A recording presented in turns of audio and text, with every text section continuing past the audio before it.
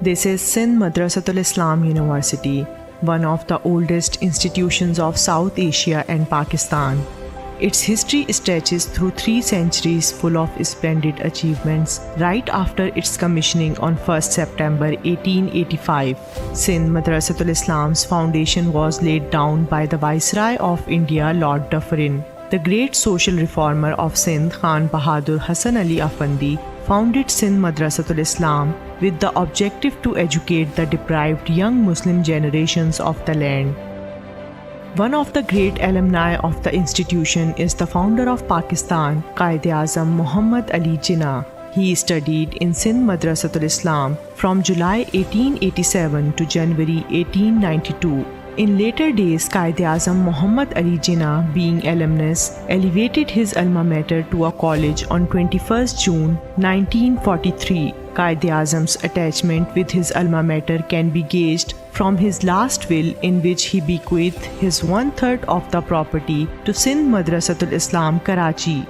Other great alumni include Sir Shahnawaz Bhutto, Sir Abdullah Haroon, Sir Ghulam Hussain Hidayatullah, Muhammad Ayub Khodo, Allama I.I. Qazi, Dr. Umar bin Muhammad Daud Poto, Allama Ali Khan Abro, Sayyid Ghulam Mustafa Shah, Taj Muhammad Sehrai, Little Master Hanif Muhammad, Qazi Khuda Bakhsh, Hatim Ali Alvi, Muhammad Hashim Gazdar, Khan Bahadur Ghulam Ali Nana, Mira Muhammad Shah, Ghulam Muhammad Bhurgadi, Lieutenant General retired Ghulam Muhammad Malik, Justice retired Sayyid Sajjad Ali Shah, Justice retired Sayyid Wajiuddin Ahmad, Muhammad Ibrahim Joyo, Actor Nadeem, and so on. Sindh Madressatul Islam is not a conventional institution but a legendary one. What is that it has not produced? What is that it has not served? In fact, this institution has a strong and a sustainable roots with the development of this country, because this is the institution which produced none other than the founder of nation, Quaid-e-Azam Muhammad Ali Jinnah, and hundreds of heroes in almost all living fields. This is why a renowned educationist Sayyid Ghulam Mustafa Shah very rightly said that SMI is a child of Sindh and mother of Pakistan. In 2012, Sindh Madressatul Islam was elevated to the level of university through the requisite bill passed by the Sindh Assembly. Smiu is located in the commercial hub of Karachi city. It stretches around 8 acres of land and comprises some of the most beautiful colonial and modern architectural buildings. It has 1890s main building and 2 mosques and 1898's Khan Bahadur Hassan Ali Afandi Library, 1901's Talpur House, 2021 7-story information technology block and Smiu model school buildings.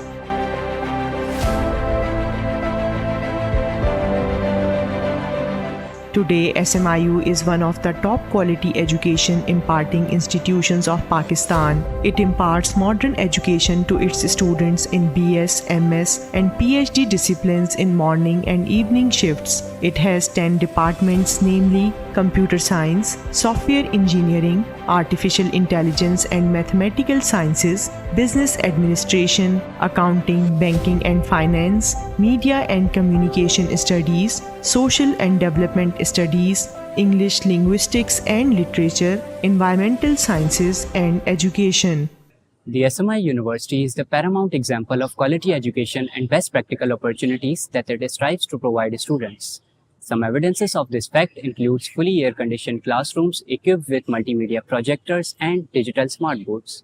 The university's library, named after Khan Bahadur Hassan Ali Afandi, is a historic building built in 1898 that symbolizes knowledge, achievement and struggle. It has a vast collection of books, research journals and encyclopedias. A digital library has also been set up which has more than hundreds of thousands books. Similarly, another modern library named after SMI's Allama II Qazi is set up in the IT block. SMI University envisions to enter into paperless era. Therefore, campus management system has been introduced to digitalize all the departments including examination and admissions. The students have been given their individual accounts who can access their academic records. To keep the faculty and students aware and connected with the world, entire campus is covered by Wi-Fi. To polish the skills of the students and to provide them industry-based experience, SMI University has modern television studio which records the programs prepared by the students under the guidance of Media Training Center. Stand by, 3, 2, 1, cue. Currently, it is being aired through its own website, can be accessed at www.smiu.tv.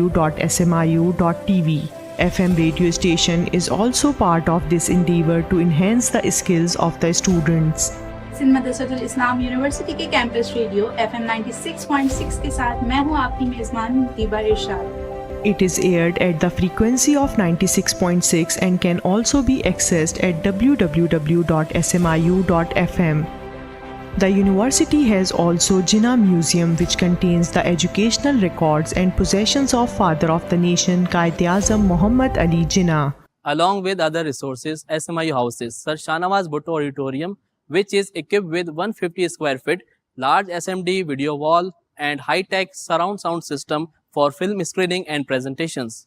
A multi-purpose Senate Hall of the university is utilized to organize lectures by renowned scholars from all over world in person and through video conferencing. Sindh Madressatul Islam University has developed most modern research and computer laboratories in its all academic blocks to facilitate faculty members and students in their research work. The university has a fleet of points for students and staff for comfortable and easy access for daily commuting from and to the SMIU. In order to strengthen educational bonds, promotion of research, healthy debates, to raise questions and to give suggestions in answer of those questions, SMIU regularly organizes national and international conferences, seminars, lecture programs and thought-provoking debates. Sindh Madressatul Islam University has set a trend in the country by organizing first ever Global Research Congress with 5 international conferences under one umbrella.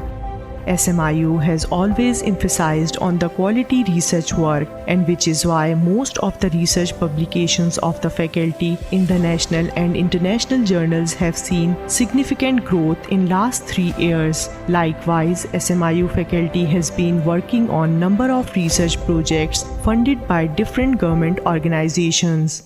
It is a great achievement that 3 research journals of SMIU have been categorized by the Higher Education Commission of Pakistan, and these are Sindh Journal of Linguistics, Journal of Sustainable Environment, Journal of Social Sciences and Media Studies. Under the National Expansion Plan of Punjab IT Board, SMIU has established National Incubation Center and Business Incubation Center in collaboration with HEC to nurture entrepreneurial skills of young businessmen. To develop students' management, communication, team building, social and leadership skills, 9 student societies are working under the Directorate of Students' Affairs. These are Art Society, Literary Society, Science Society, Sports Society, Community Service Society, Debating Society, Music Society, Character Building Society and Environment Society. These societies work effectively under their office bearers chosen through a proper electoral process. SMI University organized Job Fest, where more than 30 companies, including private business, trade companies, banks, software houses, participated and fetched out more than 200 students for the job. The success and popularity of the university can be seen from the outstanding growth in number of students, which has increased more than 200% in last 3 years.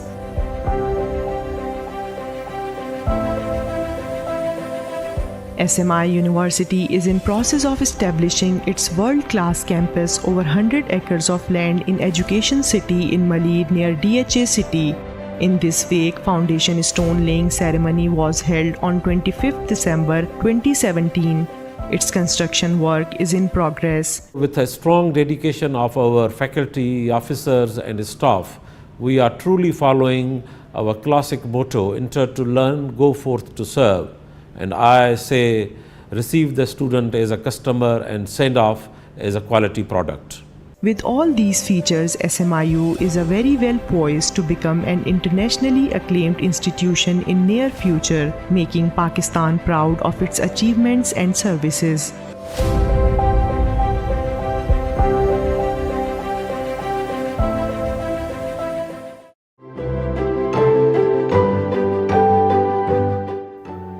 Those selfless persons who transformed the society into better one and educated the nation are remained alive forever. Khan Bahadur Hassan Ali Afandi was one of them, who is considered a great visionary and social reformer of Sindh. Life story of Khan Bahadur Hassan Ali Afandi is full with his tireless struggle and great achievements. The period in which he arose to the stage of advocacy for rights of Muslims was not favorable to Muslims of the land. British had annexed Sindh in 1843. Other communities took advantage of this change and dominated in all spheres of life. These conditions compelled Hassan Ali to take active part to bring the Muslims in the mainstream of the state affair. Subsequently, in the British Raj, he not only reached to a position of successful advocate, politician and great supporter of Muslim cause of the region, but he laid the foundation of modern education in Sindh by establishing Sindh Madressatul Islam in Karachi city on 1st September 1885. Born on 14th August 1830 in an educated family of Akhund Memon of Hyderabad, Sindh, Hassan Ali Afandi became orphan in his childhood when his father Muhammad Ehsan was passed away. Thereafter, Hassan Ali Afandi's elder brother Mia Umaid Ali fulfilled his responsibility by grooming his brother. He was provided basic education of Arabic and Persian at a local level. Hassan Ali Afandi started his practical life by getting a job of clerk in the office of Deputy Collector of Nowshera Feroz Division. That job laid a foundation stone of his successful career. In Deputy Collector's office, he learned English language from his colleague, as he was understanding that in the British rule, no one could achieve any position in the country without knowing English language. Thereafter, Hassan Ali Afandi assumed another job of a munshi at the Indus Flotilla at Chhirak, near Thatta. His duty was to keep the record of wooden material being loaded in boats from the Chhirak port of the Indus River. Over here, Chief Judge of Karachi District Court Mr. Middleton met with this talented young Muslim. After a brief conversation with Mr. Middleton offered him a job of translator and spokesperson in the District Court, Karachi. He accepted the offer and joined the third job of his life in District Court, Karachi. District Court was not his last destiny, so he studied law books and got ample knowledge of the law. After observing Hassan Ali Afandi's knowledge of law, Mr. Middleton gave him a certificate of law practice without getting his formal examination. With this achievement, he became the first Muslim lawyer of Sindh. Then he started law practice in Hyderabad and Karachi. In the age of 50 years, Hassan Ali Afandi founded an organization named Anjuman-e-Islam in 1880 for the support of Muslims. Also, he joined another organization named Sindh Sabha. In 1881, Hasan Ali Afandi became a councillor of Karachi municipality and remained on same position till 1887. Again, he contested for the councillorship, but his opponent Naginder Gupta was succeeded. Despite that, he was nominated as a member of the municipality. In the same year of 1981, he was elected as a member of the Bombay Legislative Council on the seat of landlords of Sindh. In 1884, he left the Sindh Sabha on the account of his differences with Dayaram Giddumal, who was leading the Sindh Sabha. Hasan Ali Afandi had enrolled his sons Ahmad Ali and Akbar Ali at the Mohammedan Anglo-Oriental College, Aligarh, which was established in 1875. In this connection, when Hasan Ali Afandi visited Aligarh College, he met with its founder Sir Syed Ahmad Khan and discussed him on the idea of establishment of a modern school for Muslims of Sindh. Sir Syed Ahmad supported his idea and suggested him that after school he must establish a college and then university. To accomplish the noble cause of establishment of Sindh Madressatul Islam, Hasan Ali Afandi held meetings with his friends, and after agreeing upon the idea, he formed the Sindh Mohammedan National Association and the Sindh Madrasa Board. He was nominated president of both the bodies. Now Hasan Ali Afandi started to visit nooks and corners of Sindh and other parts of the British India to collect donations for establishment of the school.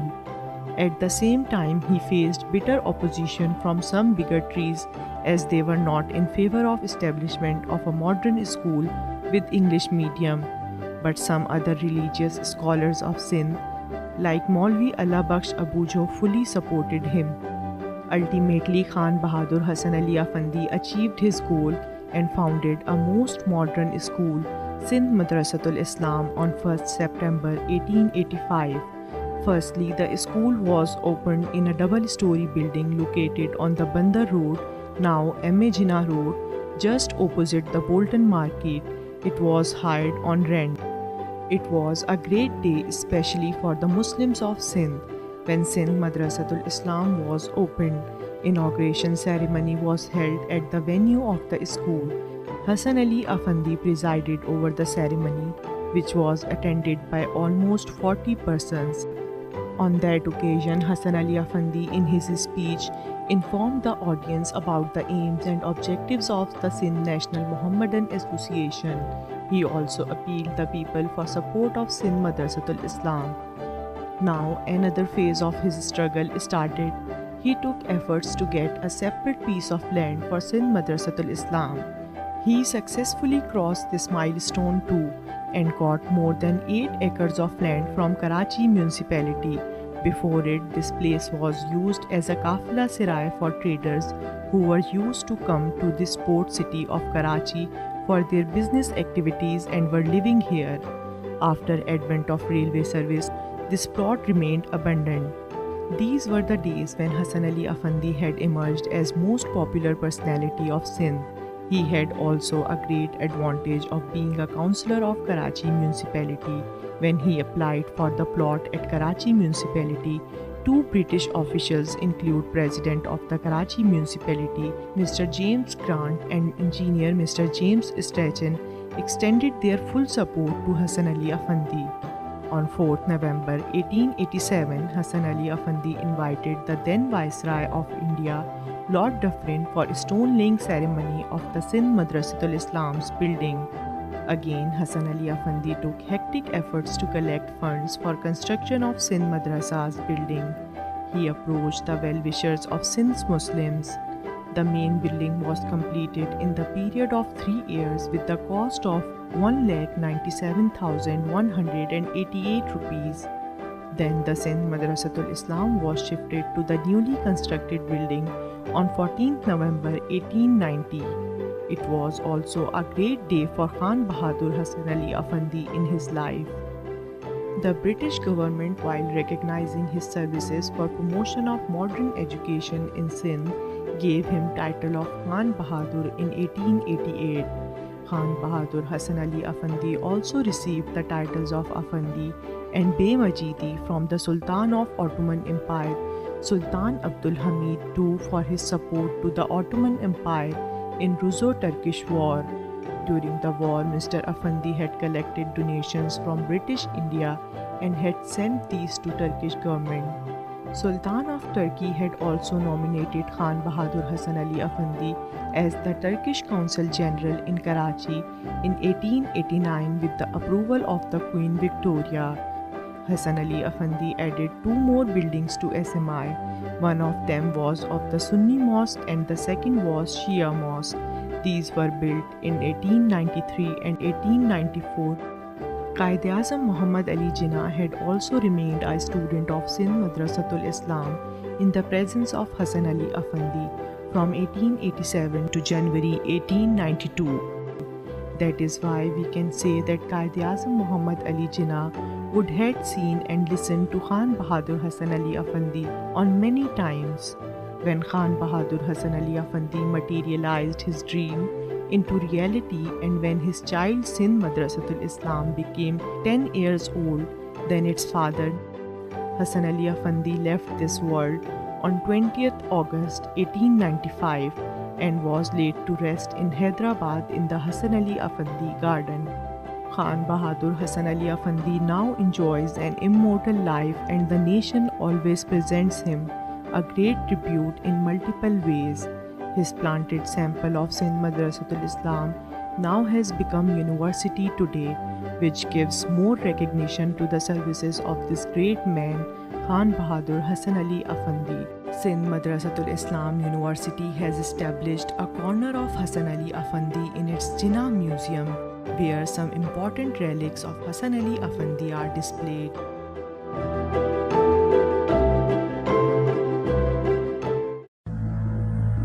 बानी पाकिस्तान कायद-ए-आज़म मोहम्मद अली जिन्ना रहमतुल्लाह अलैह ने फरमाया, आप तालीम पर पूरा ध्यान दें, अपने आप को अमल के लिए तैयार करें, ये आपका पहला फरीज़ा है।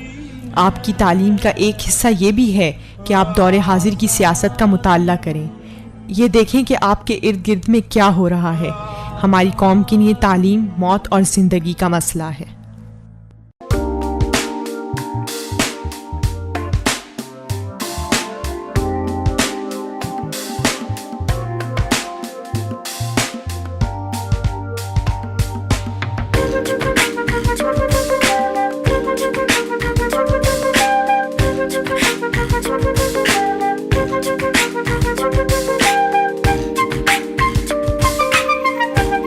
सिंध मदरसतुल इस्लाम यूनिवर्सिटी के directorate of broadcasting and media training centre के ज़ेर एहतमाम फ़ोटोग्राफ़ी वर्कशॉप का इनेकाद किया गया, जिसका बुनियादी मकसद तलबा को प्रोफेशनल फ़ोटोग्राफ़ी स्किल्स से रोशनास कराना था।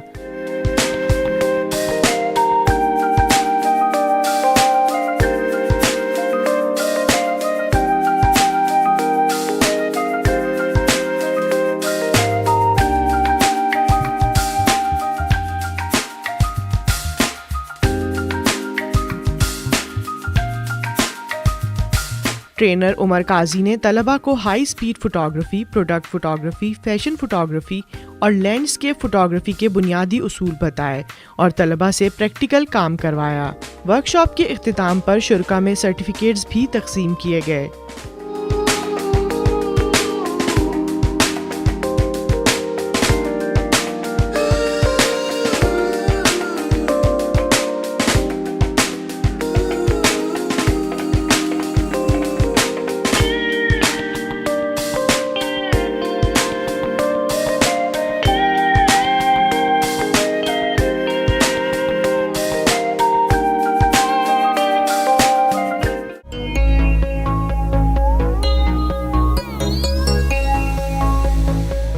Sindh Madressatul Islam University, in collaboration with the Dice Foundation USA, organized a 2-day Creative Arts and Media Summit and exhibition at the Expo Center, Karachi. Number of guest speakers from media, film, drama, and academia took part in different panel discussions. A panel discussion was held with the title State of Creative Arts in Pakistan. The President Arts Council, Karachi, Muhammad Ahmad Shah, CEO TV1 Seema Tahir, producer and actor Samina Ahmed, Director Babar Sheikh, actor Paris Masroor and SM Raza discussed the state of creative arts in Pakistan. They said that there was a space for new generation if they want to see their career in the creative arts. The speakers said that the importance of creative arts was being recognized in the country. It is very necessary to have an art education, to be involved in music, to be involved in drama, to be involved in painting and drawing. صرف science پڑھنے سے بہت اچھی بات ہے، science میں بھی innovations کرنی ہے، مگر صرف سائنس پڑھنے سے ایک مہذب تہذیب یافتہ سوسائٹی نہیں بنتی. ایک اگر ہم نے تہذیب یافتہ سوسائٹی بنانی ہے تو اس کے لیے بہت ضروری ہے کہ ہم بچوں کو آرٹس میں انٹروڈیوس کریں. وہ اپنے اسکولوں میں، ہر اسکول میں ڈرامہ پڑھا جائے، کہانی پڑھی جائے، لٹریچر پڑھا جائے. اسی آرٹ کی شکل جو ہمارے پنجاب میں یا ہمارے سندھ میں یا ہمارے بلوچستان میں جو فوک ہے وہ ایک بڑی آرٹ فارم ہے جو چند شہروں تک محدود نہیں ہے. آپ میلے ٹھیلے پنجاب کے جا کے دیکھیں، ان کے اپنے میوزیشنز دیکھیں، اسی طرح سے آپ بلوچستان میں دیکھیں تو فوک میوزک بہت بڑا ایک خزانہ ہے ہمارے پاس، سب سے مضبوط ترین، جس کو ہم پوری دنیا سے پریزنٹ کر سکتے ہیں. اور ہم لوگ پاکستان میں کئی ادارے ہیں، ہم بھی کر رہے ہیں کہ ہم اپنا فوک اور جو ماڈرن ویسٹرن میوزیشنز اور ہمارے پیور ایسٹرن میوزیشن، ان کو ملا کے بھی مختلف طرح کے فیوژن بن رہے ہیں. I think we are fortunate to be living in an age which is known as the age of innovation. The age جیسے ہمارے وقت گزرا ہے، پچھلا stage ہم کہتے ہیں was the age of science. Today it is of creative innovation. So we are living in a very exciting time. Actually, this is the golden age of creativity. How much can we cash in on that? آپ کو اس time پہ خود جب تک آپ چاہے student ہوں، چاہے آپ آرٹسٹ ہوں، اسٹیبلشڈ ہوں، نہیں ہوں، but at the same time you should take up initiatives. اور اس وقت میرا خیال ہے کہ کوئی ایکسکیوز کسی کے پاس ہے نہیں، کیونکہ ڈیجیٹل ٹیکنالوجی، جیسے کہ ہمارے کی نوٹ اسپیکر صاحب نے بھی اس بات کی نشاندہی کی تھی کہ everybody has technology right in their pockets. So I feel everyone should contribute in some way or the other. جیسے ایک انجینئر بغیر انجینئرنگ پڑھے انجینئر نہیں ہو سکتا، جیسے ایک ڈاکٹر بغیر میڈیکل پڑھے وہ ڈاکٹر نہیں ہو سکتا، تو میرے خیال سے ایک ایکٹر بھی بغیر پرفارمنگ آرٹس کو پڑھے یا آرٹس کو پڑھے وہ ایکٹر نہیں بن سکتا. اوور آل کیونکہ اسٹیٹ آف آرٹ ابھی ایک ڈیولپمنٹ سٹیج پہ ہے، ٹھیک ہے، پروگریس چیزوں میں ہو رہی ہے. جس طرح آپ دیکھ رہے ہیں کہ انڈیپینڈنٹ فلمز بننی شروع ہوئی ہیں، لوگوں کے ابھی جو نئے کانسیپٹ ہیں اس پہ کام کر رہے ہیں، صحیح ہے. تو میورل اور فائن آرٹ جو ہے وہ بھی اسی طرح اسٹرگلنگ اسٹیج سے ہے.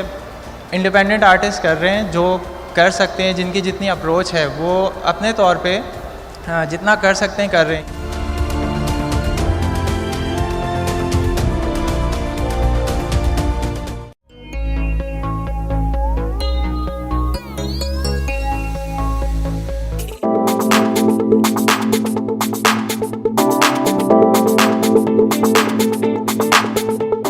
سندھ مدرسۃ الاسلام یونیورسٹی کے department of media and communication studies کے زیر اہتمام طلباء کے لیے photo journalism, digital media and gender perspective کے عنوان سے ورک شاپ منعقد کی گئی.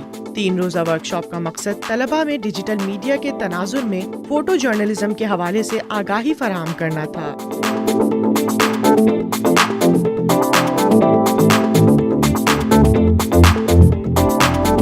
Global neighbourhood for media innovation GNMI کے تعاون سے یہ ورک شاپ سندھ مدرسۃ الاسلام کے سینٹ ہال میں منعقد کی گئی، جس سے ہائبرڈ طرز تعلیم کے تحت ہال میں موجود طلباء کے علاوہ آن لائن بھی طالب علموں نے استفادہ کیا.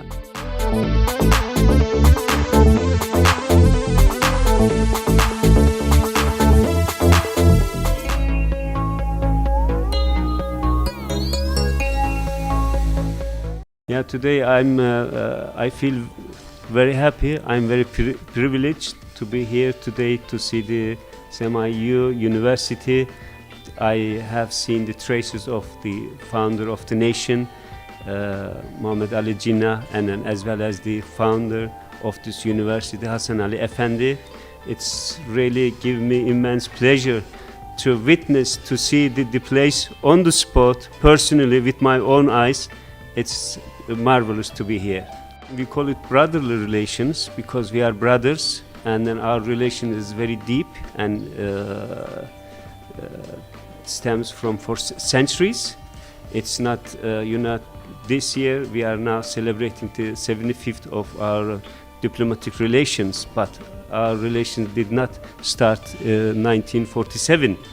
It starts for centuries ago, so we have very deep-rooted brotherly relations, and it is very unique, and it has no description, it is something from heart to heart. So we are one body and two hearts, but one soul.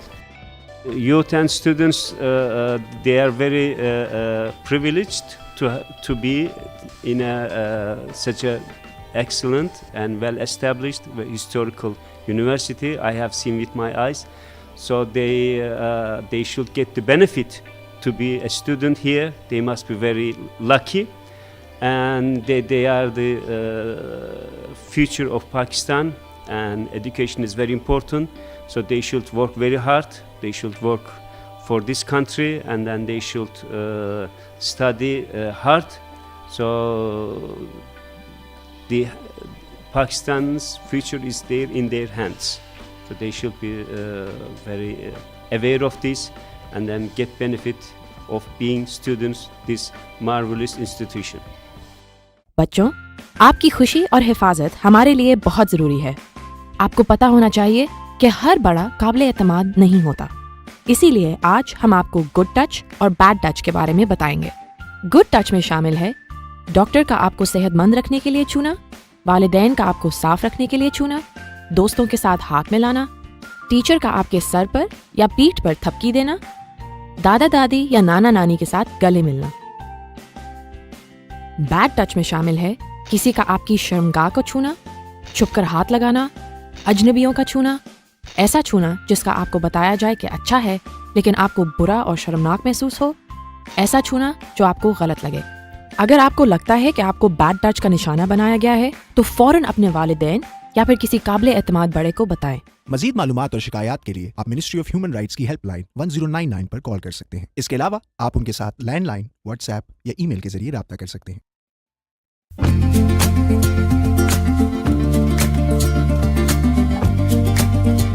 बाबाए कौम कायद आज़म मोहम्मद अली जिन्नाह के 147वें यौम पैदाइश पर Sindh Madressatul Islam university के directorate of student affairs and counselling की जानिब से Jinnah a timeless legacy के उन्वान से सेमिनार मुनक्किद किया गया। इस मौके पर मेहमान खुसूसी सिंध के निगरां वज़ीर इत्तलात सैयद मोहम्मद अहमद शाह ने नौजवान तलबा से गुफ्तगू करते हुए कहा कि आपको ज़िंदगी के हर शोबे में कायद की शख्सियत से रहनुमाई लेनी चाहिए और अपने जहन को नई सोच और नए नज़रियात के लिए खुला रखना चाहिए। हमने सब कुछ किया, लेकिन जो कायद चाहते थे वो बस नहीं किया। उसके अलावा कायद के नाम पर ही हमने सब कुछ किया। तो कायद का सबसे कमाल क्या था? He was the perfectionist. Vice chancellor Sindh Madressatul Islam university professor doctor Mujeebuddin Sahrai Memon ने तकरीब से खिताब करते हुए कहा कि मोहम्मद अली जिन्नाह की कायदाना सलाहियतों, सियासी जिद्दोजहद और बेमिसाल कुर्बानियों के सबब उनका शुमार दुनिया के अजीम तरीन रहनुमाओं में होता है। And look at the era in which he was developing himself as a politician. कोई हथियार नहीं था उनके पास, न कोई ट्रेनिंग थी, कुछ नहीं था एक्सेप्ट अपना रैशनल, अपना काज, अपनी reasoning and wisdom. That brought him to be a Quaid Azam. तलबा से गुफ्तगू में गेस्ट ऑफ ऑनर मुमताज़ स्कॉलर डॉक्टर सैयद जाफ़र अहमद ने क़याम पाकिस्तान की मंजिल के हुसूल के लिए कायद आज़म की कोशिशों और उनकी सियासी बसीरत पर तफसीली रोशनी डाली। इस मौके पर सिंध मदरसतुल इस्लाम यूनिवर्सिटी की स्टूडेंट सोसाइटीज़ की जानिब से कायद आज़म की ज़िंदगी पर तकारीर और क्विज़ मुकाबले का भी इनेकाद किया गया। SMIU म्यूज़िक सोसाइटी की जानिब से कायद को खिराज तहसीन पेश करने के लिए तलबा ने नगमे पेश किए।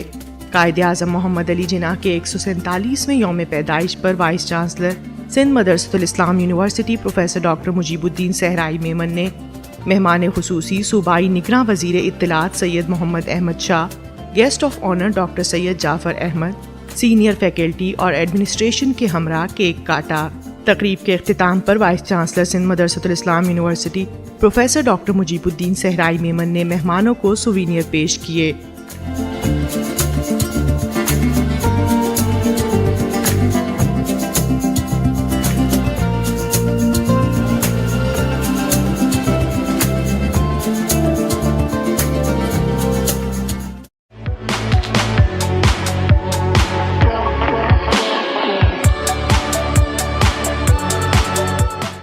In the name of Allah, the most beneficent, the most merciful.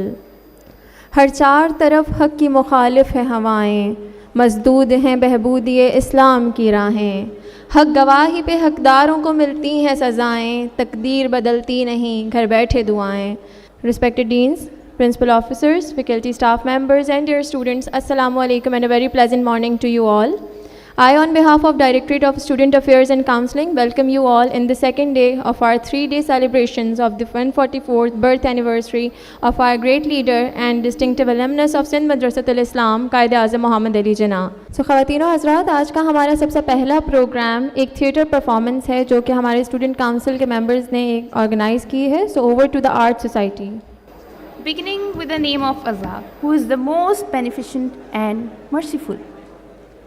یوں دی ہمیں آزادی کہ دنیا ہوئی حیراں، اے قائد اعظم تیرا احسان ہے احسان.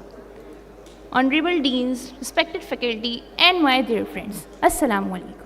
I, Uruz Hanif, on behalf of SMIU Art Society, welcome you all on this beautiful eve of our beloved Qaid's grand birthday celebration. You all must be very excited. Today is the second day of these grand celebration and the first event of today has just begun. So let's initiate by dedicating some lines to the endless efforts of Quaid-e-Azam which made the existence of Pakistan possible. تیرے بغیر پاکستان کا وجود تھا کہاں، تیری انتھک کوششوں سے بنا پاکستان، کہ حیرت سے دیکھتا رہا تجھے جہاں، اے میرے جناح اے میرے جناح. پیش کرتی ہے سلام تجھے سرزمین پاکستان، اے میرے جناح اے میرے جناح. On this noteworthy occasion, I would like to share some beautiful words of Quaid-e-Azam Muhammad Ali Jinnah, which he said on the inauguration of Sindh Madrasa College. The words reflects his immense love for Sindh Madressatul Islam, as he said that he knew every inch of the splendid ground of this institution where he had played and studied. So people, don't you think that we all are the lucky ones to be a part of this institution? Obviously, we all are the other fortunate ones. At this happy moment, I would like to dedicate some beautiful lines to Quaid-e-Azam Muhammad Ali Jinnah. وہ صحرا میں گمانوں کے یقین کا ایک سمندر تھا، بڑا بے خوف رہبر تھا، ہماری خواہشوں کا پاسباں تھا وہ، زمیں پر آسماں تھا وہ ہر تاریک رستے پر ستارہ بن کے چمکا تھا، ستم کے موسموں میں وہ اجالا بن کے چمکا تھا. ہمیں جس کی قیادت نے مہکتی سرزمیں بخشی، زمانے میں کیا ہے اور معتبر ہم کو، سکھایا جس نے آزادی سے جینے کا ہنر ہم کو، سکھایا جس نے آزادی سے جینے کا ہنر ہم کو. Keeping the pace of these happy celebrations continue, and to make it more memorable, Art Society, in collaboration with the talented students of SMIU, has organized a theatre play, Hum Jinnah Ke Sipahi, to pay special tribute to Quaid-e-Azam Muhammad Ali Jinnah. So now, without any further delay, let's begin with the play. So let's have a big round of applause for the team of Jinnah Ke Sipahi. مہربان قدردان صاحبان، سندھ سرحد پنجاب گلگت بلتستان ہزارہ کشمیر اور بلوچستان، یعنی کہ پورا کا پورا پاکستان، السلام علیکم اور خوش آمدید. ہاں تو بہنوں اور بھائیوں، ٹوپیوں اور ٹائیوں، میں ہوں استاد لیکن استادنی نہیں کرتا, گلی کوچوں میں تماشا کرتا ہوں, ہو گئے نا حیران کچھ کچھ پریشان, تصور تمہارا رہ جائے گا ادھورا جب آئے گا میرا بچہ جمورا. آ گیا استاد, آ گیا. ابے کیا منی بس کے نیچے آ گیا؟ ارے نہیں استاد, آ گیا اور سب کے دلوں پہ چھا گیا. دلوں پہ چھا گیا؟ بچہ تو جمورا ہے کیا کوئی فلم سٹار؟ ارے استاد تیرا جمورا چائنا کا نہیں پاکستانی جمورا ہے, سمجھا؟ شاباش بچہ شاباش. ہاں تو خواتین و حضرات, دن ہو یا رات, جمعہ ہو یا جمعرات, شادی ہو یا برات, میں اور میرا جمورا آپ کے لیے لائے ہیں نہ فلم بلکہ وہ حقیقت جس سے آپ ہیں لا علم. ہاں تو جمورا. استاد میں کون ہوں؟ عامل. شاباش. تو کون؟ معمول. شاباش. جو پوچھوں گا وہ بتلائے گا. استاد کسی خاتون کی صحیح عمر کے علاوہ جمورا سب بتلائے گا. شاباش بچہ شاباش. کوئی بات نہیں استاد. ہاں تو جمورا جہاں لے جاؤں وہاں جائے گا. استاد گرلز کالج یا کسی اسکول کالج کے علاوہ جمورا ہر جگہ جائے گا. شاباش بچہ. تو پھر گھوم جا. ارے گھوم گیا. تو پھر جھوم جا. ارے جھوم گیا. اس سرزمین کو چون جا.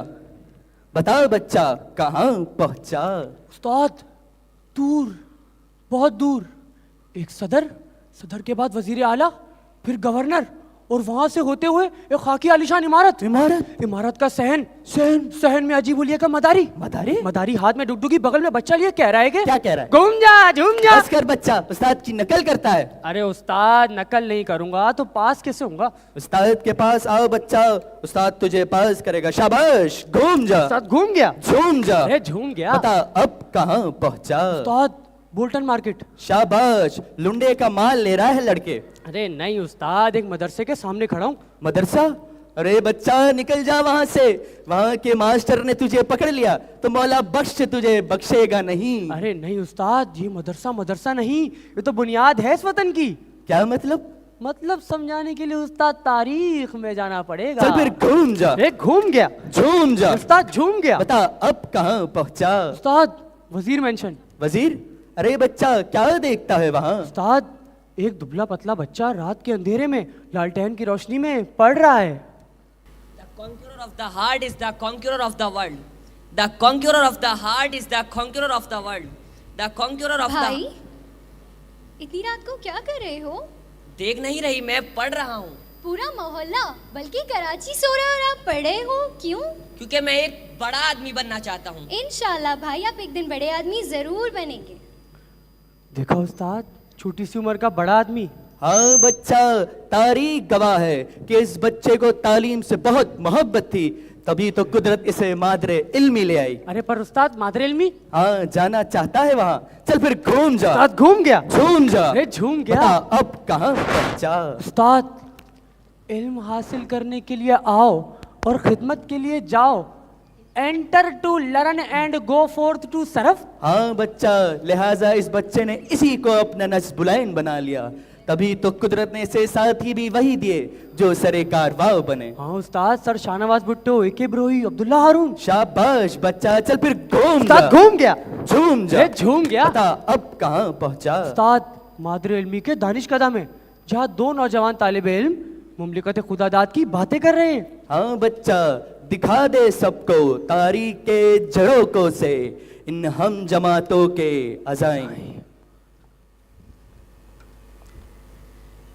السلام علیکم محمد علی, کیا حال ہے؟ وعلیکم السلام, بالکل ٹھیک. تم سنا عبداللہ ہارون؟ بس پڑھائی اور امی کی خدمت. مجھے تم پہ رشک آتا ہے, تم جنتی ہو. مجھے تم پہ رشک آتا ہے, تم بہت محنتی ہو. ویسے کن سوچوں میں گم تھے؟ دوست ہم مسلمان ہیں.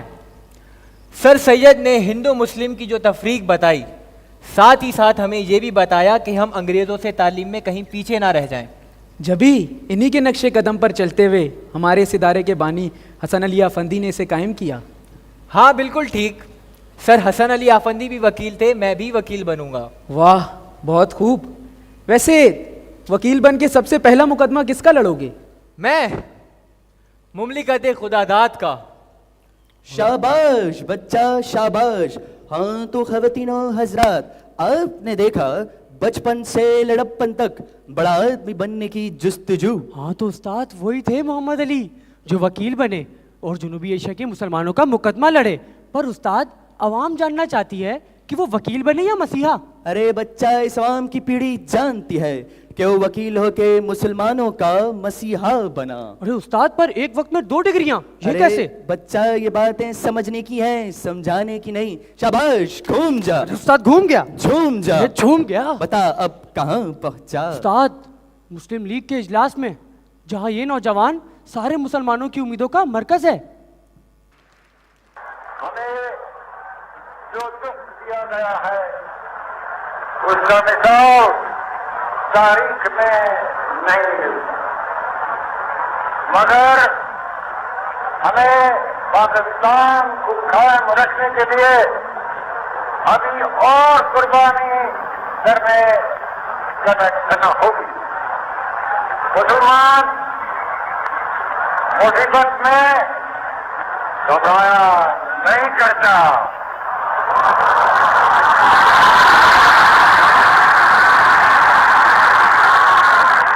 ہمارے حوصلے بلند ہیں.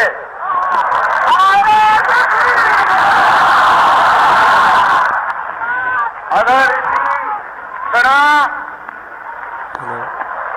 تمام ملت ہمت اور صبر کے ساتھ کام کرتی رہی تو ہماری یہ مصیبتیں انشاءاللہ بہت جلد ختم ہو جائے.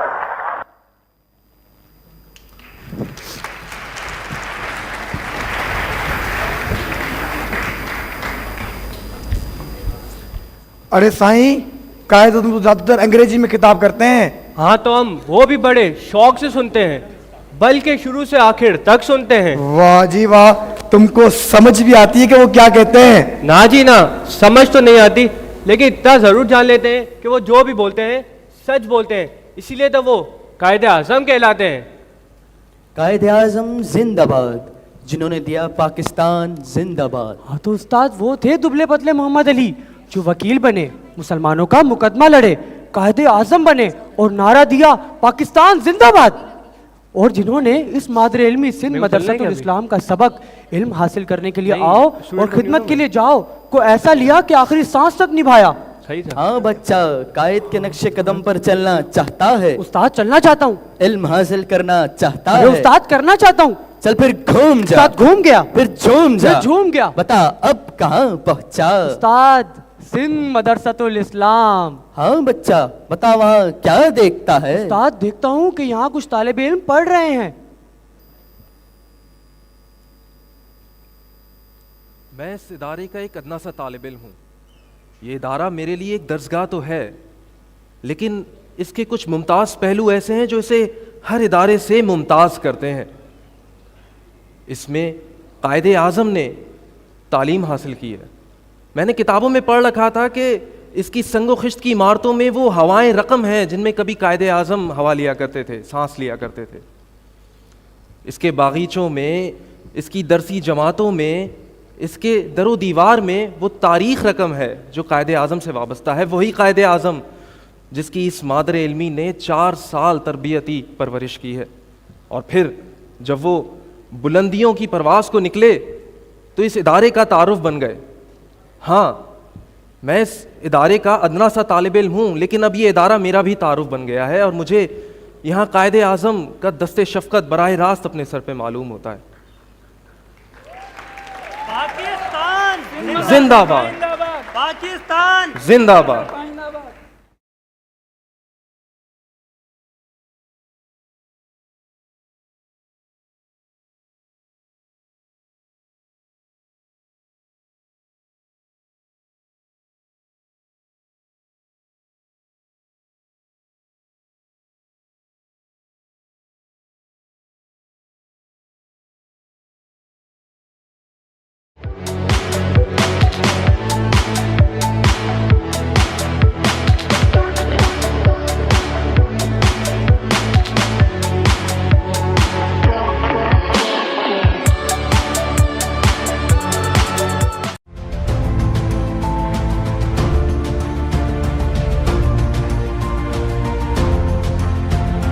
سندھ مدرسۃ الاسلام یونیورسٹی میں 2 روزہ گلوبل ریسرچ کانگریس کے تحت ہونے والی first international conference on green and sustainable environment میں پینل ڈسکشن کا انعقاد کیا گیا۔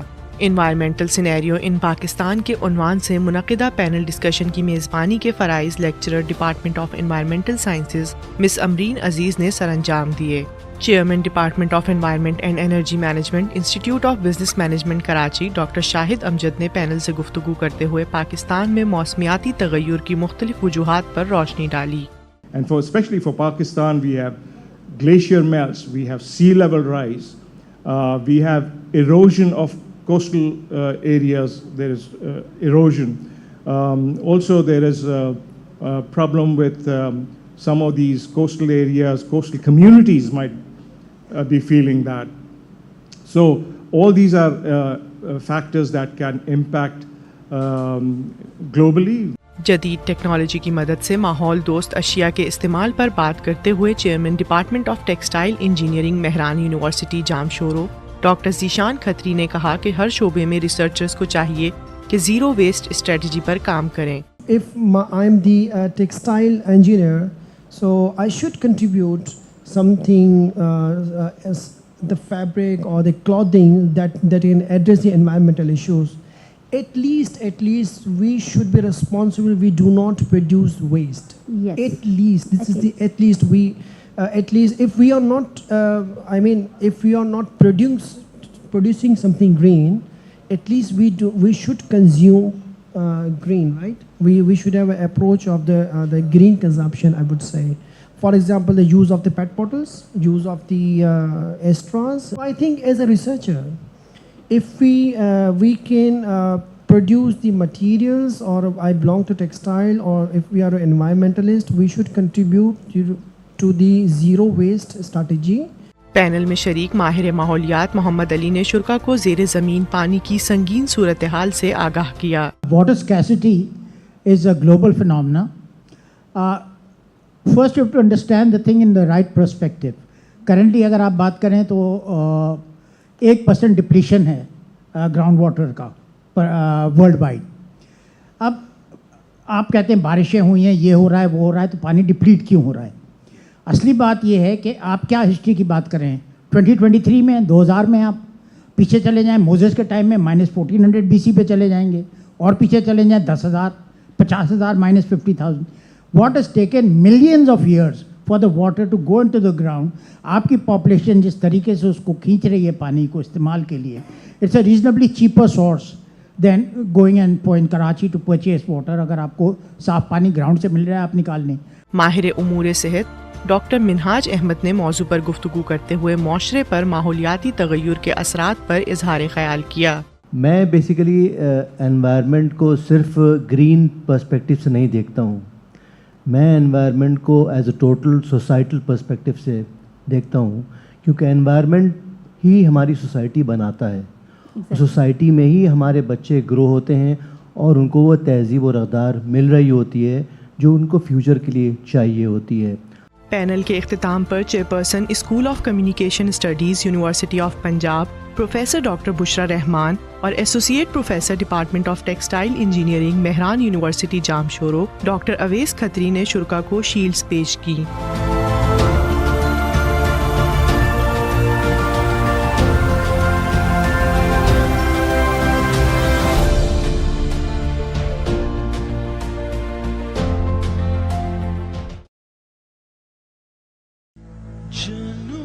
بانی پاکستان قائد اعظم محمد علی جناح رحمۃ اللہ علیہ نے فرمایا، ہم جتنی زیادہ تکلیفیں سہنا اور قربانیاں دینا سیکھیں گے اتنی ہی زیادہ پاکیزہ، خالص اور مضبوط قوم کی حیثیت سے ابھریں گے، جیسے سونا آگ میں تپ کر کندن بن جاتا ہے.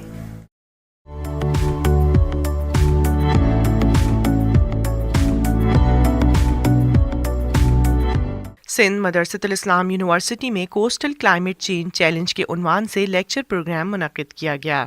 سابق وفاقی وزیر اور چیئرمین واٹر انوائرمنٹ فورم نثار احمد میمن نے شرکا سے خطاب کرتے ہوئے کہا کہ پاکستان کو ماحولیاتی تغیر کے چیلنج سے نمٹنے کے لیے پانی، خوراک اور توانائی کے سیکیورٹی پلانز ترتیب دینے کی ضرورت ہے.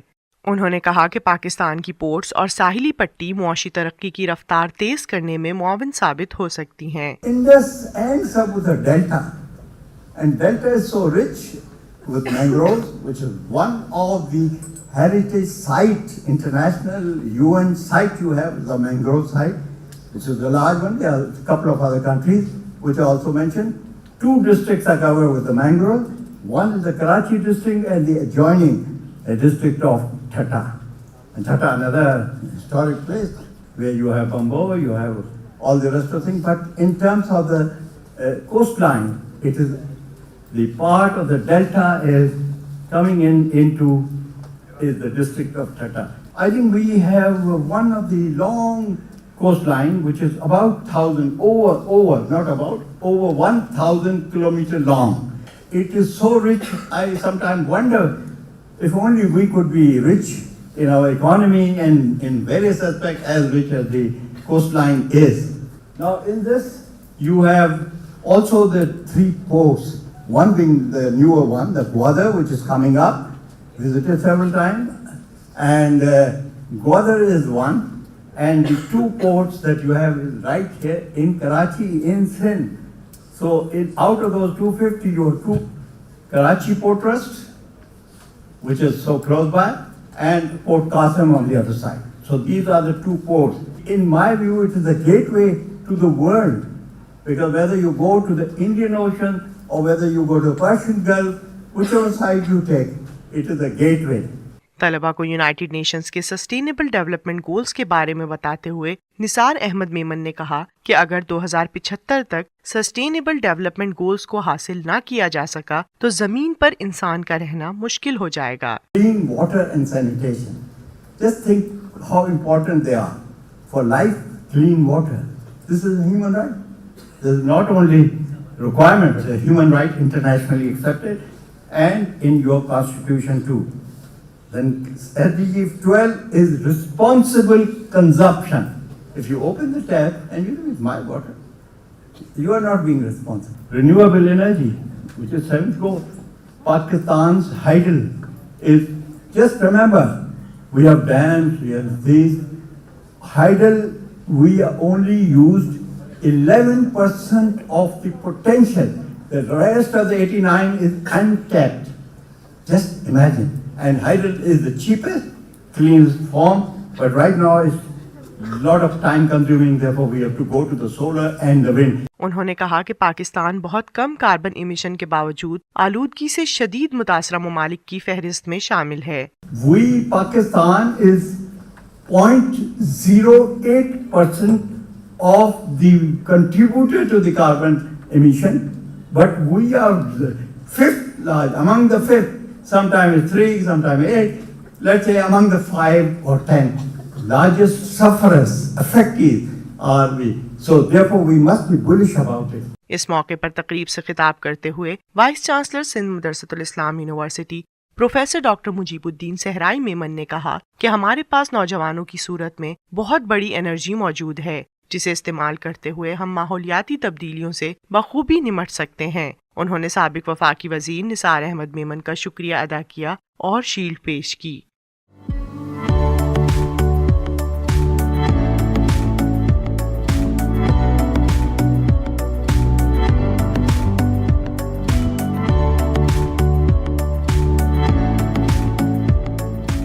सारा बेटी, आपकी अम्मी ने मुझे आपको लेने के लिए भेजा है। ठीक है अशरफ अंकल, मैं बस्ता लेकर आती हूँ। सारा, तुम अपनी अम्मी को फोन करके तो पूछ लो। हाँ हाँ बेटा, क्या हुआ? अम्मी, मैं अशरफ अंकल के साथ घर जा रही हूँ, ठीक है? बेटा, मैं रास्ते में हूँ, किसी और के साथ नहीं जाना। देखें जी, हमें इजाजत नहीं है बच्चों को अजनबी लोगों के साथ भेजने की। अम्मी! बच्चों, कभी भी अपने वालिदैन या साथी को बताए बगैर किसी के साथ कहीं भी ना जाएं। मजीद मालूमात और शिकायत के लिए आप मिनिस्ट्री ऑफ ह्यूमन राइट्स की हेल्पलाइन 1099 पर कॉल कर सकते हैं। इसके अलावा आप उनके साथ लैंडलाइन, व्हाट्सएप या ईमेल के जरिए राब्ता कर सकते हैं। ये पैगाम आप तक पहुंचाया है शहरी पाकिस्तान और मिनिस्ट्री ऑफ ह्यूमन राइट्स ने। Thank you for inviting me to be one of the speaker which you do, I believe, on every Tuesday. And particularly I am thankful to Shoaib Saab, Huda Saiba, and your President Ajaz Saya for giving me an opportunity to be with you in this afternoon.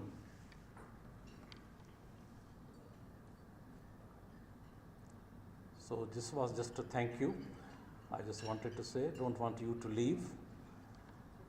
So the topic which I love to speak always, I am so fond of this phenomena towards the development of this country in terms of the higher education. So I will try to give you some background that how the higher education has been evolved in this part of the world and how we have taken and what has happened around and how the world's background is towards the higher education.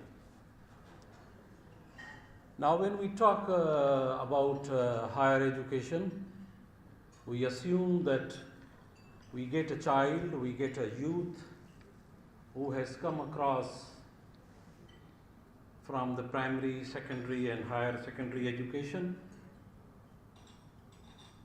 And I selected two lines of my lovely poet, Shah Latif, a poet of 17th century. And he says, Allah dahi mathyan, Allah dahi mathyan, dahyu dukh disan. It's very interesting. In the same way, if we look at Sophocles, who was a Greek tragedian, and he said that all 2000 years ago to him. And he said, when wisdom brings to profit, to be wise is to suffer. So the both are almost in the same line and on the same direction. And why I have quoted that? Because I see that a student, a child who comes from the primary education to the university, when we talk about higher education, we are saying, and we understand that that's we are university education we are talking about. So, you know, a student when reaches to the university, and in parallel, a teacher who teaches at primary, who teaches at secondary and higher secondary, college, and the education and the university, the responsibilities increases, the wisdom increases, and that's why if you are a teacher, if you really fancy to be a teacher at a university level, you must understand these lines, and that's why, ladies and gentlemen, I wanted to quote it. Next, please.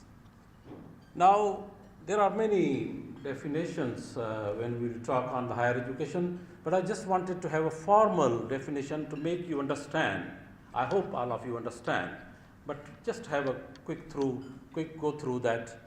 So then, simple words, a component of a post-secondary or third level or tertiary education is an optimal final stage of formal learning. So as I said already, that how it moves from your primary education to the university education.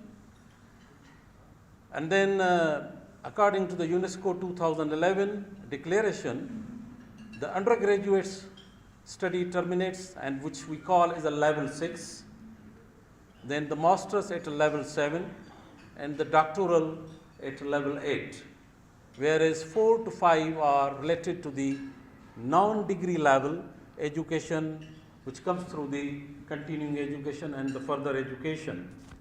So you see, this is how, but to me, frankly, this is a very formal definition of the higher education, but to me, the responsibility of the university is to groom a child, is to groom a youth, to make him a responsible citizen, to make him a human who shall serve the human beings and bring the peace and development to his or her country. Now I just wanted to take you a little bit back, that how the education is evolved on this globe. So you see, Greeks and Romans, I quoted, Greeks and Romans had no universities. they did not have any concept of the university. There was no formal education. There was no any brick and mortar or the libraries, laboratories, or whatever you call it. But, and the same way, if I've just quoted again Socrates, and what I said that here is that a great teacher like Socrates gave no diplomas as compared to a modern student. So you see, in today's time, if you call a student for 3 hours maybe, and have a chat with him, and she looks for, she looks for a very formal sort of a certificate at least. He will be interested. So that's why I quoted him, that in the time when there was no formal education, how the people and how the population of that time went for learning and what was their passion and how we do it nowadays. Can we go back? So then the 12th and 13th century, which is the Middle Age, and then that's the Europe I'm talking about. So the education, the higher education evolved in the 12th and 13th century into the Europe, and from the Europe we got it from UK and from the British to the subcontinent. And as you know that the two famous universities from the UK which have moved and brought the education, which is of course Cambridge and Oxford. But I will go to let you know that the first two institutes, please. So in other words, we say that we are the heirs and successors not of the Athens and Alexandria, but of the Paris and Bologna. Now the Paris and the Bologna, these are the two universities. Those were institutes and became universities, and those are the two pillars which brought a formal education into the year of 1119 and 1088 into the world, and then we started to understand the education. So and what I am trying to say here is, you see nowadays, as Huda was talking about me, and she said Professor Memon or Professor Sarah is a founder of this and that, and I become very happy, and so all of us. But look at that, the time, when there was Oxford, which cannot be ascribed to the King Alfred, when the Bologna, which did not go back to Emperor Thucydides, and Paris did not exist in the time of Charlemagne. So these are the virtues, these were the thoughts, and this is how, and when we talk about that, how to compare with the 10th and 11th century people and their learning, and today what we stand. And the interesting thing is that in that Middle Ages, there were the 7 liberal arts, which were grouped into the 2 groups. Those groups were Tritium and the Quadrivium. The Tritium included grammar, rhetoric, and logic, whereas Quadrivium included arithmetic, geometry, astronomy, and music. Now, ladies and gentlemen, look at that. I remember my father, Taj Sehrai, teacher himself, archaeologist, historian, educationist. You see, when I used to sit with him, I being myself a mechanical engineer,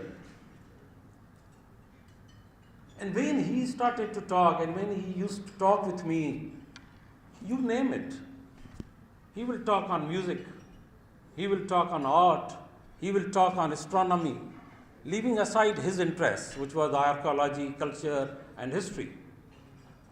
So this is the where, to be very honest, at the moment, our youth and our universities are lacking.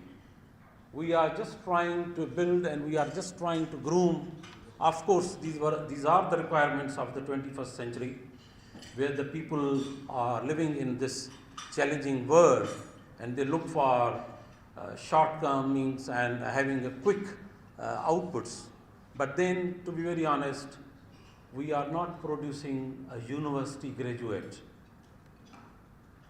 I tell you, when my father founded the Talbul Mullah High School, Dadu, which is now the largest school in that district, I'm talking about early 50s. And really, when I read that, and I realized he started music at that time in the school. I still remember one of the mashhoor gharana gayak, Ustad Saleh Sant. He, जब वो गाता था और मैंने खुद देखा कि हमने मौसमों को उसके गाते हुए चेंज होते हुए देखा. So that was all the education. That was, I am talking about a secondary education. I am not talking about the university education.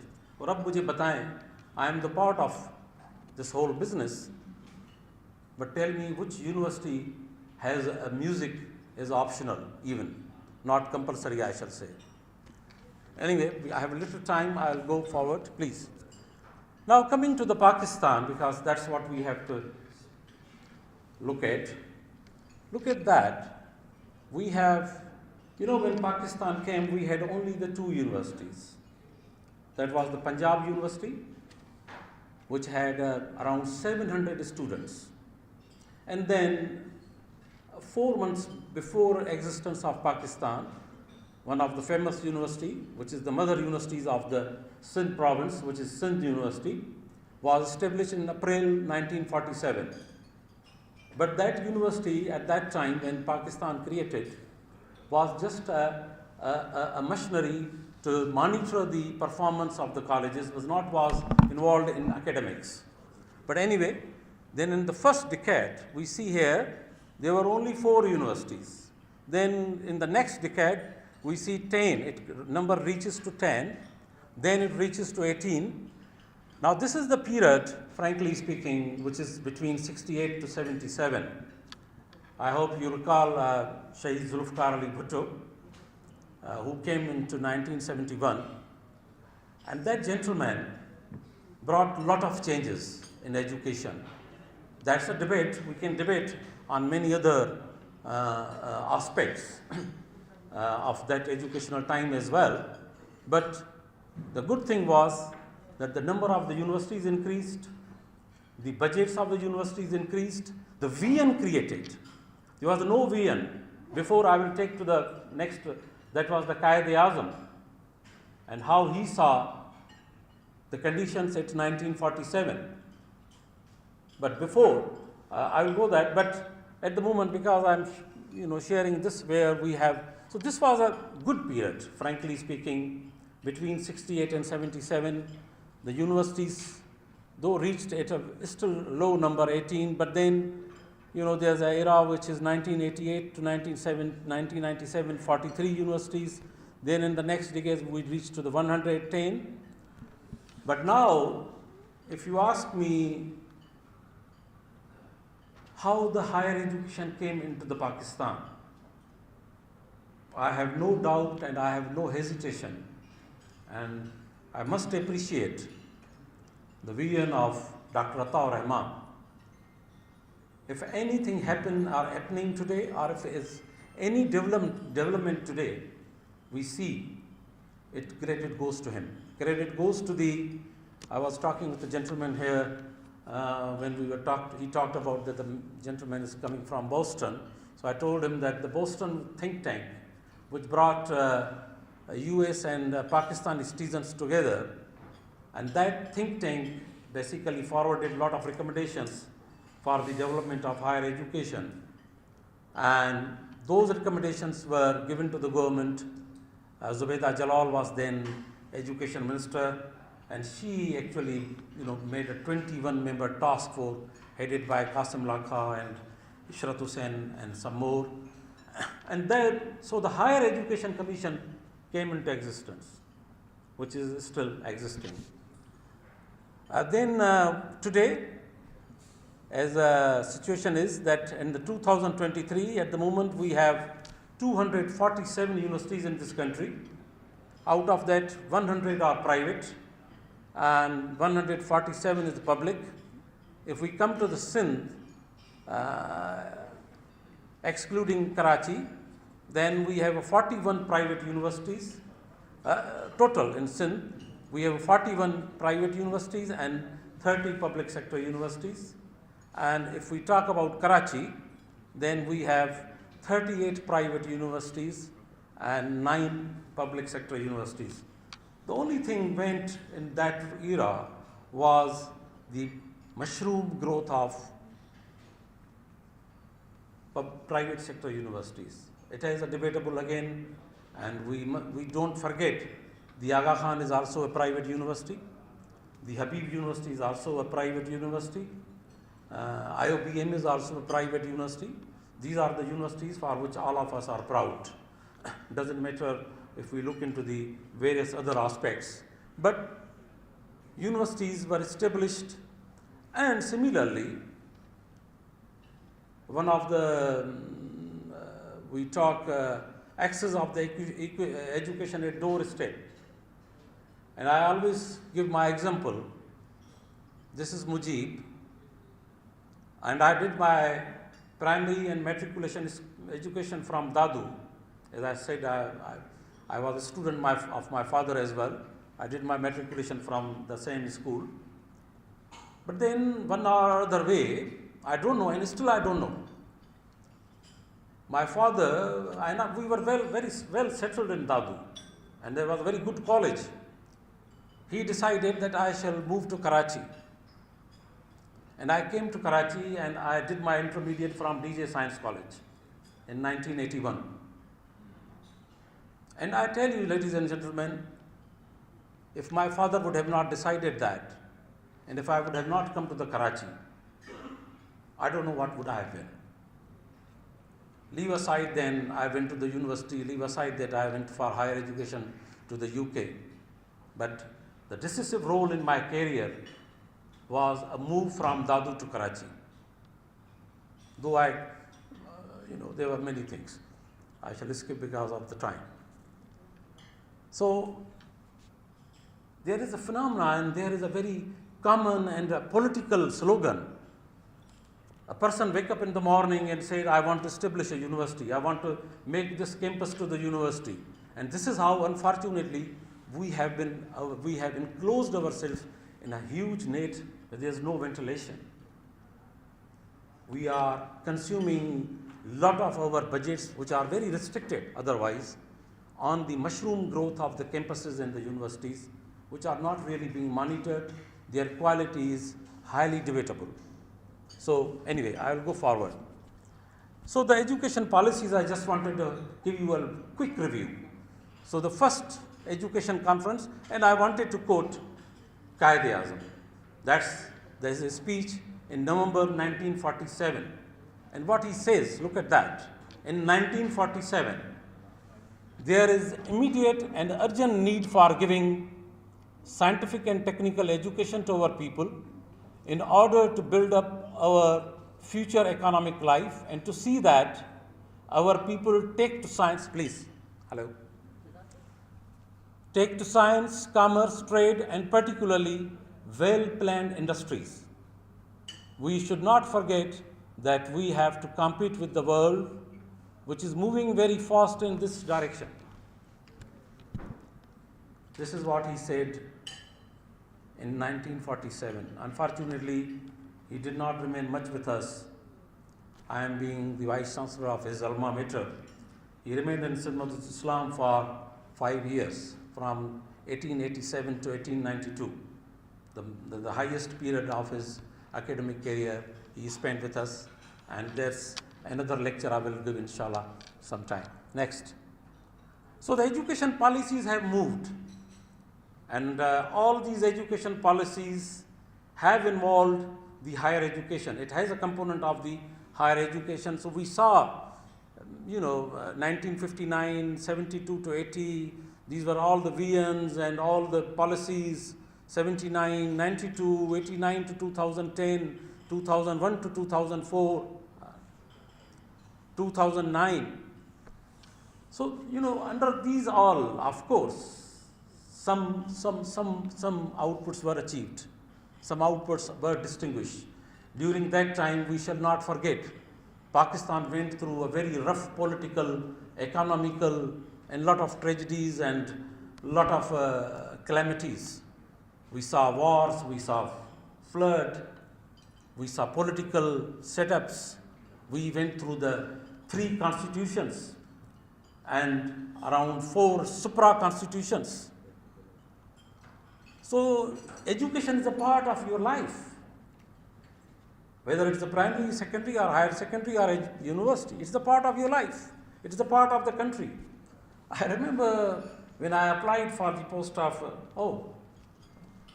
can I have 5 more? Thank you. It's a good afternoon, we can talk, I think we shall not rush. So you see, I remember when I appeared for first time for the Vice Chancellorship of Sindh Agriculture University, Tadojam. So one of my friend, I don't want to take his name, quote him, but a very good friend, he's still, nowadays he's also Vice Chancellor. So he came from the interview and I said, how was that? And he said he gave a very, I said, आपने क्या कहा? So कहा मुझसे पूछा उन्होंने कि कैसे देखते हैं आप हायर एजुकेशन को पाकिस्तान में? तो मैंने कहा जैसे पाकिस्तान है वैसे ही मैं हायर एजुकेशन को भी देखता हूँ. तो मैंने कहा फिर तुम आज सेलेक्ट नहीं होगे at least. So anyway, what I'm trying to say is, it is a part of our life. So the higher education or the education has gone through all these ups and downs. But that's very important now. That is the 2010 senator साहब बैठे हैं, वो इसके part रहे होंगे हमारे इस 18th amendment के. That is very important. That is the time where all the federal chapters, most of the federal chapters went and came down to the provincial level. And then we saw a lot of development towards the development of even provincial higher education commissions. Like now we have a Sindh Higher Education Commission, Punjab Higher Education Commission, and there is also, I believe, in KPK, except Balochistan, there are now 3 higher education commissions. I had a lot of reservations towards a quick migration, towards a quick transition from federal HEC to the provincial HEC. But today, I must say, and I must admit, that the Sindh Higher Education Commission is doing a very good job. And really, today I tell you, if Sindh Higher Education Commission did not exist today, we would have been in a lot of troubles. And most of our old universities, like University of Sindh, Karachi University, Shah Latif University, Agriculture University, Tandrojam, and so many would have almost closed or bankrupted. Now there is a debate, we can talk the utilization of funds and all that, but already I am short of time, I will move. So this just give you a quick look at the moment. We have moved from, just I'm sharing, so look at that, the enrollment, which has moved from 1.2 million to now 2.2 million, including our, I have given and shared male and female population.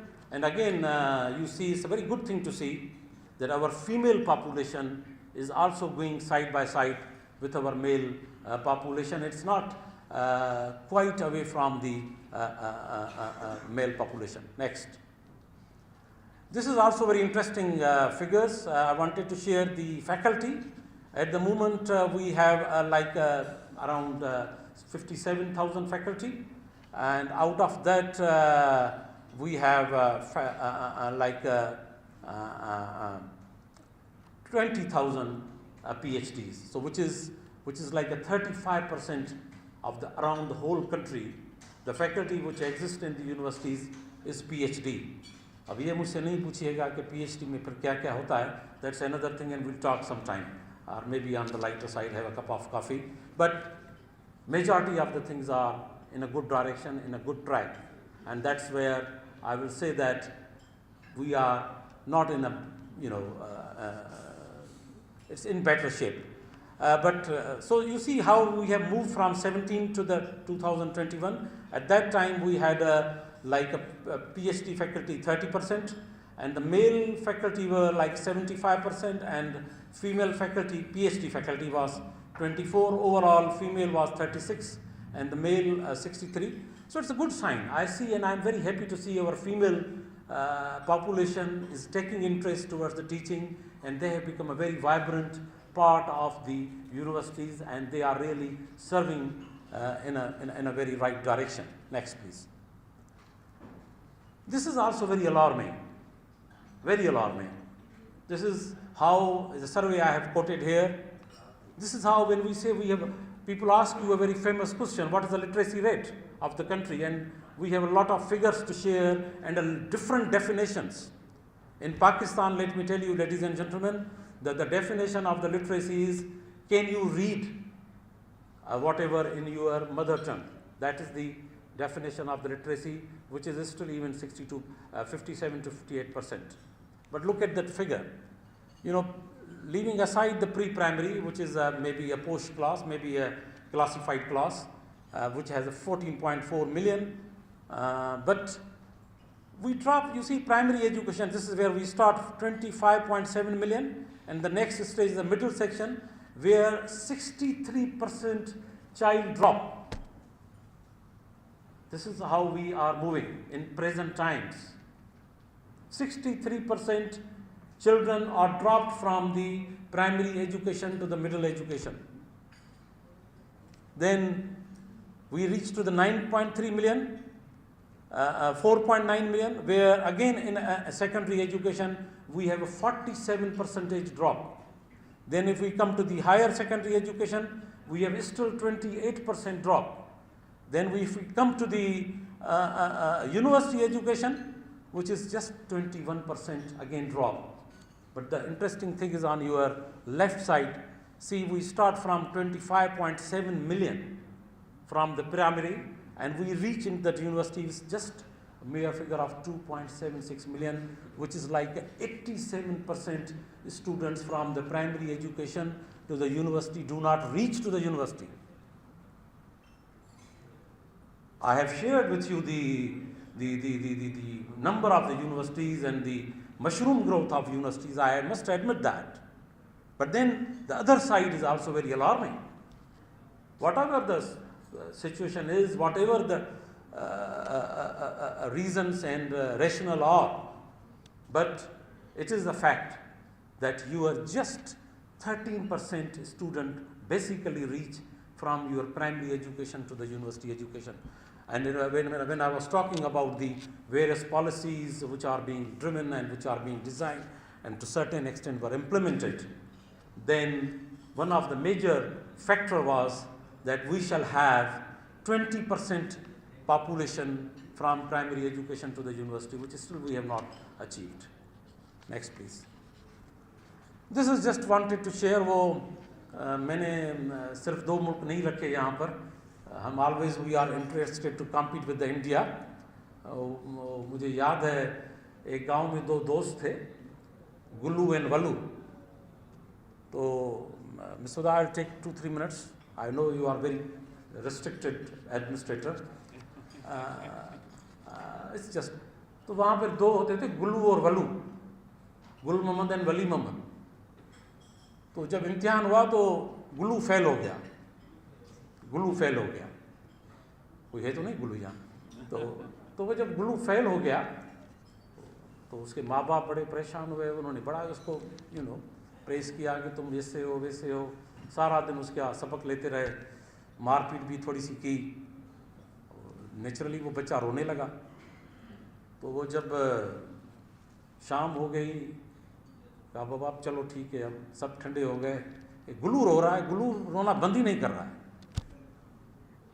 तो रात हो गई, सारे परेशान हो गए. बाबा अब वो माँ बाप माफ़ी मांगने लगे, बेटा अब हमें माफ़ कर दो, फेल हो गए, अब पास हो जाना, हमें छोड़ दो. वो बस ही नहीं कर रहा है. तो आखिरकार उससे पूछा, बेटा क्या मसला क्या है तुम्हारा? तो उसने कहा मुझे ये मसला नहीं है कि आपने मुझे मारा है या मैं फेल हो गया हूँ, मुझे मसला ये है कि वल्लू पास क्यों हुआ है, ये मुझे मसला है कि हम सारा दिन इकट्ठे थे, ये पास हो गया, मैं फेल हो गया. So please do not compete to the very inner or very, it shall not be restricted. If somebody is doing good, we shall appreciate. If somebody is not doing good, we shall rather suggest him to improve upon. So this is why I quoted some countries, that how they are. And the important thing which I wanted to share through this data, which is very important. कल मैंने हुदा को कहा था कि I will just extempo, I will not share and will have no presentation. But that particular slide forced me to make a presentation, frankly speaking. Now look at that, Finland. Because I wanted to share the GDP, which is very important, that how much we really invest into the education. So it's just, I'm talking about the whole education, it's not higher education. 6.9% by Finland, and Pakistan at the bottom, which is 1.7%. That was also the time before the higher education, before the Ataur Rahman, it was even went to the 0.73, which is at the moment now 1.7. So you see how it relates. First is your GDP, then is your literacy rate, and then is your HDI, which is the main factor of the, which is the main output of the higher education. So look at that, the Finland is 0.94 and we are at 0.54. Shortage of time, I won't talk much. Next. So these are the 10 reasons which I can share with you, and you can have a copy of it, that why the Finns and why the Finland education is a good model, why they are contributing as HDI across the world at the highest rate. So I could have talked, but again I will make it. Thank you. So just way forward, we have to go towards the आज 2 महीने पहले एक training हुई, एक गोरा आया हुआ था और हम वाइस चांसलर्स को ट्रेनिंग दे रहा था, तो मुझसे पूछा, मैंने कहा, उसने कहा how the vice chancellor can be a stronger, मुझसे कहा कि how the vice chancellor can be stronger. मैंने कहा there is no need to a vice chancellor to be stronger, there is the need that a vice chancellor shall understand how to make your forums stronger. Should not forget these forums.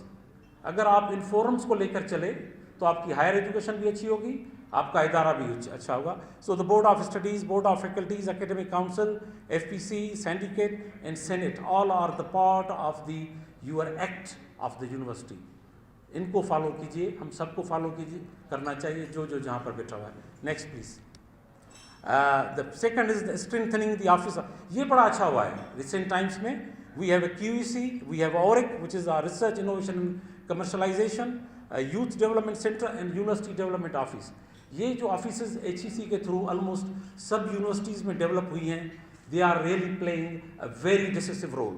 I can speak a lot, but again I will leave it. And the strengthening of the 3 stream. There is always 3 stream resources of financial, because a lot of debate is there that how the utilization. तो आप देखें कि हमें ये इस पे काबू करना है. I am coming. Government grant of GDP, rationalization of fee structure. हमारे यहाँ बड़ा ये थोड़ा सा स्लोगन हो जाता है, हम गरीबों को मुफ्त में तालीम देंगे. आप गरीबों को ज़रूर मुफ्त में तालीम दें, मगर अमीरों को तो ना दें. तो आप जब पब्लिक सेक्टर में बैठे हुए हो तो आपके लिए गरीब अमीर की कोई हैसियत नहीं है. गरीब भी वही फ़ायदे ले रहा है, अमीर भी वो ले रहा है. हो यूँ रहा है कि यूनिवर्सिटीज़ बहुत पीछे जा रही हैं बिकॉज ऑफ नॉन रेशनलाइजेशन. तो गरीब को बिल्कुल मौका देना चाहिए, गरीब को स्कॉलरशिप मगर उसको मेरिट पे देनी चाहिए.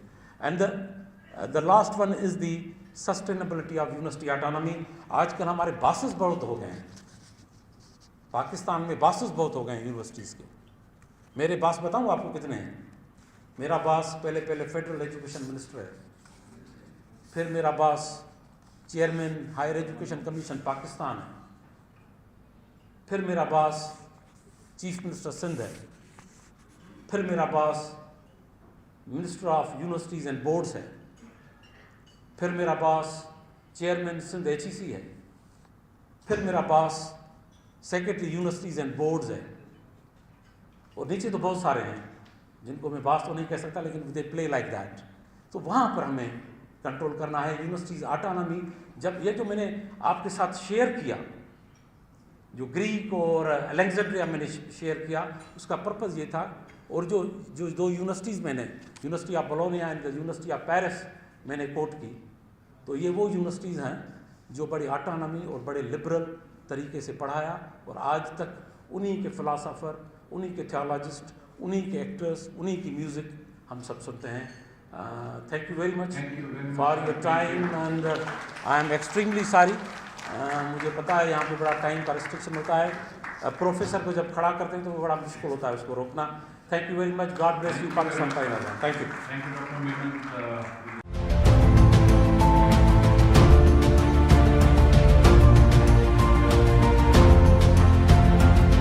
सिंध मदरसतुल इस्लाम यूनिवर्सिटी में 2 रोज़ा ग्लोबल रिसर्च कांग्रेस के तहत होने वाली first international conference on reimagining applied linguistics, education and pedagogy के दूसरे रोज़ पैनल डिस्कशन का इनेकाद किया गया. Reimagining our futures together a new social contract for sustainable education के उन्वान से मुनक़िदा पैनल डिस्कशन की मेज़बानी के फ़राइज़ lecturer department of education Ajab Ali Lashari ने सरअंजाम दिए। Vice chancellor metropolitan university professor doctor Shahida Sajjad ने पैनल से गुफ्तगू करते हुए कहा कि मौजूदा तालीमी निज़ाम को मुस्तहकम बनाने के लिए नौजवान नस्ल को अपना किरदार अदा करना होगा। Education is not something which is working above the society. It is something which is working within the society. So we cannot say that education will change everything. Rather, education itself is changed by the society. So whenever we want to bring some sort of changes, we always expect that education system can do that thing.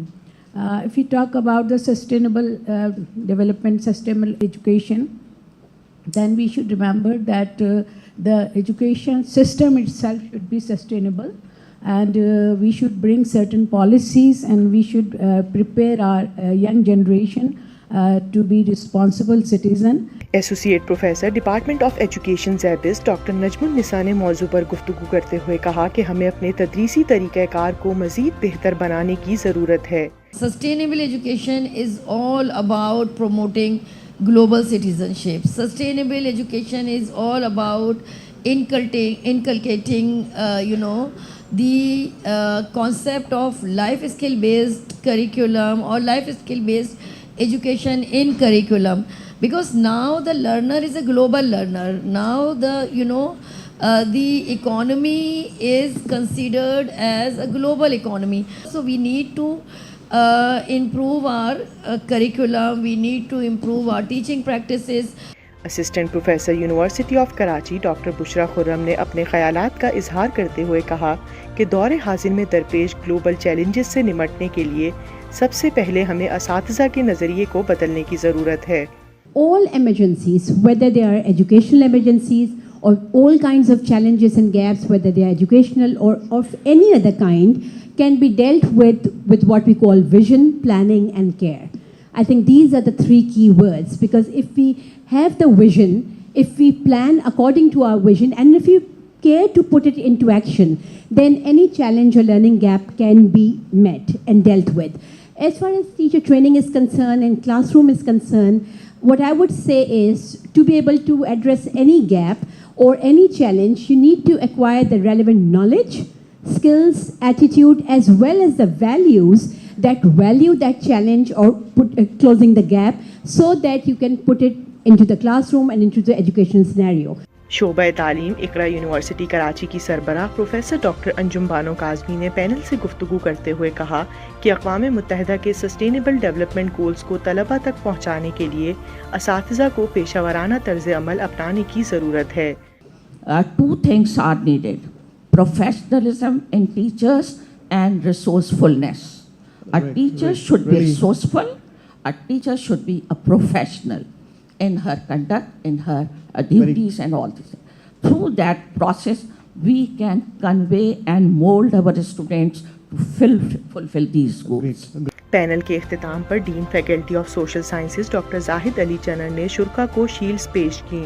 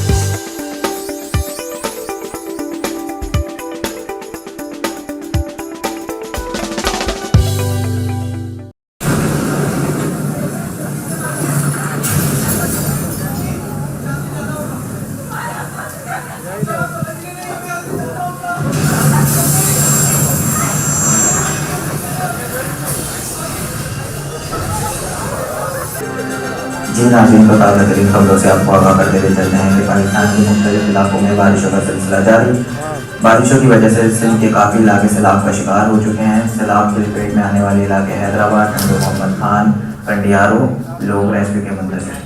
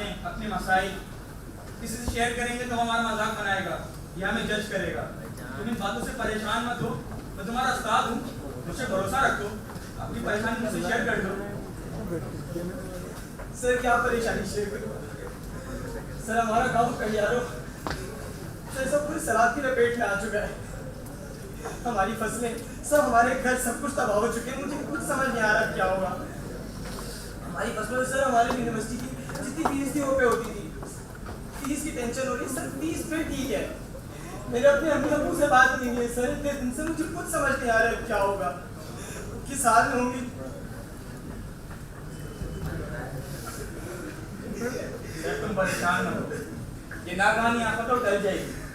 सब्र खामोश से काम लो, अपनी पढ़ाई पर ध्यान रखो और इंशाल्लाह अन्य कुछ ठीक होंगे। ठीक है, जाके पढ़ाई पर ध्यान दो, सब ठीक हो जाएगा।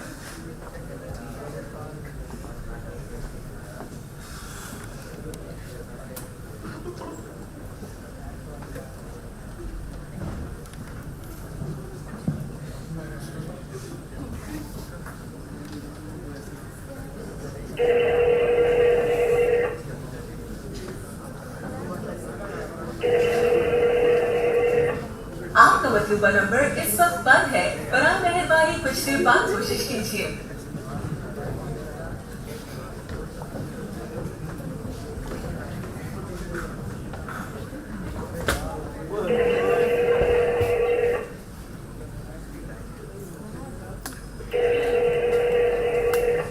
आपका मतलूबा नंबर इस वक्त बंद है, बराए मेहरबानी कुछ देर बाद कोशिश कीजिए।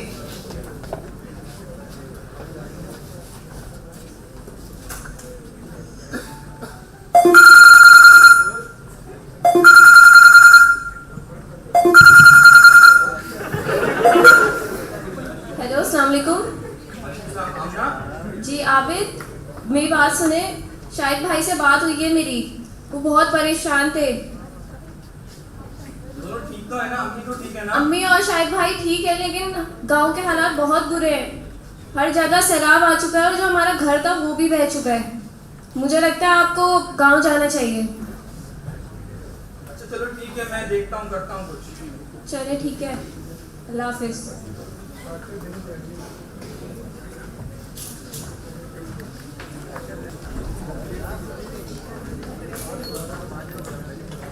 बच्चों आप असाइनमेंट नोट करके लेकर सबमिट करवा दीजिएगा। ठीक है, उसके बाद आपसे मुझे बहुत जरूरी बात ये करनी थी।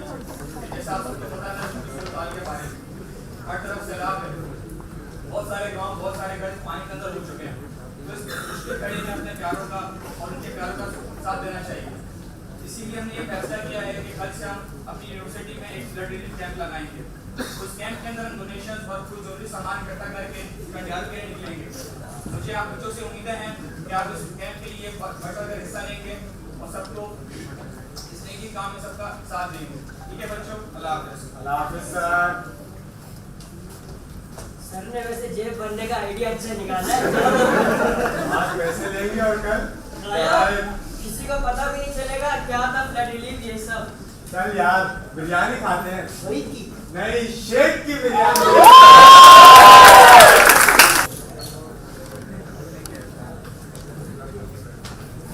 यूनिवर्सिटी वाले ने बेसिक फीस की लाइन लगा दी। क्या चल रहा है? अरे वो तबीयत खराब के काम नहीं था। ये बताओ क्या चल रही है?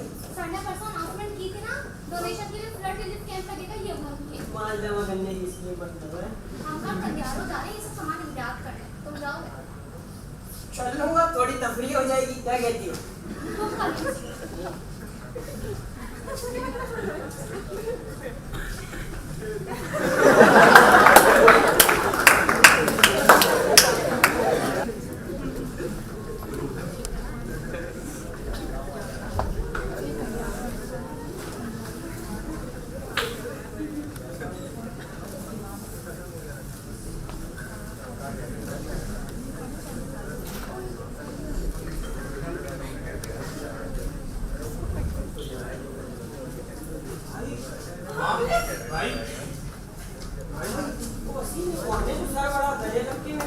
मुझे नहीं पता कि सर के घर वाले हैं।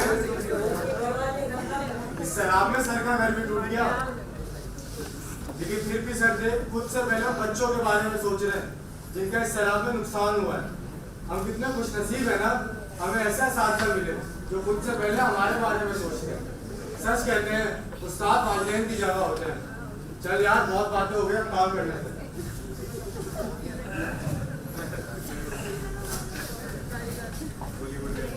सर वो आपसे कुछ बात करने की।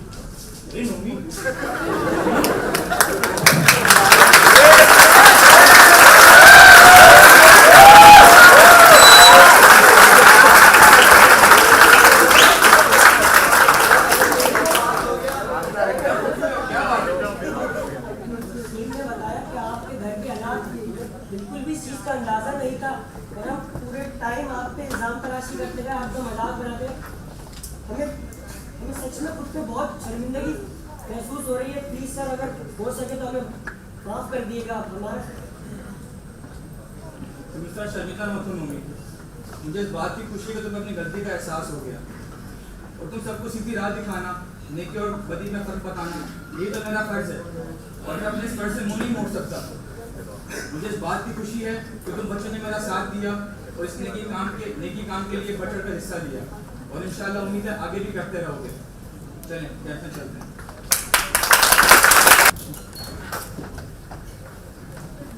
संग बेकीमत तराशा और जौहर कर दिया, शम्मा इल्म आगही से दिल मुनव्वर कर दिया, फिक्रो फन तहजीबो हिकमत दी शऊरो आगही, गुमशुदाने राह को गोया के रहबर कर दिया, चश्म फैज और दस्त व पारस सिफ्त जब छू गए, मुझको मट्टी से उठाया और फलक पर कर दिया।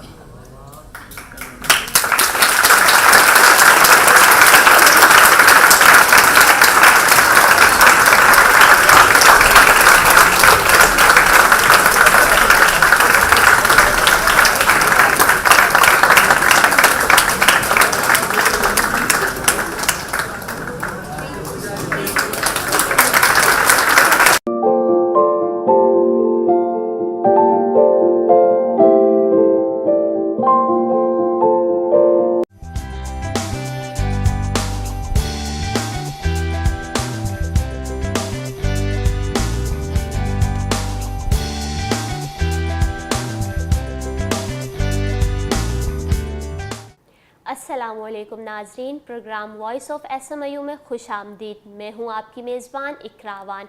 आप हमारे ये प्रोग्राम SMIU TV और EDU TV पर बराह रास्त और रिकॉर्ड देख सकते हैं। नाजरीन, आज का हमारा मौजू नौजवान तबका के लिए बहुत अहमियत का हामिल है, जो लोग अपना कारोबार शुरू करना चाहते हैं और अपनी स्किल्स के ज़रिए कमाने की ख्वाहिश रखते हैं। जी, हमारा आज का मौजू एंटरप्रेन्योरशिप है कि हम अपना कारोबार कैसे शुरू करें, वो कौन सी फील्ड है जिसमें हम अपने बॉस खुद बनकर अपनी कमाई का ज़रिया तलाश कर सकते हैं। आज इस मौजू पर बात करने के लिए प्रोग्राम में हमारे साथ अमजद बेहलर साहिब मौजूद हैं, जो 5000 स्टार्टअप्स के फाउंडर और CEO हैं। आइए जानते हैं। बहुत शुक्रिया सर, आपने हमें वक्त दिया और प्रोग्राम में आने का आपका बहुत शुक्रिया। वक्त ज़ाया किए बगैर चलते हैं सवालात की जानिब। थैंक यू इकरा, आपने इनवाइट किया। थैंक्स टू SMIU कि आपने मुझे मदद किया। Thank you so much. Sir, आप ये बताइएगा एंटरप्रेन्योरशिप है क्या और कोई कैसे अपना कारोबार शुरू कर सकता है? देखें, एंटरप्रेन्योरशिप जो है बेसिकली ये स्टेट ऑफ माइंड है, ये आपका माइंड सेट है। ये कोई ऐसी डिग्री, ऐसा कोई आर्ट, ऐसी कोई चीज़ नहीं है जो आपको मतलब कि पढ़ने से सीखने से आती है। ये बेसिकली आर्ट ऑफ माइंड है, स्टेट ऑफ माइंड है, जो कि आपको एक मुसलसल एक चीज़ की तरफ डाइवर्जन और काम करने के बाद आपका एक माइंड सेट बनता है, उसको हम एंटरप्रेन्योरशिप कहते हैं। बेसिकली क्या है कि एंटरप्रेन्योरशिप का मतलब ये है कि आपका माइंड जो है सॉल्यूशन प्रोवाइड करने वाला माइंड हो। आप हर प्रॉब्लम में आप सॉल्यूशन क्रिएट करें, तो उसको हम कहते हैं कि एंटरप्रेन्योरशिप माइंड। यानी उसमें चाहे वो आप बिज़नेस से रिलेटेड हो, फैमिली से रिलेटेड हो, लेकिन जब भी आपका माइंड जो है प्रॉब्लम सुन के बैकेंड पे उसके सॉल्यूशन के लिए वर्किंग करना शुरू कर देता है, तो हम सोचते हैं कि ये एंटरप्रेन्योरशिप माइंड है। बेसिकली ये स्टेट ऑफ माइंड है, या माइंड सेट कहना चाहिए कि एंटरप्रेन्योरशिप सेल्फ कुछ भी नहीं है, ये स्टेट ऑफ माइंड और एक माइंड सेट का नाम है। सर, देखते हैं कि हम कहते हैं कि हम अपना कारोबार शुरू करना चाहते हैं, कि सबसे पहले जब हम अपने कारोबार शुरू करने के बारे में सोचते हैं तो सबसे पहला जो क्लिक आता है वो ये आता है कि रिस्क, चैलेंज, कि हम ये अपना कारोबार तो शुरू कर रहे हैं पर अगर हमें लॉस हो गया, हम कैसे रिस्क लें इसमें? देखें, पुरानी जो थ्योरी वो ये थी कि high return, high risk, high risk, high return, लेकिन ऐसा नहीं है। हकीकत की बात ये कि कुछ ना करना सबसे बड़ा रिस्क है। आज के दौर में कुछ ना करना सबसे बड़ा रिस्क है, और रिस्क को रिड्यूस किया जा सकता है लर्निंग करके, उसको सीख के। आज का नया फार्मूला क्या है? जैसे पुराना फार्मूला क्या होता था कि हाई रिटर्न, हाई रिस्क। अभी नया करंट हमारा फार्मूला क्या चल रहा है कि higher the financial education lower the risk. जितनी आपकी फाइनेंशियल इंटेलिजेंस अच्छी होगी, जितनी आपकी फाइनेंशियल लर्निंग्स अच्छी होगी, उतना रिस्क आपका रिड्यूस होता जाएगा। तो हमें रिस्क से भागना नहीं है, रिस्क को अवॉइड नहीं करना, रिस्क को हमने सीखना है कि मैनेज कैसे करना है, हमने उसके साथ गुजारा कैसे करना है, हमने उसको सीखना कैसे, हमने अपने आप को कैसे उसके साथ चलाना है। तो रिस्क को कम करने के लिए हमें रिस्क को सीखना पड़ेगा, रिस्क को समझना पड़ेगा, अपनी इंटेलिजेंस, अपनी लर्निंग को हमें बढ़ाना पड़ेगा। सबसे बेहतरीन और आजकल यूनिवर्सल फार्मूला यही है कि रिस्क से आप भागे ना, रिस्क को आप अवॉइड नहीं करें, अपनी इंटेलिजेंस बेहतर करें, अपना विजडम बेहतर करें, अपनी नॉलेज बेहतर करें, अपनी लर्निंग बेहतर करें, ताकि आप रिस्क को समझ सकें और उसको रिड्यूस कर पाएँ। फिर भी कुछ लोग हैं वो डर जाते हैं रिस्क लेने के लिए, तो वो अपने इस डर को कैसे भगाएं? देखें, जैसे मैंने आपको अर्ज़ किया कि कुछ ना करना सबसे बड़ा रिस्क है आज के दौर में। बिल्कुल। और जितना पहले, ये एक मेरा ओपिनियन ये है कि जितना पहले आप रिस्क लेंगे उतना कम सेक्रीफाई आप करेंगे।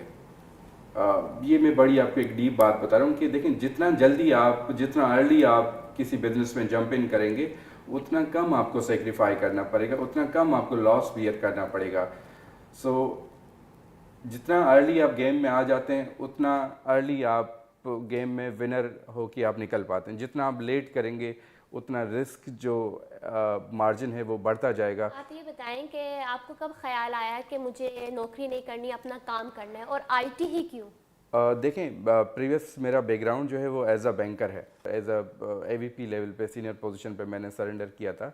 उससे पहले मैं पैरेलली कुछ बिजनेसेस कर रहा था, कुछ लोगों के साथ मिलके मैं बिजनेसेस कर रहा था। ड्यूरिंग माय बैंकिंग कैरियर मुझे एक चीज़ का आइडिया हो गया था कि जॉब कितनी भी अच्छी हो, वो हेल्दी लाइफ का अल्टीमेट सॉल्यूशन नहीं है। कुछ भी कर लें आप वेल्थ क्रिएट नहीं कर सकते, आप फ्रीडम क्रिएट नहीं कर सकते। तो मुझे समझ में तो आ गया था कि यार मेरे लिए कम से कम जॉब मुनासिब नहीं है, मैं तो नहीं कर सकता। मैं थोड़ा सा बड़े काम के लिए, मुझे एक चीज़ का आइडिया हो गया था, शायद मैं बड़े काम के लिए बनाया गया हूँ, मैं इससे बेहतर काम कर सकता हूँ, मैं इससे बड़ा काम कर सकता हूँ। नो डाउट मैंने अपने 7 इयर्स के बैंकिंग कैरियर में बहुत अच्छा पीक देखा। मैं अल्हम्दुलिल्लाह प्रीवियस एम्प्लॉयर के साथ में 4 साल मैंने काम किया, वहाँ पे 3 इयर्स में एज अ बेस्ट मैनेजर रहा वहाँ पे, और मैंने 7 इयर्स में अच्छे पीक्स को टच किया। लेकिन फाइनली मुझे ये आइडिया आ गया था, मुझे ये समझ में आ गया था कि मैं इससे कुछ बेहतर कर सकता हूँ, इससे कुछ बड़ा कर सकता हूँ, इससे कुछ अच्छा कर सकता हूँ। तो आपने कारोबार के लिए आईटी क्यों चुना? आईटी इसलिए चुना कि क्योंकि मेरे काफ़ी सारे जो क्लाइंट्स थे वो आईटी फील्ड से रिलेटेड थे, तो उनको मैं देखता था कि एक कन्वेंशनल जो बिज़नेस है वो 10 साल से बंदा एक बिज़नेस कर रहा है, उसका जो पोर्टफोलियो है, उसका जो टर्नओवर है वो इतना है। एक आईटी वाला बिज़नेस है जिस बंदे को 6 महीने हो गए, उसका टर्नओवर इतना अच्छा है। तो मुझे एक चीज़ तो ये क्लिक कर रही थी। सेकंड ये चीज़ कि मुझे एक चीज़ समझ में आ गई कि आगे के जो फ्यूचर है, फ्यूचर के जो 10, 20, 30 साल हैं, वो सारे के सारे आपके आईटी के हैं, डिजिटलाइज के हैं। एक चीज़ मैं समझ गया था कि सारी की सारी आपकी इंडस्ट्रीज़ जो हैं वो डिजिटलाइज हो गई हैं या होने वाली हैं। आपकी हेल्थ, आपकी एजुकेशन, आपका मीडिया, आपकी मेडिसिन, आपका ट्रांसपोर्ट, हर इंडस्ट्री आपकी डिजिटलाइज हो चुकी थी या होने वाली थी। तो मुझे ये था कि यही रेस है, अगर हम जितना अर्ली उसमें पार्टिसिपेट करेंगे उतना अर्ली हम फ्रंट लाइनर्स में काउंट होंगे। जितना हम लेट पार्टिसिपेट करेंगे उतना हम लेट जो आपकी डेडलाइन है उसको क्रॉस करेंगे। तो आईटी का मेन मकसद यही था कि एक तो फ्यूचर ग्रोथ, और फ्यूचर आपका सारा का सारा आईटी में है। अच्छा सर, ये बताएगा आईटी में ऐसी कौन सी फील्ड है जिन ज़राए से आप जो हैं कि अच्छा अर्न कर सकते हैं, अच्छा कमा सकते हैं? देखें, हमारी जो करेंसी है रीजन में वीक करेंसी मानी जाती है कि आप करेंसी उस इकोनॉमी के साथ आप कनेक्ट हो जाएं जो आपसे 10 दफ़ा, 100 दफ़ा, 200 दफ़ा स्ट्रॉन्ग है। उससे आपको क्या करना पड़ता है कि आपकी जो लेबर है वो आप सस्ते में पे करते हो और आपका रिटर्न जो है वो हायर करेंसी में आना शुरू हो जाता है। तो जो भी आपकी आईटी की फील्ड, देखें आईटी इटसेल्फ बहुत, मतलब कि सारी की सारी आपकी डोमेन्स कवर हो जाते हैं। चाहे आप ई कॉमर्स का बिज़नेस करते हैं, आईटी की प्रोडक्ट्स बनाते हैं, चाहे आप सर्विसेज एक्सपोर्ट करते हैं, आईटी में जो भी आप करते हैं ना, आपकी करेंसी में कन्वर्जन आपको अच्छा मिलता है, आपको अच्छी उजरत मिलती है और आपका फ्यूचर जो है बनिस्बत लोकल करेंसी के अच्छा आपका सीकर हो जाता है। ये बहुत एक बड़ा डोमेन है आईटी को, मतलब आप हम एक दो फील्ड में या एक दो डोमेन में कवर नहीं कर सकते। जो भी आपकी ई कॉमर्स आती है, जो भी आपकी सर्विसेज आती हैं, जो भी आपकी इंटेलिजेंस आती है, जो भी आपकी चीज़ें आती हैं, सारी की सारी हमारे आईटी में आती हैं। तो पॉइंट इज़ कि ये नहीं सोचें कि इस फील्ड में जाएंगे तो इसमें ज़्यादा अच्छा होगा, इसमें जाएंगे तो इसमें कम अच्छा होगा। पॉइंट इज़ कि आप अपनी इंटेलिजेंस बढ़ाएं, स्किल्स बढ़ाएं, इंटेलिजेंस बढ़ाएं। उससे क्या होगा कि आप जिस भी फील्ड में जाएंगे, देखें वैल्यू जो है ना वो आपकी स्किल्स की, आपकी काबिलियत की है। जहाँ पे भी आपकी स्किल्स, इंटेलिजेंस और काबिलियत होगी वहाँ पे आप अर्न करेंगे। जहाँ पे भी आपकी स्किल्स, आपका वैल्यू एडिशन, आपके स्किल सेट उस अप टू द मार्क नहीं होगा, वहाँ पे आप कुछ नहीं कर सकते, चाहे कितनी भी अच्छी मार्केट क्यों ना हो।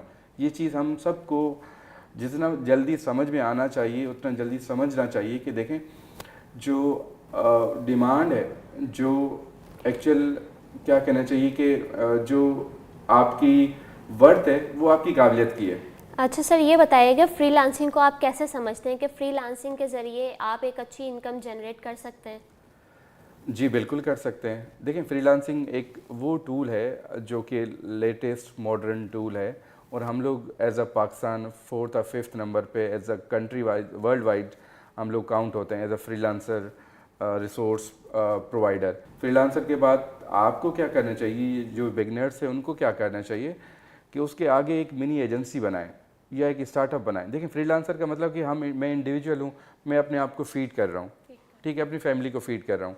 लेकिन इकोनॉमी में कंट्रीब्यूशन करने के लिए आपको एजेंसी, आपको स्टार्टअप बनाना पड़ेगा। आपको जब हम जब बात करते हैं कि जॉब्स नहीं है, जब आप भी अपने घर में काम करेंगे, मैं भी अपने घर में इंडिविजुअल काम करूँगा, तो जॉब्स कहाँ से आएंगी?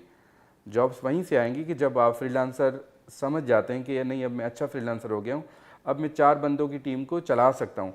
तब आप 4 बंदे हायर करते हो और उनकी टीम में आप उनको ऐड करते हो और एक अच्छी इकोनॉमी में आप कंट्रीब्यूशन ऐड करते हो। आप अपने स्टार्टअप्स के बारे में बताइएगा, 5000 स्टार्टअप्स के बारे में, वो कैसे काम करता है? देखें 5000 स्टार्टअप जो है बेसिकली आप यूँ करना चाहिए कि ये एक इन्वेस्टमेंट फर्म है।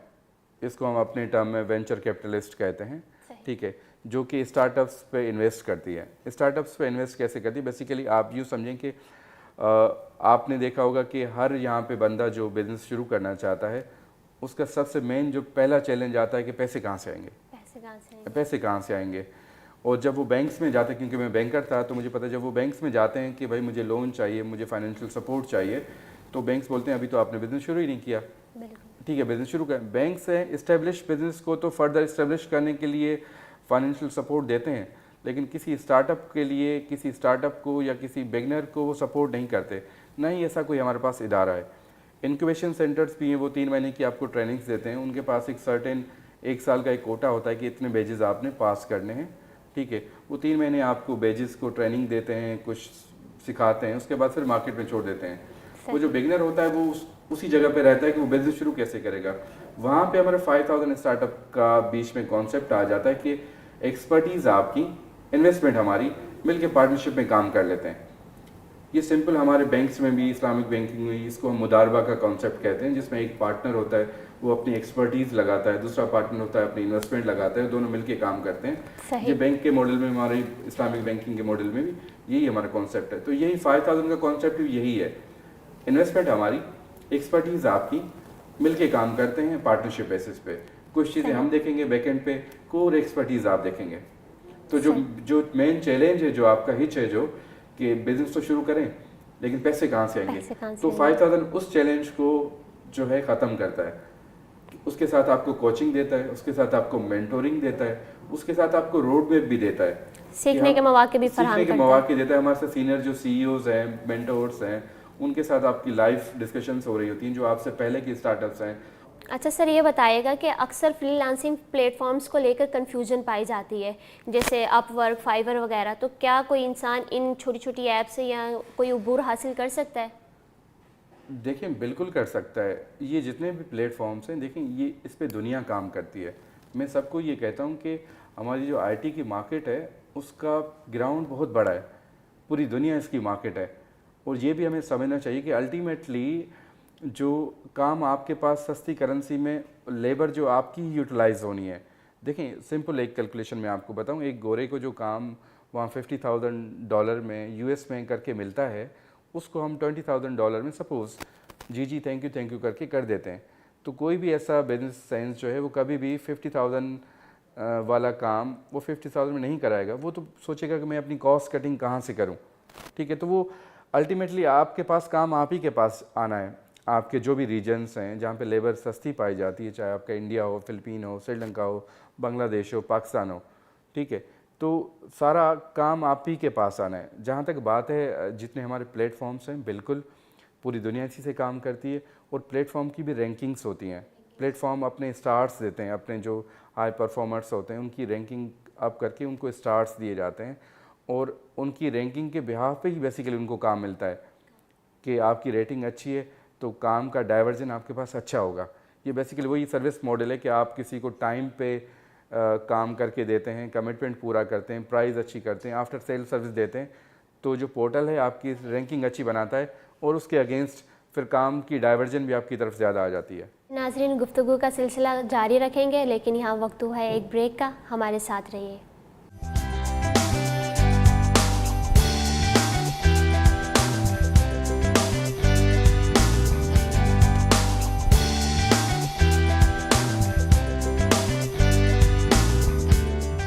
Sindh Madressatul Islam University, in collaboration with the DICE Foundation USA, organized a 2-day Creative Arts and Media Summit and exhibition at the Expo Center, Karachi.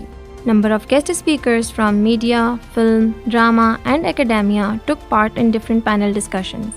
A panel discussion was held with the title State of Creative Arts in Pakistan. The President Arts Council, Karachi, Mohammad Ahmed Shah, CEO TV1, Seema Tahir, producer and actor Samina Ahmed, Director Babar Sheikh, actor Paris Masroor and SM Raza discussed the state of creative arts in Pakistan. They said that there was a space for new generation if they want to see their career in the creative arts. The speakers said that the importance of creative arts was being recognized in the country. It is very necessary to have an art education, to be involved in music, to be involved in drama, to be involved in painting and drawing. صرف science پڑھنے سے بہت اچھی بات ہے, science میں بھی innovations کرنی ہے, مگر صرف سائنس پڑھنے سے ایک مہذب تہذیب یافتہ سوسائٹی نہیں بنتی. ایک اگر ہم نے تہذیب یافتہ سوسائٹی بنانی ہے تو اس کے لیے بہت ضروری ہے کہ ہم بچوں کو آرٹس میں انٹروڈیوس کریں. وہ اپنے اسکولوں میں, ہر اسکول میں ڈرامہ پڑھا جائے, کہانی پڑھی جائے, لٹریچر پڑھا جائے. اسی آرٹ کی شکل جو ہمارے پنجاب میں یا ہمارے سندھ میں یا ہمارے بلوچستان میں جو فوک ہے, وہ ایک بڑی آرٹ فارم ہے جو چند شہروں تک محدود نہیں ہے. آپ میلے ٹھیلے پنجاب کے جا کے دیکھیں, ان کے اپنے میوزیشنز دیکھیں, اسی طرح سے آپ بلوچستان میں دیکھیں تو فوک میوزک بہت بڑا ایک خزانہ ہے ہمارے پاس, سب سے مضبوط ترین, جس کو ہم پوری دنیا سے پریزنٹ کر سکتے ہیں. اور ہم لوگ پاکستان میں کئی ادارے ہیں, ہم بھی کر رہے ہیں کہ ہم اپنا فوک اور جو ماڈرن ویسٹرن میوزیشنز اور ہمارے پیور ایسٹرن میوزیشن, ان کو ملا کے بھی مختلف طرح کے فیوژن بن رہے ہیں. I think we are fortunate to be living in an age which is known as the age of innovation. The age, جیسے ہمارے وقت گزرا ہے, پچھلا stage ہم کہتے ہیں was the age of science. Today it is of creative innovation. So we are living in a very exciting time. Actually, this is the golden age of creativity. How much can we cash in on that? آپ کو اس time پہ خود جب تک آپ چاہے student ہوں, چاہے آپ آرٹسٹ ہوں, اسٹیبلشڈ ہوں, نہیں ہوں, but at the same time you should take up initiatives. اور اس وقت میرا خیال ہے کہ کوئی ایکسکیوز کسی کے پاس ہے نہیں, کیونکہ ڈیجیٹل ٹیکنالوجی, جیسے کہ ہمارے کی نوٹ اسپیکر صاحب نے بھی اس بات کی نشاندہی کی تھی کہ everybody has technology right in their pockets. So I feel everyone should contribute in some way or the other. جیسے ایک انجینئر بغیر انجینئرنگ پڑھے انجینئر نہیں ہو سکتا, جیسے ایک ڈاکٹر بغیر میڈیکل پڑھے وہ ڈاکٹر نہیں ہو سکتا, تو میرے خیال سے ایک ایکٹر بھی بغیر پرفارمنگ آرٹس کو پڑھے یا آرٹس کو پڑھے وہ ایکٹر نہیں بن سکتا. اوور آل کیونکہ اسٹیٹ آف آرٹ ابھی ایک ڈیولپمنٹ سٹیج پہ ہے, ٹھیک ہے, پروگریس چیزوں میں ہو رہی ہے. جس طرح آپ دیکھ رہے ہیں کہ انڈیپینڈنٹ فلمز بننی شروع ہوئی ہیں, لوگوں کے ابھی جو نئے کانسیپٹ ہیں اس پہ کام کر رہے ہیں, صحیح ہے. تو میورل اور فائن آرٹ جو ہے وہ بھی اسی طرح اسٹرگلنگ سٹیج سے ہے. انڈیپینڈنٹ آرٹسٹ کر رہے ہیں جو کر سکتے ہیں, جن کی جتنی اپروچ ہے وہ اپنے طور پہ جتنا کر سکتے ہیں کر رہے ہیں.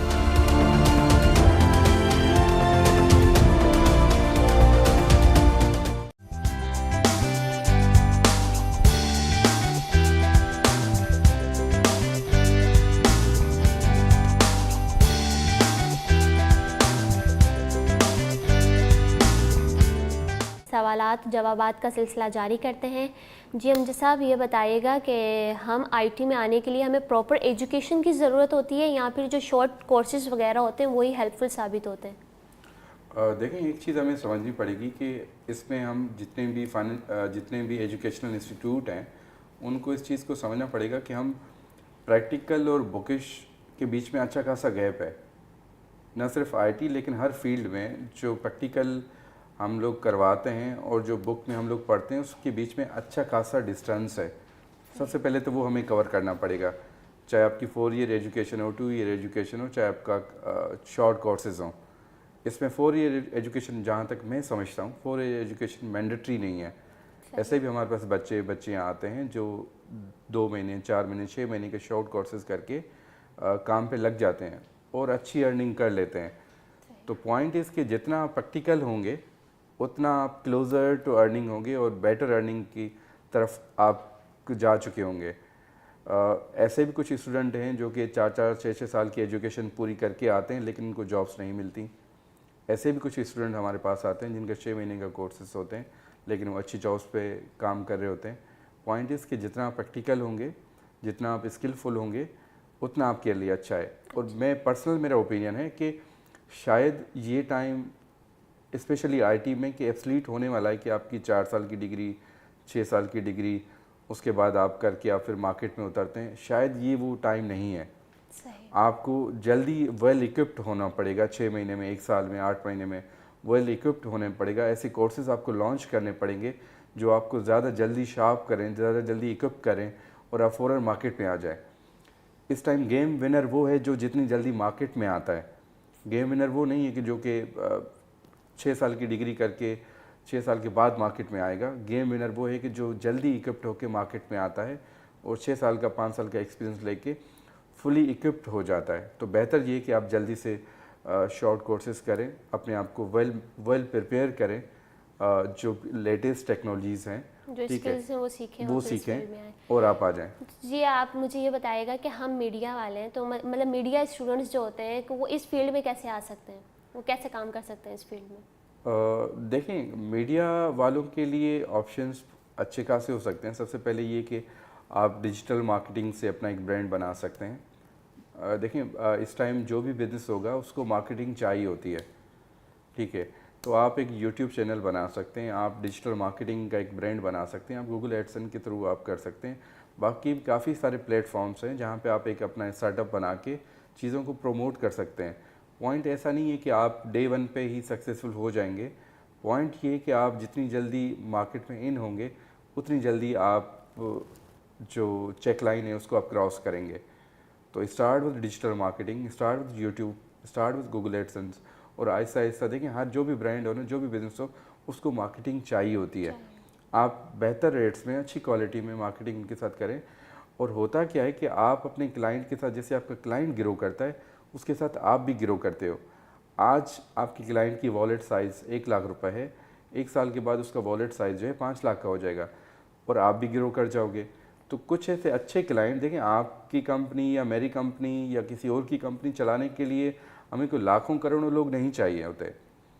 ہمیں اپنے پورٹ فولیو کو مینٹین کرنے کے لیے 10-20 اچھے کلائنٹ چاہیے ہوتے ہیں جن کو ریگولر ہم لوگ سروسز دے رہے ہوتے ہیں, ریگولر وہ بھی گرو کر رہے ہوتے ہیں, ریگولر ہم بھی گرو کر رہے ہوتے ہیں. تو پوائنٹ ہمیں یہ سمجھنا ہے کہ ہمیں زیادہ والیوم کو اٹریکٹ نہیں کرنا, ہم نے زیادہ والیوم کو فلٹر کر کے اچھے کلائنٹ کو ہم نے پرائورٹائز کر کے اپنے پورٹ فولیو میں ایڈ کرنا ہے اور اس کو سسٹین کرنا ہے. تو آپ مجھے یہ بتائیں کہ ہماری جو پاکستانی انڈسٹری ہے وہ کس طرف جا رہی ہے, کتنے بلین ڈالرز کا بزنس کر رہی ہے؟ دیکھیں اچھا سائن یہ ہے کہ ہمارا جو ڈائیورژن ہے وہ آئی ٹی کی طرف لوگوں کو اویئرنیس آ گئی ہے. یہ ایک اچھا پازیٹیو سائن ہے. جو کہ تھوڑا سا گرے سائڈ ہے وہ اگر ہم پڑوس کو دیکھیں, فلپین کو دیکھیں, انڈیا کو دیکھیں, باقی کنٹریز کو دیکھیں تو ان سے ہم بہت پیچھے ہیں. پیچھے نہیں, بہت زیادہ پیچھے ہیں.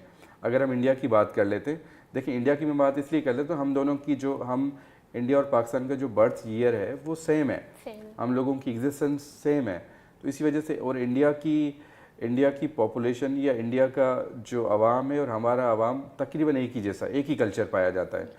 انڈیا کی آئی ٹی انڈسٹری اس ٹائم $200 بلین کو ٹچ کر رہی ہے, اور ہماری آئی ٹی انڈسٹری کا اس جون کا جو کلوزنگ نمبرز ہیں, جو ایکسپیکٹڈ کلوزنگ نمبرز ہیں وہ $2.7 بلین ہیں. اب آپ اندازہ لگا لیں کہ یہ ڈسٹنس کتنا بڑا ہے, یہ گیپ کتنا بڑا ہے, $200 بلین پلس 2.5 بلین ڈالر. مطلب ہم پیچھے نہیں ہیں, بہت زیادہ پیچھے ہیں. بہت پیچھے. لیکن اچھا سائن یہ ہے کہ اویئرنیس آ گئی ہے. اس کے لیے ہمیں ویل پریپیئر ہونا پڑے گا, چیزیں ہمیں بنانی پڑیں گی. ہمارے پاس اچھے ریسورسز ہیں, ہمارے پاس اچھی پاپولیشن ہے, لیکن اس کو آپ کو ایسا نہیں ہوگا کہ ایک دن میں آپ انڈیا کو یا فلپین کو یا سری لنکا کو یا بنگلہ دیش کو بیٹ کر سکتے ہیں, ایسا نہیں ہوگا. اس کے لیے پورا آپ کو سائیکل چلانا پڑے گا 10-20 سال کا. آپ سمپل میں کیلکولیشن بتاؤں رفلی, یہ آصف پیر صاحب نے بھی کوٹ کیا تھا اپنے انٹرویو میں, آصف پیر جو سسٹمز کے سی ای او ہیں, کہ اگر $1 بلین جنریٹ کرنے کے لیے آپ کو کم سے کم 1 ملین آپ کے ریسورسز, ایکسپرٹ ریسورسز چاہیے. تو ڈیمانڈ اینڈ سپلائی کا بیچ میں کافی گیپ آ جاتا ہے. جتنی ہمیں مارکیٹ میں ڈیمانڈ ہے آئی ٹی کے ایکسپرٹس کی, یونیورسٹیز اور انسٹیٹیوٹ اس لیول پہ وہ پروڈیوس نہیں کر پا رہے. اگر آپ نے نمبرز اچھے اچیو کرنے تو آپ کو پیچھے سے وہ ریسورسز بھی اس تیزی کے ساتھ جنریٹ کرنے پڑیں گے. آپ کی یونیورسٹیز, آپ کے انسٹیٹیوٹ, آپ کے کالجیٹ جتنے بھی ہیں, اس کو اس تیزی سے صرف ریسورسز نہیں, اچھے ریسورسز پروڈیوس کرنے پڑیں گے تب جا کے. اور یہ دیکھیں جو نمبرز کا گیپ ہے یہ کوئی 1-2 سال میں نہیں پورا ہوگا. جس ٹائم ہماری نارمل آرگینک گروتھ چل رہی ہے وہ اس ٹائم 30 اور 40% کے بیچ میں چل رہی ہے. اگر 30 اور 40% کو ہم لوگ کیلکولیٹ کر لیں, اگر میں بالکل آسان کر کے بتاؤں تو آئندہ 5 سالوں میں 10 سالوں میں ہم کوئی 10 بلین کو ٹچ کریں گے یا 8 بلین کو ٹچ کریں گے. ٹھیک ہے, تو یہ آرگینک گروتھ جس پیس سے انڈسٹری خود جا رہی ہے. لیکن اگر آپ نے اس کو اچھا پیس دینا ہے, آپ نے اس کو اچھے ٹریک پہ لگانا ہے, تو آپ نے ریسورسز اچھے پروڈیوس کرنے ہوں گے اور اس کو ایک پیس اس کا بڑھانا پڑے گا, تب جا کے آپ نمبرز کو بیٹ کر سکتے ہیں. تو آپ مجھے یہ بتائیے کہ آپ پاکستانی آئی ٹی انڈسٹری کو کہاں دیکھتے ہیں ان فیوچر؟ میں کوئی بڑی بات نہیں کروں گا, لیکن جو پریکٹیکل بات ہے وہ ضرور شیئر کروں گا, تاکہ ہمیں اپنی جو اسٹینڈنگ ہے اس کا بھی پتہ ہونا چاہیے. صحیح. ہم لوگ اس ٹائم 2-3 چیزوں میں تھوڑا سا پیچھے ہیں. ایک چیز تو یہ ہے کہ ہمارے پاس وہ انفراسٹرکچر ابھی تک ڈیولپ نہیں ہوا جو کہ آئی ٹی کو ملنا چاہیے, چاہے وہ میکرو لیول کی بات کروں, چاہے وہ فائنینشیل انفراسٹرکچر ہو یا گورنمنٹ کے حساب سے ہو یا آپ کا ایجوکیشنل حساب سے ہو. مطلب کہیں نہ کہیں پہ ابھی بھی لوپ ہولس ہیں. ٹھیک ہے, اچھی بات یہ ہے کہ اویئرنیس آ گئی ہے, لیکن اس سارے کے ساری چیزوں کو ابھی یہ ڈاٹس ہیں, ان کو ہمیں کنیکٹ کرنا پڑے گا.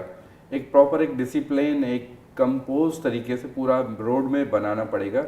ٹھیک ہے, جو کہ آگے والے 5-8-10 سال کے بعد اس کا رزلٹ جو ہے وہ ریفلیکٹ ہونا شروع ہو جائے گا. مجھے امیدیں بڑی اچھی ہیں, جو وائبس آ رہی ہیں وہ بڑی اچھی آ رہی ہیں, لیکن اتنی جلدی دکھ نہیں رہی. ویسے بھی لوگوں کا جو رجحان ہے نا وہ آئی ٹی کی طرف اب میں نے دیکھا ہے کہ بڑھنے لگ گیا ہے. لوگ فری لانسنگ بھی کرنے لگ گئے ہیں پارٹ ٹائم میں. اور دیکھیں کچھ لوگ آئی ٹی میں اور ای کامرس میں جن لوگوں نے ہماری انڈسٹری کو تھوڑا سا کیا کہنا چاہیے ریولیوشن کی طرف لے کے گئے ہیں, میں پراؤڈ فیل کرتا ہوں ان کا نام لینے میں بھی. اس میں سنی علی ہیں, ریحان اللہ والا ہیں, آزاد چائے والا ہیں, ٹھیک ہے, شام سرور صاحب ہیں, یا ثاقب اظہر ہیں انیبلرز والے. ये लोग काफ़ी चेंज लेके गए, इन लोगों ने लोगों को मोटिवेट किया, इन लोगों ने एक अच्छे वॉल्यूम को मेंटली प्रिपेयर किया, इन लोगों ने लोगों में अवेयरनेस तो क्रिएट कर दी है, लेकिन अवेयरनेस होना और उसको एग्जीक्यूट करना, उसका आउटकम निकालना, उसमें थोड़ा सा भी टाइम लगेगा। तो अवेयरनेस तो लोगों में आ गई, ये तो चीज़ हमें पता चल गया कि नहीं, लोग अवेयर तो हो गए कि ये इंडस्ट्री ऐसी है कि जो कि आपको अच्छा रिटर्न दे सकती है। अब उसको एग्जीक्यूट करने में, उसके नंबर्स को गेज करने में या उसका आउटकम लेने में आपको थोड़ा सा टाइम लगेगा। फ्यूचर बहुत अच्छा है, फ्यूचर बहुत ही अच्छा है, क्योंकि ये वाहिद ऐसी इंडस्ट्री है आपकी। देखें, बाकी भी हम एक्सपोर्ट करते हैं, गवर्नमेंट आपने अक्सर सुना होगा कि भाई एक्सपोर्ट करें, सही है। बाकी जितनी भी हम एक्सपोर्ट करते हैं उसका रॉ मटेरियल, उसकी बाकी चीज़ें जो हैं 30-40%, 50% हम इंपोर्ट ही करते हैं, ठीक है। फिर वो सारी चीज़ें मिक्स करके मैन्युफैक्चर करके फिर एक्सपोर्ट करते हैं। आईटी की वाहिद ऐसी इंडस्ट्री है जिसमें अप्रॉक्स हम 90% प्योर सर्विस एक्सपोर्ट करते हैं, हमें कुछ भी नहीं देना पड़ता। 5% ऐसी चीज़ें हैं, हार्डवेयर सिस्टम्स हैं या कुछ सर्विसेज हैं जो कि हम इंपोर्ट करते हैं या बाय आउट करते हैं। बाकी की 95% हम प्योर नेट सर्विसेज जो हैं वो एक्सपोर्ट कर रहे होते हैं, इसमें हमें कुछ लेना देना नहीं पड़ता, कुछ भी नहीं लेना पड़ता। तो ये ऐसी इंडस्ट्री है जो कि हमारी बाकी इंडस्ट्रीज़ को बीट कर सकती है, बाकी इंडस्ट्रीज़ को या कंट्री की इकोनॉमी में अच्छा वैल्यू एड कर सकती है। जैसे हमारे टेक्सटाइल है या बाकी इंडस्ट्रीज़ हैं, उसमें भी देखें कि काफ़ी सारी चीज़ें मैनुअल हैं, काफ़ी सारे प्रॉब्लम्स हैं, उसमें काफ़ी सारी चीज़ें हैं, लेकिन आईटी एक ऐसी इंडस्ट्री है कि जो कि सारे के सारे आपके जो इकोनॉमी के गैप्स हैं उसको फिल आउट कर सकती है बड़े अच्छे तरीके से। सही जी नाज़रीन, गुफ्तगू का सिलसिला जारी रखेंगे, लेकिन यहाँ वक्त हुआ है एक ब्रेक का, हमारे साथ रहिए।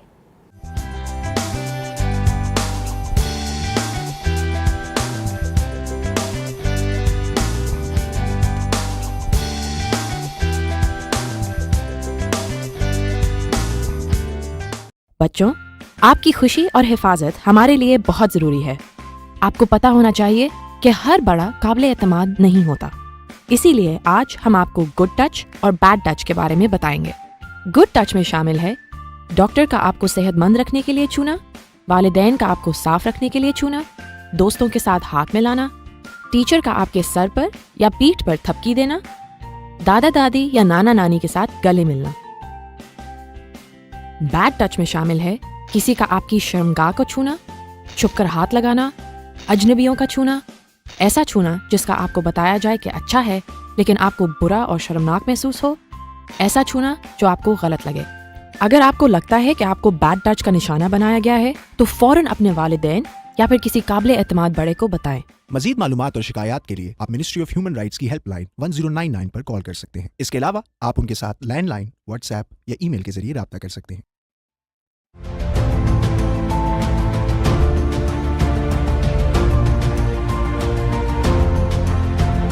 सिंध मदरसतुल इस्लाम यूनिवर्सिटी में जारी 2 रोज़ा ग्लोबल रिसर्च कांग्रेस की इख्तितामी तकरीब मुनक़िद की गई।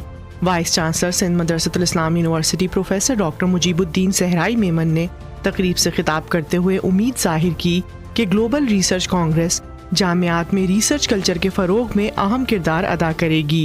I believe this huge and marathon congress has really settled a trend for our university in particular, that from today and onwards, how the research culture will evolve further and how the research culture will strengthen.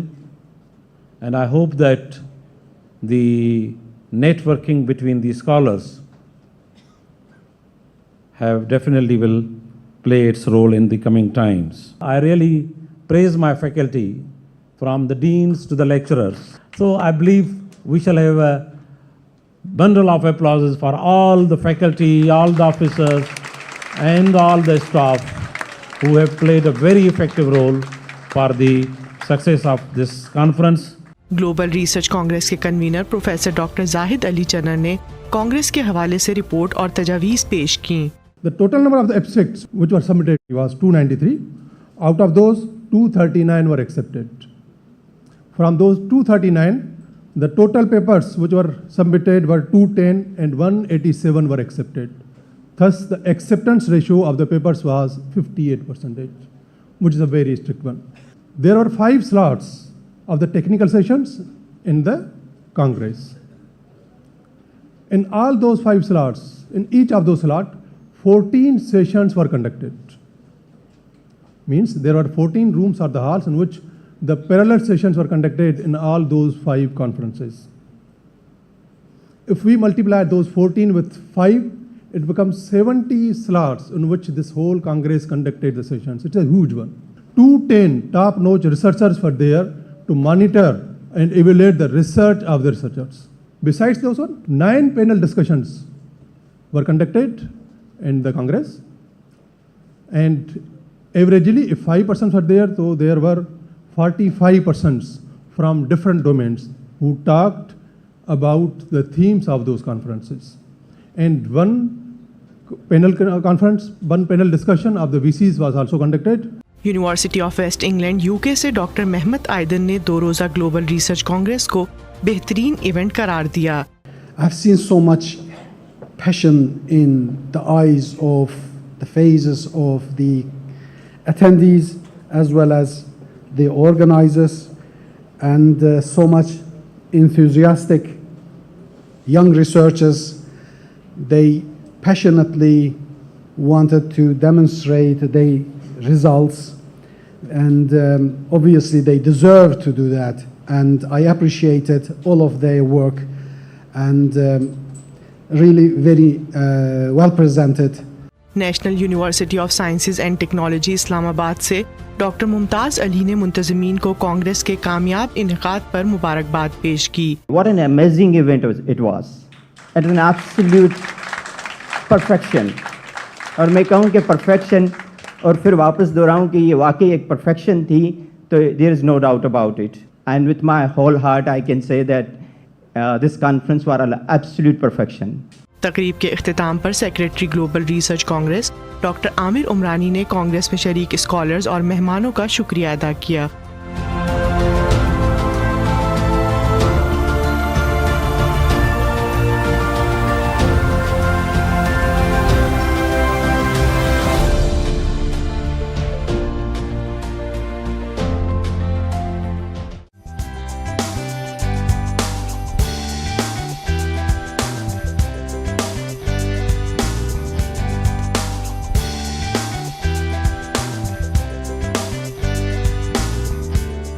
Welcome back नाजरीन, गुफ्तगू का सिलसिला जारी करते हैं. हमारे साथ मौजूद हैं अमजद साहब. तो जी अमजद साहब, आप मुझे ये बताइएगा कि मैं as a media student startup में अगर आना चाहती हूँ तो मैं अपना ये काम कैसे शुरू करूँगी, इस फील्ड में कैसे आऊँगी? देखें, अगर आप हमारे पास आते हैं या किसी भी इंक्यूबेशन जाते हैं, सपोज़ हमारे पास आते हैं, तो पहले तो हम आपका थोड़ा सा प्रोफाइल देखते हैं, कुछ एक्सपीरियंस है या कुछ क्लाइंटेल आपके हाथ में है, ठीक है, या आप क्या क्या काम करते हैं. तो अगर तो कुछ एक्सपीरियंस होगा आपको, तो हम आपके साथ एक नया स्टार्टअप क्रिएट कर लेंगे. सही. क्योंकि हमारे क्या सारे स्टार्टअप्स एक साथ ही बैठते हैं, तो हम काम जो है काम भी एक दूसरे से लेते रहते हैं. वो पेड टास्क ही होते हैं. सेकंड ये कि अगर आप बिल्कुल फ्रेश हैं, बिगनर हैं, तो आपके जैसे किसी सीनियर स्टार्टअप के साथ हम आपको मर्ज कर देंगे कुछ टाइम के लिए, ताकि आपकी लर्निंग्स हो जाएं. उसके बाद फिर हम आपके साथ एक नया स्टार्टअप खोल देंगे और हम स्टार्ट ऐसे ही करेंगे, डिजिटल मार्केटिंग करवाएंगे आपसे, यूट्यूब का चैनल बनवाएंगे, और जो हमारे लिंक्स हैं, रिसोर्सेज हैं, वहीं से ही आपकी जो इनकम है वो जनरेट होना शुरू हो जाएगी. सही. तो आप मुझे ये बताइएगा कि आप अपने तजुर्बा शेयर करें कि आपने इस फील्ड में आने के लिए किन चैलेंजेस का सामना किया, और वो भी आईटी जैसे इतने वसी शोबे में. अच्छा सवाल पूछा है आपने, काफ़ी बेसिक है. देखें, सामना किया नहीं, सामना कर रहा हूँ, चैलेंजेस का सामना कर रहा हूँ अभी भी. क्योंकि देखें, मैं या मोस्ट ऑफ जो फैमिलीज़ होती हैं, हम लोग एक मिडिल क्लास से और कन्वेंशनल बिजनेस से बिलोंग करते हैं. मैं भी एक कन्वेंशनल फैमिली से और कन्वेंशनल बिजनेस फैमिली से बिलोंग करता हूँ, जिसमें आईटी और इस टाइप का वेंचर कैपिटलिस्ट और इन्वेस्ट फर्म का कोई कॉन्सेप्ट दूर दूर तक नहीं है. मैं सबसे बड़ा चैलेंज देखें, सबसे बड़ा हमारे जैसे लोगों को सबसे बड़ा चैलेंज यही है कि आप अपने घर वालों को पहले तो आप सेटिस्फाई कर पाएंगे आप करते क्या हैं एक्चुअली. मतलब कि वो जो फैमिलीज़ मेरी जिन्होंने मुझे अच्छी सीट पे देखा था, وہ یہ سمجھتے ہیں کہ آپ کی جاب کا جو اصل ٹائم ہے جب آپ سینئر پوزیشن پہ چلے جاتے ہیں اسی ٹائم تو فروٹ کھانے کا ٹائم ہوتا ہے. اب اسی ٹائم میں آپ چھوڑ کے واپس چلے جاتے ہیں تو یہ بہت ہی کوئی آپ کیا کہنا چاہیے کہ غلط ڈیسیشن ہے. ابھی میری فیملی مانتی ہے, مطلب کہ میں تو اس چیز پہ پراؤڈ کرتا ہوں, کہ پراؤڈ اس سینس میں کرتا ہوں کہ وہ چیز مجھے موٹیویٹ کرتی ہے کہ مجھے میرا ساتھ کسی نے بھی نہیں دیا, میرے ڈیسیشن کو کسی نے بھی سپورٹ نہیں کیا سوائے میری وائف کے. مجھے بڑا سپورٹ کیا مینٹلی مورلی, مجھے بڑا سپورٹ کیا کہ نہیں یار آپ کے ڈیسیشنس جو ہوتے ہیں سارے اچھے ہوتے ہیں, میں آپ کے ساتھ ہوں, ہم کر لیں. باقی جتنی بھی میری کنونشنل فیملی تھی, فرینڈس فیملی جتنے ریلیٹیوس تھے, سب نے بولا کہ امجد صاحب آپ ویسے بھی بہت ڈیسیشن غلط لیتے ہوں گے لیکن یہ آپ کا سب سے بڑا غلط ڈیسیشن ہے کہ آپ اس پوزیشن پہ سرنڈر کر کے ایک نیا کام شروع کرنے جا رہے ہیں جس کو کوئی پتہ نہیں ہے. تو چیلنجز ایک یہ کہ لوگوں کو سب سے پہلے اپنی فیملی کو کنونس کرنا کہ آپ کرتے کیا ہیں کنونشنل بزنس کے علاوہ, کیونکہ یہ بہت بڑا ایشو ہوتا ہے, بہت بڑا ایشو ہے. اس کے علاوہ میرا ٹیکنیکل بیک گراؤنڈ بھی آئی ٹی سے نہیں ہے, صحیح, تو ٹیکنیکل لوگوں کو چلانا اٹ سیلف یہ خود ایک بہت بڑا چیلنج ہے کہ جب آپ ٹیکنیکل نہیں ہیں تو ٹیکنیکل لوگوں کو مینیج کرنا یہ اٹ سیلف بہت بڑا چیلنج ہے. اس سے بڑا چیلنج کہ لوگوں کو, کیونکہ ہماری انویسٹمنٹ کمپنی ہے, لوگوں کا ٹرسٹ ریسٹور کرنا کہ جو آپ انویسٹمنٹ کا کام کر رہے ہیں وہ اچھا کر رہے ہیں, یہاں پہ آپ انویسٹ کر رہے ہیں, یہ آپ کے اسٹارٹ اپس ہیں, ٹھیک ہے. تو اس چیز پہ لوگوں کو کنوینس کرنا, کیونکہ میں بینکر تھا, چلے مجھے تھوڑا سا یہ ایج تھا کہ میرے پورٹ فولیو میں اچھے خاصے لوگ ایڈ تھے, لیکن پھر بھی کسی بینک کے نام پہ انویسٹمنٹ کرنا, کسی برانڈ کے نام پہ انویسٹمنٹ کرنا وہ تھوڑا سا ریلائبل ہے بجائے کہ کسی نئی کمپنی جو ہم کھول رہے ہیں اس پہ انویسٹ کرنا. بینک کے بورڈ کے نام پہ تو لوگ انویسٹمنٹ کر لیتے ہیں, لیکن امجد صاحب جو کمپنی کھولتے ہیں اس پہ کوئی انویسٹ نہیں کرتا. تو چیلنجز ایسا نہیں ہے کہ کیا فیس کیے, چیلنجز ابھی بھی فیس کر رہے ہیں. اور بزنس میں ایسا ہے کہ کنٹینیوس ایک لانگ رف پیش ہے جو آپ کو گزرنا ہے, اس سے گزرنا ہے. اسٹارٹ اپس میں بزنسز میں ایسا ہوتا ہے کہ 2-4 دن ہی اچھے ہوتے ہیں جس پہ آپ خوشی کرتے ہیں, اس کے علاوہ باقی سارا کا سارا ٹائم آپ اپنے پارٹنرز کو کنونس کرتے ہیں, اپنے کیش فلوز کو مینٹین کرتے ہیں. بزنس میں تو جگہ جگہ آپ کو چیلنجز فیس کرنے پڑتے ہیں, ہر چیز پہ چیلنجز فیس کرتے ہیں, اور اسٹارٹ اپ جیسی انڈسٹری میں تو مطلب ہوتے ہی چیلنجز ہیں. تو اچھا مجھے اب یہ بتائیں کہ کوئی ایسا وقت آیا ہو یا کوئی ایسا واقعہ جب آپ نے سوچا کہ نہیں اب مجھے یہ سب کچھ چھوڑ دینا چاہیے اور میں واپس نوکری کی جانب جاؤں اور اپنی نوکری کنٹینیو کروں. دیکھیں ایک واقعہ ریسنٹلی ہوا تھا, مطلب کہ میری فیملی نے میرے دوستوں کو کال کیا اور فیملی نے کیا ان کو سمجھاؤ اس نے بہت غلط ڈیسیشن لیا ہے, اور میں نے اس چیز کو واپس, میں آپ کو ایک بالکل اسٹریٹ بتا دیتا ہوں کہ میرا ایسا ڈیسیجن تھا کہ میری فیملی آدھی سے زیادہ فیملی ابھی بھی صحیح طریقے سے مجھ سے بات نہیں کرتی. صحیح. اور اس سے بڑا اور چیلنج کیا ہو سکتا ہے کہ آپ کی فیملی آپ کے اوپر سے ہاتھ اٹھا دے کہ نہیں یار. اور پھر ایسا آہستہ آہستہ ہوا, فیملی نے بولا کہ اچھا چلیں ٹھیک ہے آپ کا کام تو پارٹ ٹائم چل رہا ہے نا, مطلب آپ کا کام چل رہا ہے تو آپ جاب بھی کر لیں ساتھ میں اس کو چلائیں.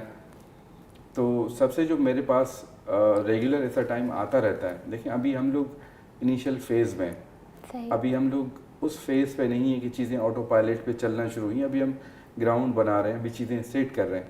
تو میرے پاس ایسے ریگولر ٹائم پہ ایسی چیزیں آتی رہتی ہیں جو کہ مجھے میرے ویژن کو تھریٹ کرتی رہتی ہیں کہ نہیں چھوڑ دو, بس چھوڑ دو. ہر چیز کو سیٹ کرنے میں ٹائم لگتا ہے, لیکن ایک ہی چیز ہے جو کہ میرے ساتھ رہتی ہے جس پہ میں اللہ کا بڑا شکر گزار ہوں. جو چیز میرے ساتھ رہتی ہے وہ میرا میری ول ہے, اسٹرانگ ول ہے میری, جو کہ مجھے یہاں تک کھڑا کرتی ہے اور مجھے آگے لے کے چلتی ہے. ادروائز میں ابھی بھی بتاؤں کہ میرے ساتھ اس مشن میں کسی نے بھی, میں نہیں سمجھتا کہ کسی نے بھی بولا ہو کہ یار آپ نے بڑا اچھا کام کیا, کیونکہ یہ کانسیپٹ یہاں پہ تھا ہی نہیں, ایسا کانسیپٹ یہاں پہ تھا ہی نہیں. وینچر کیپٹلسٹ کا ماڈل ہے, دنیا میں کام کرتا ہے, وہ آپ کو پیسے دیتے ہیں اور سائڈ پہ ہو جاتے ہیں. ہم وینچر کیپٹلسٹ کے ساتھ ایز اے پارٹنر کام کرتے ہیں, ہم آپ کے اسٹارٹ اپ کے ساتھ پارٹنر بھی ہیں. اس کے جو بھی بگس ہیں, اس کے جو بھی ایشوز ہیں, چیلنجز ہیں, اس کو بھی ہم فیس کر رہے ہوتے ہیں, اس کو بھی ہم سارٹ آؤٹ کر رہے ہوتے ہیں. تو جو آپ کے پرابلمس ہیں, جو آپ کے چیلنجز ہیں, وہ ہمارے ہی ہیں. بیسیکلی ہوتا کیا ہے کہ میں جس پوزیشن پہ کام کرتا ہوں میرے پاس آتے ہی پرابلم ہے, چیلنجز آتے ہیں کہ اس اسٹارٹ اپ کا یہ مسئلہ ہو گیا, اس اسٹارٹ اپ کا یہ مسئلہ ہو گیا. تو ریگولر آپ چیلنجز کو فیس کرتے کرتے آپ کا مائنڈ سیٹ ایسا ہو جاتا ہے کہ جیسے پرابلم آتی ہے, چیلنج آتا ہے, بیک اینڈ پہ اس کا سولوشن جو ہے چلنا شروع ہو جاتا ہے کہ اچھا اس کا کیا سولوشن ہوگا. تو چیلنجز سب سے بڑا کہ آپ سوسائٹی میں ایک ایسا کام کرنے جا رہے ہیں جو کہ پہلے بہت ہی کم لوگوں نے کیا ہو یا کسی نے نہیں کیا ہو, اور لوگوں کو اس پہ کنونس کرنا کہ یہ بہت اچھا کام ہے آگے. کیونکہ دیکھیں چھوٹا کام ہوتا ہے, شارٹ ٹرم کام ہوتا ہے, تو اس کا ریٹرن بھی شارٹ ٹرم کے بعد آ جاتا ہے. اگر ایک ویژن ہے میرا 20 سال کا 30 سال کا, یہ 30 سال کا پروجیکٹ ہے, تو وہ لوگوں کو کنونس کرنا یا لوگوں کو بتانا وہ تھوڑا سا مشکل ہو جاتا ہے کہ ایسے کیسے ہو سکتا ہے, کیسے ہو سکتا ہے. تو اچھا امجد صاحب یہ بتائیے گا کہ آپ کیا پیغام دینا چاہیں گے اسٹوڈنٹس کو, نوجوانوں کو جو ابھی فریش گریجویٹ ہیں یا انڈر گریجویٹ ہیں اور اپنا کاروبار شروع کرنا چاہتے ہیں, کیا پیغام دیں گے انہیں؟ دیکھیں ایز اے میسیج پہ میں یہ ایک چیز کہنا چاہتا ہوں کہ دیکھیں میں بھی اسٹوڈنٹ ہوں, صحیح, لیکن جب ہم کمپلین کرتے ہیں کہ جابس نہیں ہیں مارکیٹ میں, جابس نہیں ہیں, جابس نہیں ہیں, جابس نہیں ہیں, تو دیکھیں جابس کریٹ کرنے سے ہوتی ہیں. ایسے آپ کسی بھی گورنمنٹ کو, کسی بھی ادارے کو, کسی کو آپ بلیم نہیں کر سکتے. ٹھیک ہے, مجھے اس چیز کی خوشی ہوتی ہے کہ کل میں ایک جگہ پہ ملازم تھا, آج ہمارے ہاتھ سے یا ہمارے وسیلے سے 60 70 80 لوگ امپلائی ہیں, تو ہم نے جابس کو کریٹ کیے ہیں اور آگے یہ بڑھیں گی. ٹھیک ہے, تو میں یہ میسیج یہی ہے کہ دیکھیں جب آپ کلیم کرتے ہیں, جب آپ کلیم کرتے ہیں کہ جابس نہیں ہیں, تو اس سے بہتر یہ ہے کہ آپ جابس کریٹ کریں. آپ کسی کے اوپر ڈپینڈنٹ نہ رہیں کہ گورنمنٹ نے بولا تھا کہ ہم جابس دیں گے, یہ اس نے بھی بولا تھا ہم جابس دیں گے, اس نے دی نہیں. تو یہ میسیج سینئرس کے لیے بھی, جونیئرس کے لیے بھی ہے کہ آپ جابس کریٹ کریں. جونیئر کے لیے سے جو فری لانسر ہے وہ سمجھتا ہے کہ میں اب $600-800 ارن کر لیتا ہوں اور مجھے 2 بندوں کو اور ایڈ کرنا چاہیے, تو اس کو 2 فریش بندے یونیورسٹی سے ہائر کرنے چاہیے, ان کو کام بھی سکھانا چاہیے. اس کے ساتھ کیا ہوگا کہ وہ ایک ساتھ 2 اور ہو جائیں گے, 3 کی ٹیم ہو جائے گی. جب ان کا 3 کا کام بہتر ہونا شروع ہو جائے گا تو ان کو پھر 2 بندوں کی اور ضرورت پڑے گی. صحیح, ٹھیک ہے, ایسے ہی ہمارے اسٹارٹ اپس جو ہیں, ہماری کمپنیز جو ہیں جتنے بھی, ان کو ہم بھی یہ بولتے ہیں آپ جابس کریٹ کریں. دیکھیں ایک چیز ہمیں سمجھنی چاہیے کہ قدرت کا ایک فطرت کا قانون ہے, جو بھی لوگ ارننگ اور ویلتھ کے پیچھے ٹائم لگاتے ہیں, صحیح لگاتے ہیں, بالکل ایسا ہی لگنا چاہیے. جہاں پہ جتنا ویلیو ایڈیشن کرتے ہیں اس کے اگینسٹ میں آپ کو اس کا ریٹرن ملتا ہے, فائنینشیل ریٹرن ملتا ہے. جو بندہ 8 گھنٹے کی جاب کرتا ہے, اس 8 گھنٹے کی جاب کے اگینسٹ آپ کو ایک سرٹن ایک فائنینشیل بینیفٹ ملتا ہے. صحیح. اب ہمیں یہ دیکھنا چاہیے ایز اے انٹرپرینور, پہلے سوال کی طرف ہی, کہ جو جتنا بڑا انٹرپرینور ہوگا, جو جتنا بڑا پرابلم سالور ہوگا, جو جتنا بڑا سوسائٹی میں مارکیٹ میں ویلیو ایڈ کرے گا, اس کے اگینسٹ میں وہ اتنی ویلتھ کو اٹریکٹ کر لے گا. صحیح. تو اگر کسی نے ویلتھ بھی کریٹ کرنی ہے, اگر کسی نے فائنینشیل فریڈم بھی لینا ہے, تو اس کے لیے بہتر یہ ہے کہ آپ ویلیو ایڈ کرو, مارکیٹ میں ویلیو ایڈ کرو, سوسائٹی میں ویلیو ایڈ کرو, اس کے اگینسٹ آپ کو کچھ نہ کچھ ملنا ہی ملنا ہے. صحیح. تو فائنل میسیج یہی ہے کہ اگر آپ جابس سرچ کرتے ہیں تو کوشش یہ کریں کہ جاب سرچ کے ساتھ جابس کریٹ بھی کریں. اس میں آپ کی بھی بہتری ہے, سوسائٹی کی بھی بہتری ہے, اکانومی بھی بہتری ہوتی ہے, اور سب کے لیے بہتری ہے. بہت شکریہ سر, آپ تشریف لے آئے. جی ناظرین, آج کے ہمارے اس پروگرام سے آپ کو بہت کچھ سیکھنے کو ملا ہوگا انٹرپرینیورشپ کے حوالے سے. اسی کے ساتھ اپنی میزبان اقرا اوان کو دیجیے اجازت. اللہ حافظ.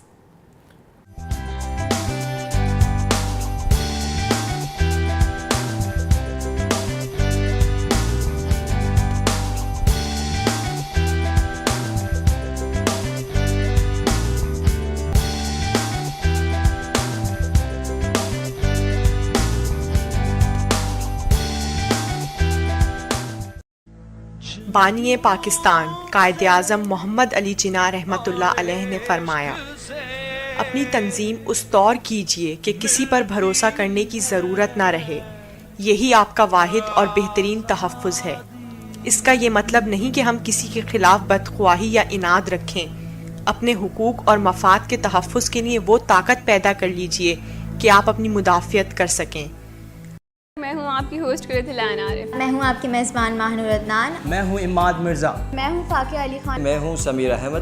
SMIU TV لا رہا ہے آپ کے لیے میڈیا ٹریننگ پروگرام، جس میں آپ سیکھ سکیں گے program hosting, news anchoring, T V اور ریڈیو پروڈکشن. یہ موقع ہے اپنی صلاحیتوں کو منوانے کا. ابھی رجسٹر کریں www.smiu.tv per.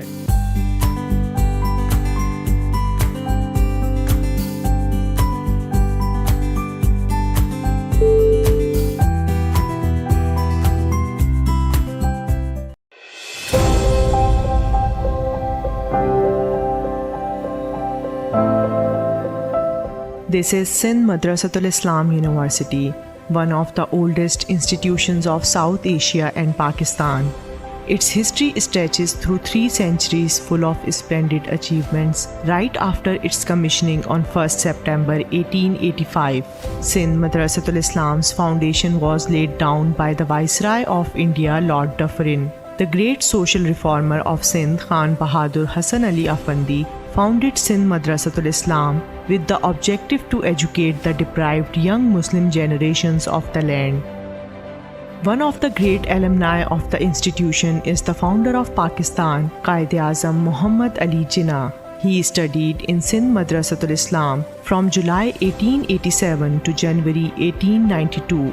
In later days, Quaid-e-Azam Muhammad Ali Jinnah, being alumnus, elevated his alma mater to a college on 21st June 1943. Quaid-e-Azam's attachment with his alma mater can be gauged from his last will, in which he bequeathed his 1/3 of the property to Sindh Madressatul Islam, Karachi.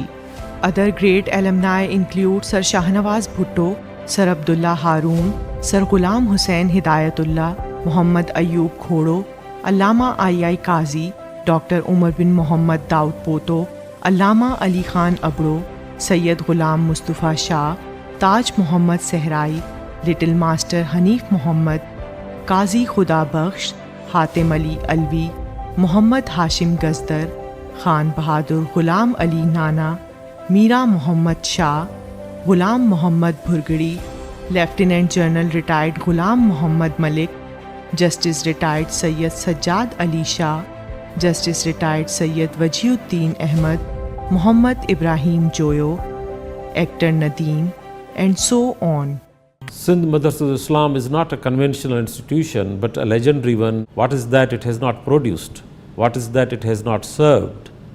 In fact, this institution has a strong and a sustainable roots with the development of this country, because this is the institution which produced none other than the founder of nation, Quaid-e-Azam Muhammad Ali Jinnah, and hundreds of heroes in almost all living fields. This is why a renowned educationist, Sayyid Ghulam Mustafa Shah, very rightly said that SMI is a child of Sindh and mother of Pakistan. In 2012, Sindh Madressatul Islam was elevated to the level of university through the requisite bill passed by the Sindh Assembly. Smiu is located in the commercial hub of Karachi city. It stretches around 8 acres of land and comprises some of the most beautiful colonial and modern architectural buildings. It has 1890s main building and 2 mosques and 1898's Khan Bahadur Hassan Ali Afandi Library, 1901's Talpur House, 2021 7-story information technology block and Smiu model school buildings.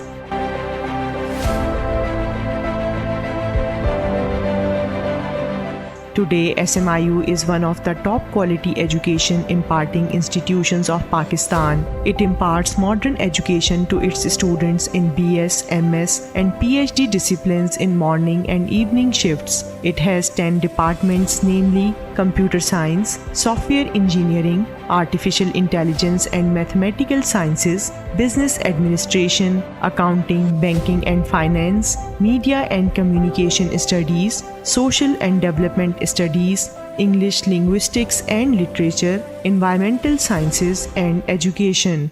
The SMI University is the paramount example of quality education and best practical opportunities that it strives to provide students. Some evidences of this fact includes fully air-conditioned classrooms equipped with multimedia projectors and digital smartboards.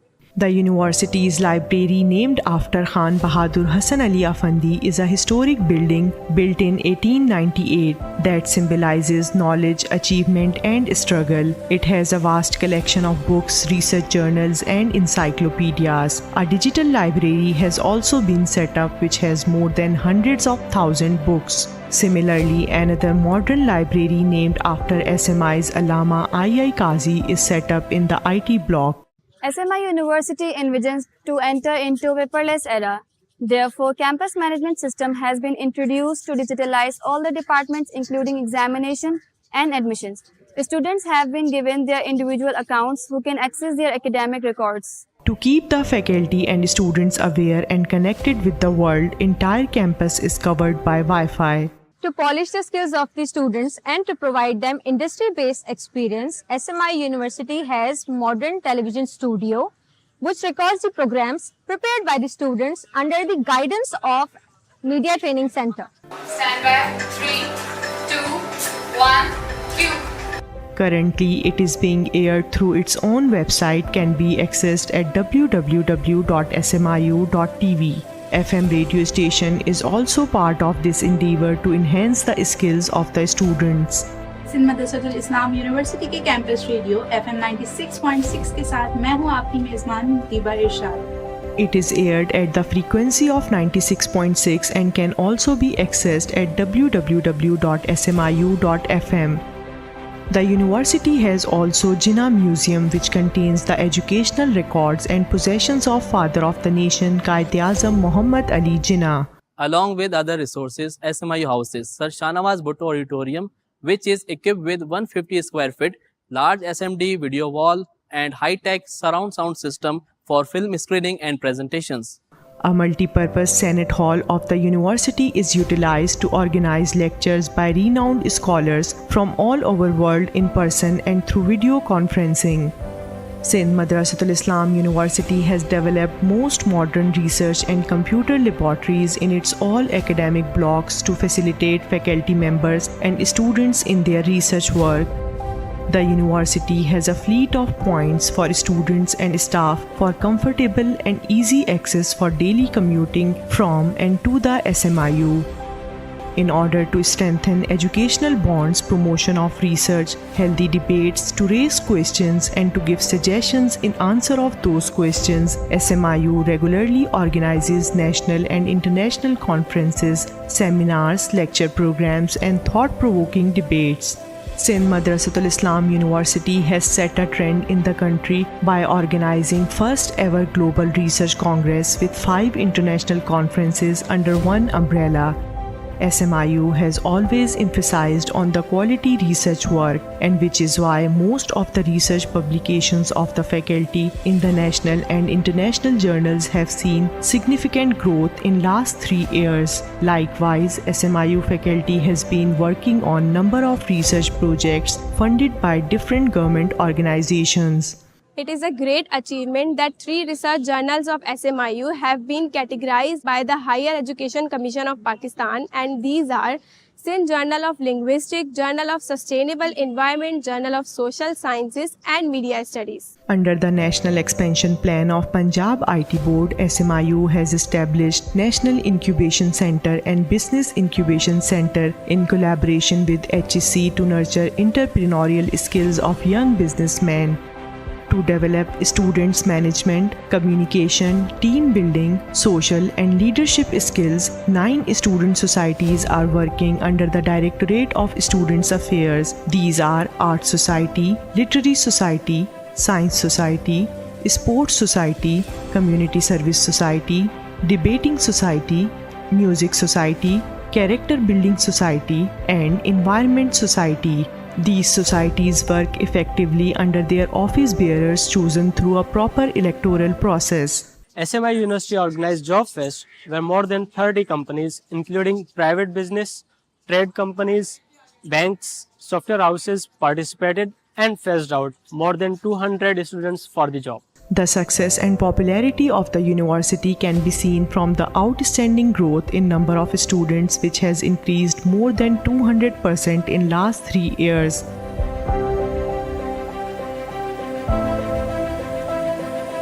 SMI University is in process of establishing its world-class campus over 100 acres of land in Education City in Maleed near DHA City. In this wake, foundation stone laying ceremony was held on 25th December 2017. Its construction work is in progress. With a strong dedication of our faculty, officers and staff, we are truly following our classic motto, enter to learn, go forth to serve. And I say, receive the student as a customer and send off as a quality product.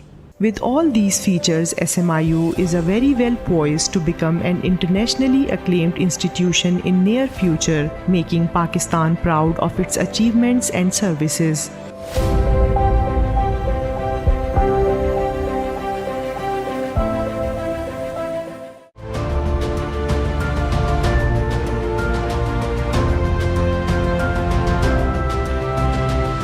Sindh مدرسۃ الاسلام university میں 2 روزہ global research Congress کے تحت ہونے والی first international conference on media and social development میں محکمہ برائے انسانی حقوق سندھ کے اشتراک سے پینل ڈسکشن کا انعقاد کیا گیا۔ Role of human rights in social inclusion and women empowerment کے عنوان سے منعقدہ پینل ڈسکشن کی میزبانی کے فرائض جمیل حسین جنیجو نے سر انجام دیے۔ سندھ ہیومن رائٹس کمیشن کے ممبر ایوب کھوسو نے پینل سے گفتگو کرتے ہوئے کہا کہ سوشل میڈیا کے استعمال سے ہم انفرادی طور پر معاشرے میں تبدیلی لا سکتے ہیں۔ ایک جو بہت اسٹرانگ میڈیم ہے جو ہمارے اور آپ کے ہاتھ میں ہے، دیٹس اے موبائل فون، جو کہ آپ ایک اویئرنیس کے اوپر ہے۔ آپ جتنے بھی یہاں پہ بیٹھے ہوئے ہیں، میں ہوں وہاں پہ، ہم سارے سوشل ایکٹیوسٹ تو بن سکتے ہیں۔ ہم کہیں پہ بھی موبائل پہ، جیسے آج کل آپ دیکھ لیں کہ اگر کوئی موبائل سنیچنگ ہو رہی ہے یا کسی ATM مشین کے باہر اگر کوئی پیسے ویسے چھینے جا رہے ہیں یا کسی کو مارا جا رہا ہے، تو لوگوں نے موبائل پہ وہ ساری چیزیں بنا کے لوگوں کو سوشل میڈیا پہ، اب یہ امپلیمنٹ کون کرے گا؟ سوچے گا وہی جو امپلیمنٹ کر سکتا ہے، دیٹس گورنمنٹ۔ ماہر انسانی حقوق اقبال احمد ڈیتھو نے موضوع پر گفتگو کرتے ہوئے کہا کہ آج کے دور میں انسانی حقوق کا ادراک کمزور طبقے کو اپنی بات سامنے لانے کا موقع دیتا ہے۔ So in today's world, I think it is the human rights which gives you the language even to criticize the laws. اگر laws بھی unjust ہیں تو وہ human rights آپ کو language دے رہی ہے۔ So there is a relevance of human rights to bring the poor on the table for the negotiating with the powers who are unwilling to talk. Sindh حکومت کی کمیٹی برائے انسانی حقوق کی رکن مس ماروی اوان نے خواتین کی خود مختاری کے حوالے سے بات کرتے ہوئے کہا کہ ہمیں صنفی امتیاز کو ختم کرنا ہوگا۔ جینڈر ڈسکرمنیشن کے حوالے سے خواتین کو، بچیوں کو تعلیم یا تو کم دی جاتی ہے یا ڈراپ آؤٹ بہت زیادہ ہو جاتا ہے یا کوالٹی آف ایجوکیشن اتنی اچھی نہیں دی جاتی، اور یہاں پر جو ڈیسیجنز لیے جاتے ہیں خواتین کے لیے وہ ان کے جینڈر کو دیکھ کے لیے جاتے ہیں کہ بیٹی پڑھ کر کیا کرے گی، اس کو تو دوسرے گھر میں جانا ہے۔ تو اس طرح کی جو چیزیں ہیں ان کو ہم چیلنج تب ہی کر پائیں گے جب ہم اپنے حقوق کے بارے میں جانیں گے، جب ہم یہ فرق ختم کر دیں گے کہ عورت کچھ الگ ہے اور اس کے لیے کچھ الگ چیزیں ہونی چاہیے۔ وہ انسان ہے، اس کے لیے بھی وہی سب کچھ، وہی ہمارے فنڈامنٹل رائٹس جو ہمیں کانسٹیٹیوشن آف پاکستان دے رہا ہے، ہمارے یونیورسل رائٹس جو ہمیں UDHR دے رہا ہے، جو ایک انسان کے لیے ہیں وہ ایک عورت کے لیے ہیں۔ ٹرانسجینڈر رائٹس ایکٹیوسٹ کامی سدھ نے ٹرانسجینڈر کمیونٹی کی نمائندگی کرتے ہوئے کہا کہ ہمیں ایسا معاشرہ تشکیل دینا ہے جس میں مرد، عورت اور ٹرانسجینڈرز کو برابری کے حقوق مل سکیں۔ خواجہ سرا لوگ خراب کیسے ہو سکتے ہیں؟ کیونکہ ان کو سوسائٹی نے خراب کیا، کیونکہ ان کو سوسائٹی نے ڈیفرنٹ سمجھا، کیونکہ ایک سوسائٹی ہی ایک انسان کو، ایک بچے کو، ایک لڑکے کو، ایک لڑکی کو، ایک ٹرانسجینڈر کو ایک بہتر یا ایک برا انسان بناتے ہیں۔ ہر انسان ڈگنیٹی اور رسپیکٹ سے جینا چاہتا ہے، اور ایک خواجہ سرا بھی، وہ ایک خواجہ سرا جس کو گھر سے نکالا گیا صرف سوسائٹی کی وجہ سے کیونکہ وہ مختلف ہے، تو وہ بھی کیا چاہتا ہے؟ وہ بھی صرف ڈگنیٹی اور رسپیکٹ سے زندگی جینا چاہتا ہے اور کچھ نہیں چاہتا۔ پینل میں شریک advocate high court Altaf Khoso نے انسانی حقوق کی پامالی کا شکار افراد کے حوالے سے گفتگو کرتے ہوئے کہا کہ ہیومن رائٹس کمیشن ایسے افراد کی قانونی مدد میں اہم کردار ادا کر رہا ہے کہ جو سوشل میڈیا پہ بھی کیسز آئے تو یہ کریڈٹ جاتا ہے ہیومن رائٹس ڈپارٹمنٹ کو، جو ان کی ہم نے سرکار اور کولیبریشن کے ساتھ مل کر کے ہم نے اس طرح سے کیسز ہم نے کیے ہیں۔ تو ہماری کوشش وہاں تک ہوتی ہے اور ریچ آؤٹ کرتے ہیں کہ جو ہیومن رائٹس وکٹم یا وائلیشنس کیسز ہوتے ہیں تو ہم ان کو free of cost legal aid provide کرتے ہیں۔ پینل ڈسکشن کے اختتام پر dean faculty of social sciences professor doctor Zahid Ali Channar نے chairperson department of social development doctor سبھاش کے ہمراہ شرکا کو شیلڈز پیش کیں۔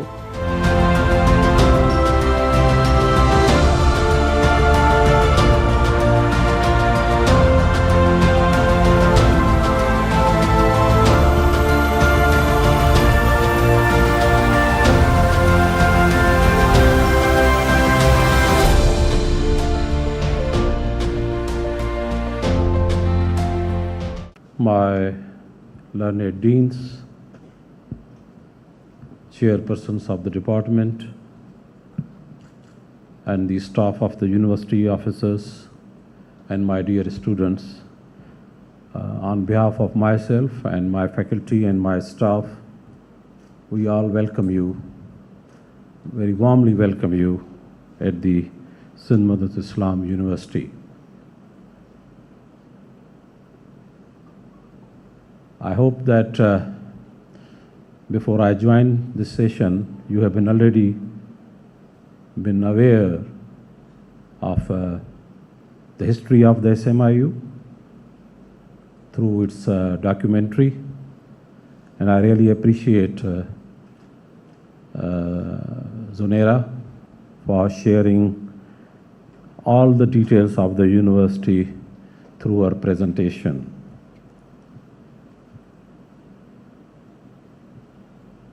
You see, there are many things as an elder and as a senior professor of this province, besides the Vice Chancellorship, would like to share with you. Just around a week ago, we celebrated our Foundation Day. We always celebrate our Foundation Day, which is the 1st September of every year, because you know that this institute, which has the roots into the very historical institute that is Sindh Madressatul Islam, and you and I shall and always be proud that still we maintain that legacy. We still have a school in the corner of the university. You will find just opposite to the new building. In fact, both are the new buildings, which are the new addition to this whole historical institute. And the two buildings are called, one is our IT tower and the other is the school, Sindh Madressatul Islam School. So that is the school, that is the legacy. This is where I hope you have been told the founder of the nation, Quaid-e-Azam, studied.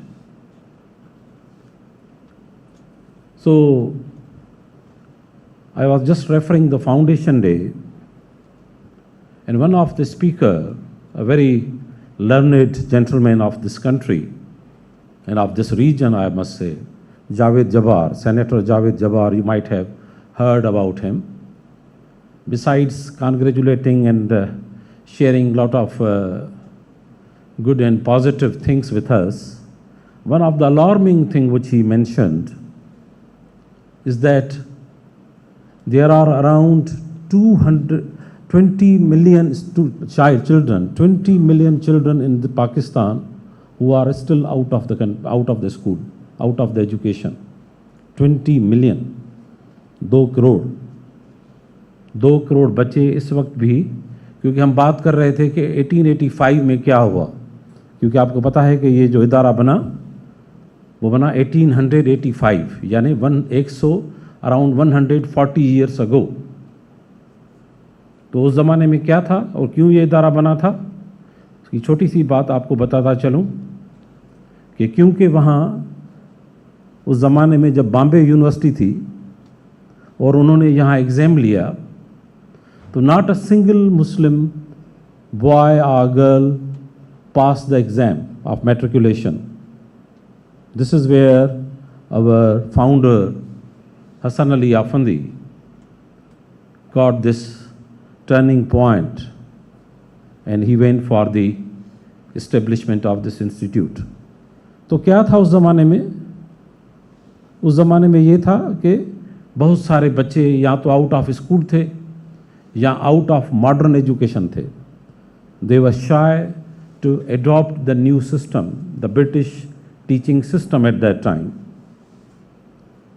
तो हम बात तो उस ज़माने की कर रहे थे उस दिन, मगर जब उन्होंने मुझे चौंका दिया और हम सबको चौंका दिया, क्योंकि some time you are so much busy, though I have been always myself connected with the data of this country, being myself a little bit good researcher, but I was also surprised and alarmed to see that 20 million children are out of the school in this country, even in this 21st century, जहाँ पर हम कहते हैं कि literacy ये होनी चाहिए, education ये होनी चाहिए, जहाँ पर हम बहुत सारी बातें कहते हैं, जहाँ पे हम सोशल मीडिया की बातें करते हैं, हम 24 घंटे दुनिया से कनेक्टेड हैं, वहाँ पर आपके मुल्क में 2 करोड़ बच्चे स्कूल ही न जा रहे हों अपने लाइफ की शुरुआत में, तो ये चौंका देने वाली बात है, मैं समझता हूँ, आप एग्री करेंगे। So what is my point? My point is that then if you come to the primary education, then to the secondary, then to the higher secondary and then to the tertiary, तो आपको पता है उसका drop out बढ़ता जाता है।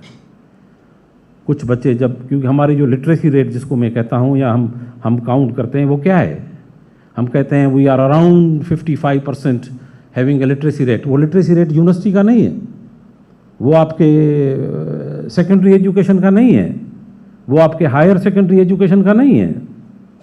That is only reflecting the enrolment of primary education which is around 50%.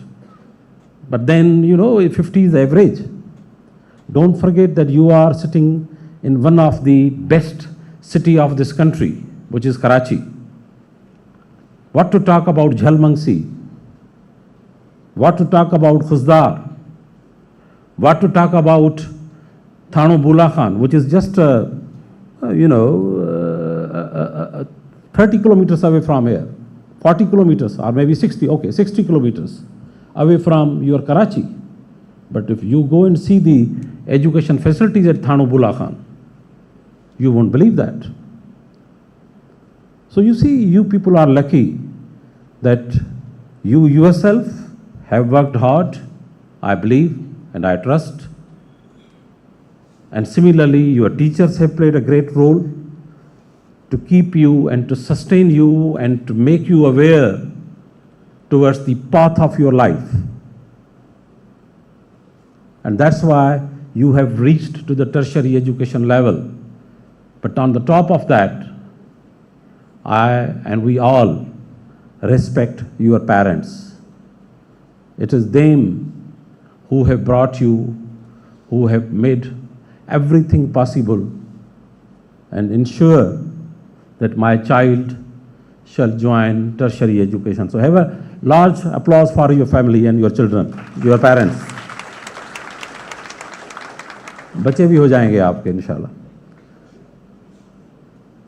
So that's what I wanted to make a point, that don't you feel yourself कि मैं कहाँ पर पहुँचा हूँ या मैं कहाँ पर पहुँची हूँ. आप बहुत अच्छी जगह पर पहुँचे हो. Just compare yourself towards the down earth of the people of this province, the people of this country, and then even touch and go around the global level. See what is happening in number of countries in all the regions. Even in Europe, see what is happening in the present war. How the children are suffered, how their education is suffered. That's we are talking about Europe. Go and see the Africa. How much percentage of the children are able to really get the food and education. Even look into around the Asia. So again, आपको अल्लाह ताला की ज़ात और अपनी family और अपने वालिदैन का और आपका अपना, believe in yourself. You are the person who has made, सबसे ज़्यादा आप खुद अहम हैं. आपने अपने आप को मनवाया है, आपने अपने आप को साबित किया है कि you are the worthy to be a student of Sindh Madressatul Islam University. It's your talent, it's your confidence, it's your work which has brought you here. Now, to the university education, आपका जो vice chancellor अभी आपसे मुखातिब है, मैं doctor Mujib सहराई की बात कर रहा हूँ. तो डॉक्टर मुजीब सहराई सिर्फ यहाँ न फैकल्टी रहा है, न यहाँ सिर्फ वाइस चांसलर है, बल्कि उसका, मैं अपनी बात कर रहा हूँ, आप परेशान ना हो. मेरा बैकग्राउंड ये है कि अल्हम्दुलिल्लाह maybe very few professors in the country and in the province who have moved around. Unfortunately हमारे यहाँ यूनिवर्सिटीज़ में प्रोफेसर पढ़ता भी वहीं पर है, पढ़ाता भी वहीं पर है, और अगर बहुत ही लकी होता है तो वो वाइस चांसलर हो जाता है. मेरे लिए अल्हम्दुलिल्लाह मैं कराची में भी पढ़ा हूँ, मैं दादू में भी पढ़ा हूँ, मैं जामशोरों में भी पढ़ा हूँ, मैं इंग्लैंड में भी पढ़ा हूँ, और फिर मैंने जॉब भी जो है वो खैरपुर में भी की है, जामशोरों में भी की है, सकरन में भी की है, नवाबशाह में भी की है, टंडो जाम में भी की है, और अब मैं कराची में हूँ. तो why I am telling that? Because of I just wanted to reflect my experience with you. कि जो आपकी वैरायटी होती है, तो my point is that I have been moving across the province, across the country and across the world. और ये इसलिए नहीं मैं आपसे कह रहा हूँ कि इस वक्त मैं यहाँ का वाइस चांसलर हूँ, मगर as a true citizen of this country, a true citizen of this province and a very mature person of this country, मैं बड़े सदके दिल से आपको कह रहा हूँ और बता रहा हूँ कि मैंने पूरा पाकिस्तान घूमा है. मैंने ये बातें आपको इसलिए बताई just to build your confidence from the day one कि मैं सही बता रहा हूँ आपको. और मैं तकरीबन कोई 6 साल chartered of inspection of evolution committee का बड़ा एक्टिव मेंबर रहा हूँ, जो सारी पाकिस्तान सिंध की प्राइवेट यूनिवर्सिटीज़ को मॉनिटर करती थी और अभी भी करती है. तो मैं कराची की ख़ास तौर पर, क्योंकि प्राइवेट यूनिवर्सिटीज़ यहाँ पर बहुत हैं, तो I have been through all the private universities as well. 4 visits I had. तो मैं सबको समझ कर और क्या कहते हैं वो खुदा को हाजिर नाजिर कहकर ये आपको बता रहा हूँ कि this is the best university you have reached. Art you happy with that?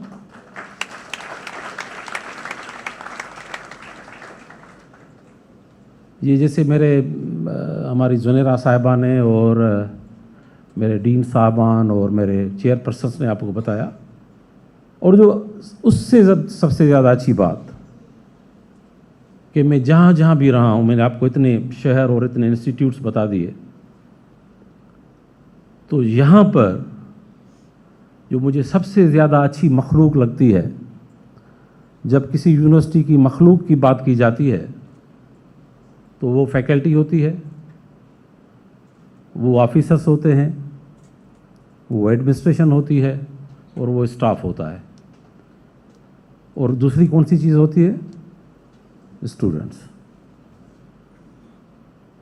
And मैं अगेन सदके दिल से हाजिर नाजिर खुदा को मान कर कह रहा हूँ कि सबसे ज़्यादा मेरी प्यारी मखलूक और मेरी बहुत अच्छी मखलूक इस यूनिवर्सिटी में, सब अच्छे हैं, सब बेहतरीन हैं, मगर the students are my best मखलूक इन दिस इंस्टीट्यूट.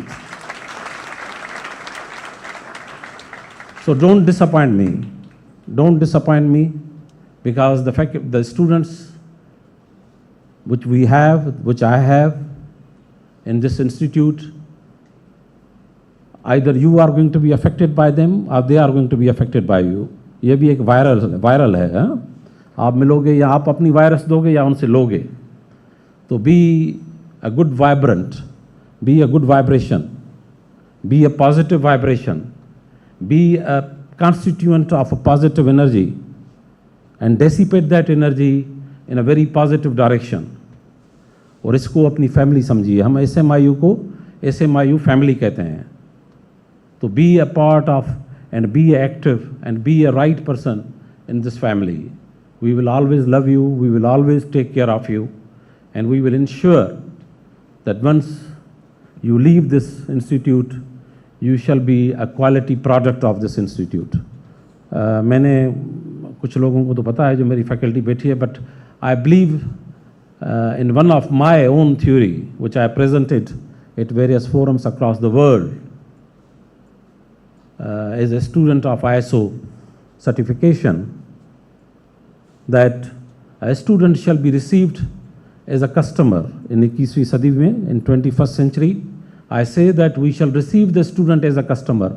आपके पास बहुत सारी varieties of the options थी. You could have gone to the Habib University, You could have gone to the Karachi University. If I just talk about Karachi, you could have gone in, around 30 to 35 universities across the Karachi in private and public sector.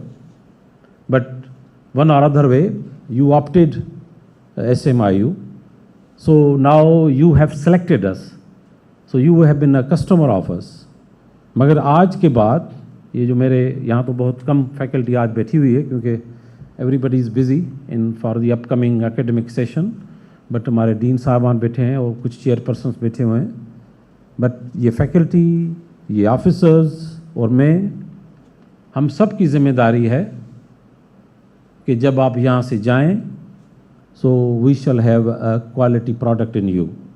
Whenever you go out from here, whenever you join any organization, any institute, you will be reflecting the output of Sindh Madressatul Islam. So we will love to see and we will be proud to see in you all the good deeds of this institute, which shall be reflected in your personality. And I hope that when you will join any organization, we will be receiving many, many reflective letters, many, many good data, which will be reflecting our output in your personality, through your personality. आखिरी बात या दो बातें आखिरी. Again, you see, unfortunately, ये मुझे पता नहीं है, ये इस पे भी एक रिसर्च होनी चाहिए. जब मुझे I don't want to, discourage you or disappoint you, but one or other way, when I look back to my childhood, when I look back to my primary, secondary, higher secondary education, मैं यहाँ DJ college से पढ़ा हूँ higher secondary में. Primary मैंने दादू से पढ़ी, दादू main high school दादू. Secondary education मेरे अपने वालिद ताज सराई साहब खुद एक एजुकेशनिस्ट थे. उनका अपना स्कूल था तालबुल मुला high school Dadu, which is now one of the main school in the whole district. तो मैंने मैट्रिकुलेशन वहाँ से की. फिर मैंने इंटरमीडिएट कराची से डीजे कॉलेज से की और मैंने अपनी bachelors in mechanical engineering from Mehran university की. And then I did my PhD from Sussex University, UK. What I'm saying is, throughout my whole academic journey, throughout, from primary to the PhD, I found different environment. I found some discipline environment. And we were not really that lucky the people you are. You see, जब मैं England में PhD करने गया,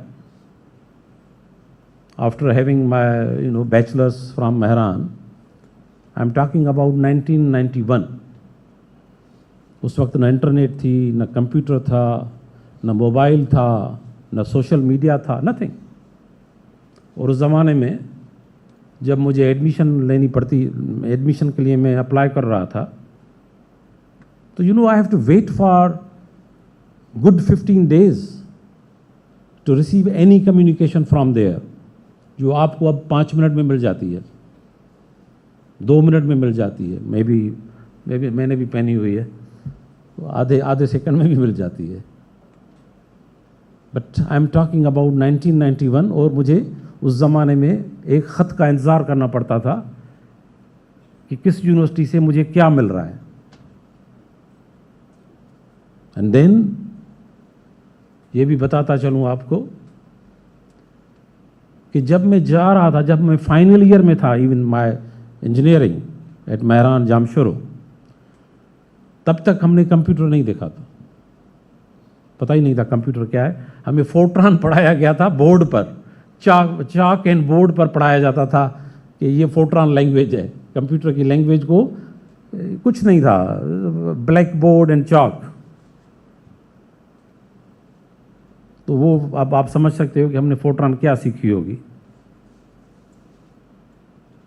सो you see, going from here and one or other way, join UK for the PhD, and straight away you have been given a huge workstation, क्योंकि उस ज़माने में वहाँ पर काफ़ी कंप्यूटर्स डेवलप हो चुके थे, काफ़ी प्रोसेसर और हर चीज़ was developed,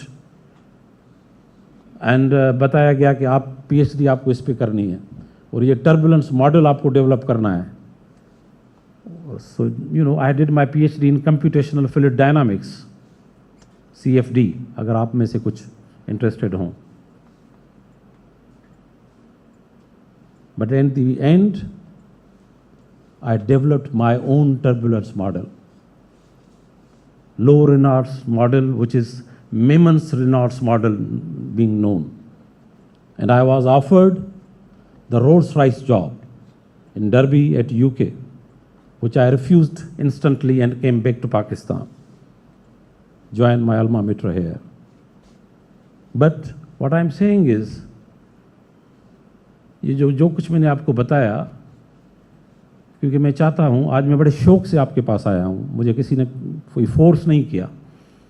I have come from my heart to speak. And I just wanted to tell you कि देखें, ये सारी मैंने बातें आपको इसलिए बताई कि वो जो एजुकेशन का जो चार्म था, वो जो एजुकेशन का डिसिप्लिन था, और जो आज आई एम कॉन्फिडेंट जो आपको मुझ में नज़र आ रहा होगा, वो आप में नज़र आना चाहिए minimum, because we expect a lot from you. और जब मैं इंग्लैंड गया, बाय द वे, तो मेरे सुपरवाइज़र ने मुझसे पहली मुलाकात में क्या कहा, he said, I know you have come from Pakistan, Memon, and I know you are less privileged people in the world. You are not that technically and academically sound and developed. But that time is gone. Now everybody is equal. We used to have a little bit, you know, flexibility and favoritism towards the people coming from your part of the world. But now you have to be on your own. And you are just to me as any normal UK student. So you can understand that. कि उस ज़माने में हम पर क्या गुजरी होगी. तो my point is कि you are the people, you are the population of our 21st century. आखिरी बात मैंने अपने पुराने बहुत सारे स्टूडेंट्स जो यहाँ पर हैं उनको कहता रहा हूँ, आपको भी बताता चलूँ कि आप हमारी एक एनर्जी हो. You are one of the kind of energy which shall be utilised for the development of this province and for the development of this country. तो मैं ये चाहूँगा कि आप अपनी सही क़ुव्वत से, अपने पॉजिटिव माइंडसेट से यहाँ पर रहें, यहाँ को एंजॉय करें. मेरी दुआ है कि आपके होते हुए हमारा एक नया कैंपस, जो शायद प्रेजेंटेशन में बताया गया हो, एक मलिर कैंपस हमारा बन रहा है जो कि 100 एकड़ लैंड पर है, which is having like 1.5 billion project. और वहाँ पर हमें बहुत सारी और भी फैसिलिटीज़ हैं स्टूडेंट्स के लिए. I don't know whether you will be able to enjoy or not, looking into the various scenarios of the development works at the country. But मेरी बेस्ट विशेज़ हैं और हमारी हर मुमकिन कोशिश है कि वो हमारा प्रोजेक्ट नेक्स्ट ईयर तक कंप्लीट हो जाए, बाय 2024. तो अगर वो हमारा कामयाब हो जाता है प्रोजेक्ट, तो फिर आपको वहाँ पर हॉस्टल्स भी मिलेंगी if you are looking forward. Because मैं समझता हूँ कि यहाँ पर एक दो जो हमारी वीक एरियाज़ हैं उनमें हमारा स्पेस अवेलेबिलिटी है, जो कि आपको पता है कि ये टोटल जो लैंड है, जो कायदे आज़म जब पढ़ता था तो तब भी 8 एकड़ थी, आज भी 8 एकड़ है, मगर उस ज़माने में 8 एकड़ थी. अब यूनिवर्सिटी के पास सिर्फ 5 से भी कम एकड़ हैं, 4.5 एकड़ हैं, क्योंकि 3.5 एकड़ हमारे कॉलेज के पास है जो हमारे कंट्रोल में नहीं है. तो लिहाजा we are doing all that education after 140 years from 8 acre to 5.5 acres और 4.5 एकड़्स मे बी. लेकिन we are trying our best कि as much as students we shall have. एक और भी आपको बात बताता चलूँ, आपको बहुत सारे मेरे डीन साहिबान और प्रेजेंटर्स ने आपको सब कुछ बताया one of the true reflection of our university is you people, because in 2020 we just had 1800 students in this university covering all postgraduate and undergrad, और alhamdulillah आज including you we are 6,000 plus. So you see in a 2 years time or in a 3 years time our population of student has grown more than 200%. So yes, उसकी एक problem भी है थोड़ा कि हमारा space कम है, but then we are open now even on Sundays. Depends upon your program and depends upon your course of study and the degree. Mostly on Saturdays and Sundays we have a masters and PhDs, but even some undergrad classes may be offered, which you will be knowing during your timetables and all that. खुश रहिए, इस इदारे को अपना इदारा समझिएगा. जो societies बताई गई हैं आपको, अराउंड 8 सोसाइटीज़ हैं. They are the backbone of our student population, backbone of your growth, backbone of your grooming. तो उनको ज़रूर ज्वाइन करें. It's a very democratic procedure, और ये इससे आपको ये भी एक इलेक्टिव प्रोसीजर का, और आपको how to connect with the people and how to be socialize, वो भी आपको उसमें एक आएगा. और सारी almost all the aspects have been covered through all these societies. तो उनको भी ज़रूर कीजिएगा. स्पोर्ट्स फैसिलिटीज़ भी आपको बताई गई, एक्स्ट्रा करिकुलर एक्टिविटीज़ भी बताई गई, एकेडमिक एक्टिविटीज़ बताई गई. One of the major achievement which we have is as Zunaira told you, is our National Incubation Center, which is in Sindh province only we have 3. One is at Sakkar IBA, the other is at Mute Jamshoro, and the third is at Smiu in Karachi. तो ये हमारा 7th floor पर 6th floor in IT tower पर है. तो वो देखिए और समझिए, और उनसे वहाँ पर जो स्टाफ है, जो लोग हैं, उनसे कोऑर्डिनेट कीजिए, अपॉइंटमेंट लीजिए, चीज़ों को डेवलप करें. अगर आपको वाइस चांसलर से मिलना है कोई इशू नहीं है, मगर अगर आप कहेंगे कि मैं अभी आया हूँ और 10 मेरे साथ दूसरे हैं और मुझे वीसी से मिलना है, मुझे डीन से मिलना है, that shall not be the way. But be a polite and be a gentleman और जेंटल वुमन, और क्या कहेंगे हम आपको, मोहतरमा बनिए और एक अपॉइंटमेंट ले लीजिएगा. आपको हम इंशाल्लाह आपसे मिलेंगे, और आपकी अगर कोई इशू है, आपका कोई फीडबैक है, आपका कोई इनपुट है, तो उसको भी हम देख लेंगे और उसके कोशिश करेंगे वो प्रॉब्लम रिजॉल्व हो इंशाल्लाह. आईटी की बड़ी अच्छी फैसिलिटीज़ हैं हमारे पास. IT is one of a very strong section of this university. So I hope कि वो भी आपको मायूस नहीं करेंगे. ये जो देख रहे हैं आपके साइडों पर फ़ोटोज़ हैं, ये उस ज़माने के लोग हैं. मेरे वालिद साहब का भी वहाँ पर फ़ोटो है. He is been student Taj Sahrai. He has been a student of this institute and whose son is your vice chancellor today. So you see, this is how you shall groom. This is how you shall be. क्या पता जब जहाँ पे आपके वालिद पढ़े हों उसी इदारे के आप कभी सरबराह बन जाएं जैसे मैं बन गया हूँ. तो I hope my best wishes for you. Enjoy your stay here and relax. और ज़्यादा रिलैक्स नहीं हो जाइएगा, पढ़िएगा ज़रूर. सोशल मीडिया अच्छी बात है, कनेक्ट रहें. I love it. और जुनेरा को कहूँगा कि वो अब मैं तो कभी यूज़ नहीं किया, मगर ट्विटर का अब सिंबल चेंज हो गया है, तो वो चेंज कर दें आप. हाँ, अब वो नहीं रहा, चिड़िया नहीं रही, अब क्रॉस हो गया है. तो keep all right, keep update yourself, enjoy your stay here and we will love to serve you. Thank you very much. God bless you.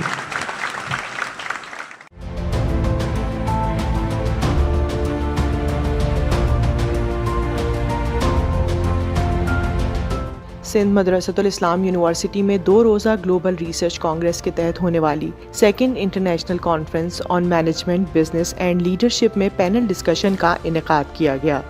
need of policy reforms to promote sustainable and innovative business practices کے عنوان سے منعقدہ panel discussion کی میزبانی کے فرائض lecturer department of business administration Naeem Ahmed نے سر انجام دیے۔ Head of compliance Meezan bank Ahmed Ali Siddiqui نے پینل سے گفتگو کرتے ہوئے کہا کہ تعلیمی اداروں اور انڈسٹری کے درمیان رابطے بڑھانے کی ضرورت ہے تاکہ اداروں میں کی گئی ریسرچ عملی طور پر کام آ سکے۔ ابھی تک انڈسٹری اکیڈیمیا لنکیج جو ہے نا وہ ہمارے کمزور ہیں۔ ہمیں آسان زبان میں یعنی کہتے ہیں نا ورکیبل سولوشنز چاہیے انڈسٹری کو، تو اگر آپ اس کو انڈسٹری کے ساتھ مل کے لنک کر کے ریسرچ کرتے ہیں اور اس انٹریکشن کرتے ہیں تو یہ پھر ہماری سکسیس سٹوری بنے گی۔ اور میں تمام لوگوں سے دوبارہ ریکویسٹ بھی کروں گا کہ انڈسٹری کے ساتھ مل کے کام کریں، ریسرچ جوائنٹ ہو، اپلیکیٹو۔ اس وقت ہمیں اپلیکیٹو ریسرچ کی بہت شدید ضرورت ہے کہ آپ کے یہاں سے جو آئیڈیاز آئیں، جو سولوشنز آئیں، وہ 1 سال میں 2 سال میں کمرشلائز ہو جائیں اور جا کے وہ اکانومی کو سپورٹ کریں۔ Dean college of business management IUBM doctor Shujaat Mubarak نے موضوع پر اظہار خیال کرتے ہوئے کہا کہ ہمیں نظام تعلیم کے ذریعے طلباء کو نئے آئیڈیاز اور نئی ٹیکنالوجی پر کام کرنے کے لیے تیار کرنا ہوگا۔ ارلی ایج آف ایجوکیشن اور پھر آپ کی یونیورسٹی ایجوکیشن آئے گی۔ آپ شروع سے ایک براڈ بیس ایجوکیشن دیں گے اور پھر آپ کا رسک ٹیکنگ ایبلٹی آپ کے جنریشن میں آئے گی۔ They will be willing to take the risk, they will be willing to take the innovative ideas. پھر وہ جب یونیورسٹی لیول پہ آئیں گے and then once they will be getting into the industry they will be able to innovate, اور وہ innovation ایسی ہوگی جو سسٹینیبلٹی کی طرف جائے گی۔ پینل میں شریک نجی فوڈ کمپنی کے کنٹری ہیڈ سرفراز احمد خان نے شرکاء کو فوڈ انڈسٹری کو درپیش چیلنجز کے حوالے سے بتایا کہ ہمیں خوراک کے معیار پر توجہ دینے کی ضرورت ہے۔ فوڈ سیکٹر جہاں میں پہلے دیکھ رہا تھا آج اس سے بہتر جگہ پہ دیکھ رہا ہوں اس کو۔ ایسا نہیں ہے کہ میں یہ دیکھ رہا ہوں کہ فوڈ سیکٹر جو ہے وہ نیچے آ گیا ہو، فوڈ سیکٹر بہتری کی طرف ہے اور ابھی بھی بہت سارے کام کرنے کی گنجائش موجود ہیں، مگر اس سیکٹر کے اندر ایک سب سے بڑا المیہ یہ ہے کہ کوالٹی فوڈ کی سب سے زیادہ ضرورت ہے۔ ہمیں سب سے پہلے ہر چیز کو پرچیز کرنے سے پہلے پتہ ہونا چاہیے کہ آیا یہ کوالٹی فوڈ ہے یا نہیں ہے، یا ہم کیا چیز یوز کر رہے ہیں اور کیا چیز ہم کھا رہے ہیں، تو یہ سب سے زیادہ ضرورت کی چیز ہے۔ Dean faculty of business administration SMIU doctor Jamshed Adil نے اپنی گفتگو میں کہا کہ ہمیں انڈسٹری کو مضبوط اور مستحکم بنانے کے لیے کاروباری اخلاقیات کو بہتر بنانا چاہیے۔ ہمارے ہاں جو کاروبار کی ایتھکس ہے، اس حوالے سے بھی اسٹوڈنٹس کو بھی اور پورے سماج کو، سوسائٹی کو سینسٹائز کرنے کی ضرورت ہے، کیونکہ جو بزنس ایتھکس ہیں اس حوالے سے چاہے بینکس ہوں، چاہے باقی مالیاتی ادارے ہوں، یا کوئی بھی پروڈکٹ بیچنے والے یا سروسز والے جو بھی لوگ ہیں، تو بدقسمتی سے why are nation is very much crazy of imported products, کیونکہ امپورٹڈ پروڈکٹس چاہے وہ ایک سر درد کی گولی ہو یا چاہے کوئی بہت بڑی مصنوعات ہوں، تو ان میں جو لیبلنگ پہ جو بات لکھی ہوتی ہے، جو اس پہ درج ہوتے ہیں کہ یہ فلاں فلاں انگریڈینٹس ہیں، اس کے بارے میں ان کا ورک ایتھکس انہیں اس بات پہ مجبور کرتا ہے کہ وہ جو کہتے ہیں وہی مصنوعات بیچیں۔ When it comes to Pakistan تو یہاں پر اس حوالے سے بہت زیادہ کام کرنے کی ضرورت ہے۔ پینل ڈسکشن کے اختتام پر dean faculty of social sciences professor doctor Zahid Ali Channar نے شرکاء کو شیلڈز پیش کیں۔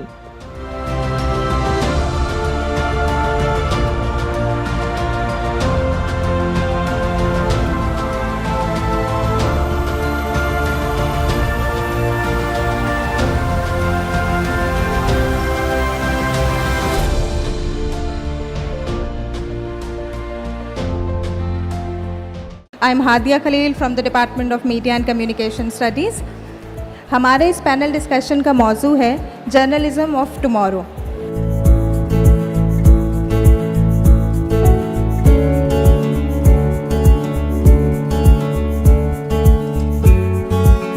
میں کوئی 30-40 سال سے پڑھا رہی ہوں ماس کمیونیکیشن، لیکن اب جو میں نے جو سچویشن دیکھی ہے کہ ہمارے جو بھی اسٹوڈنٹس آتے ہیں کبھی انہوں نے اخبار پڑھا نہیں ہے، نہ اخبار پڑھتے ہیں، نہ ان کو اخبار کے بارے میں کچھ پتہ ہے، نہ کچھ دیکھتے ہیں، بس وہ سمجھتے ہیں کہ ہم سوشل میڈیا پر ہی لکھ دیں گے تو ہم جرنلسٹ بن جائیں گے۔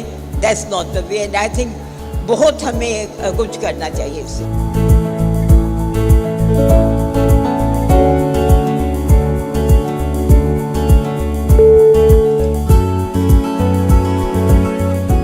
اس وقت موجودہ نظام یا جو ہمارا سسٹم ہے جس پر ہم اس وقت نیوز ٹیلی کاسٹ کرتے ہیں وہ تبدیل ہو رہا ہے. ٹیکنالوجی آ رہی ہے, آپ کو پتہ ہے کہ اگلے سال 5G دنیا میں انٹروڈیوس ہو جائے گا. ٹیکنالوجی تبدیل ہو رہی ہے, نیوز کا انداز تبدیل ہو رہا ہے, فائنانس کا جو موڈ ہے, یعنی پہلے جس طرح سے نیوز میں فائنانس ہوا کرتا تھا اس طرح سے فائنانس نہیں ہو رہا. بہت سارا شیئر ہے جو سوشل میڈیا لے کر چلا جاتا ہے, اخبارات جو ہیں ان کا چلانا اب مشکل ہوتا چلا جا رہا ہے. تو ایک نئے فیز میں ہم داخل ہو رہے ہیں, اور اس نئے فیز کی شکل کیا ہوگی ہم صرف ابھی اندازہ لگا سکتے ہیں.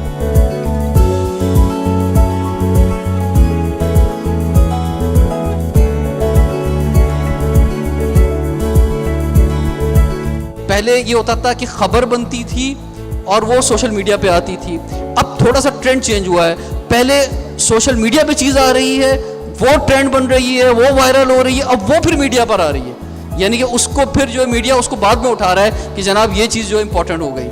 تو اس میں جو ہے ان ساری چیزوں کے اندر جو سب سے بڑا سوال ہے وہ پروفیشن کا ہے کہ جو لوگ ابھی میڈیا سائنسز پڑھ رہے ہیں انہوں نے اپنا کیریئر کیسے بنانا ہے, اور وہ کیسے جو ہے وہ کس طرف جائیں گے. جو ہمارا آنے والا کل ہے اس میں ان کا مستقبل کیا ہے. وہ اپنا یوٹیوب چینل کریٹ کرنے میں زیادہ انٹرسٹڈ ہیں, کہیں انسیکیور جاب کرنے میں انٹرسٹڈ ہیں. جو انٹرپرینرشپ کی آج کل بات ہو رہی ہے یا جو فورتھ انڈسٹریل ریولیوشن کی بات ہو رہی ہے وہ اس میں کچھ جو ہے آگے بڑھیں گے.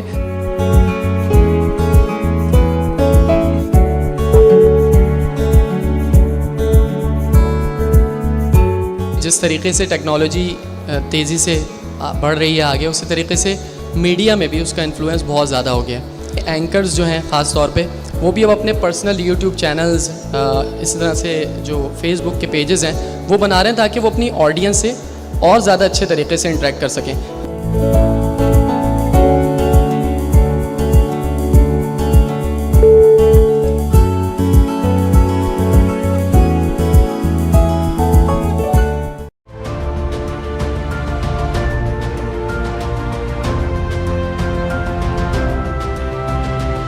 سندھ مدرسۃ الاسلام یونیورسٹی میں 2 روزہ گلوبل ریسرچ کانگریس کے تحت ہونے والی first international conference on media and social development میں محکمہ برائے انسانی حقوق سندھ کے اشتراک سے پینل ڈسکشن کا انعقاد کیا گیا.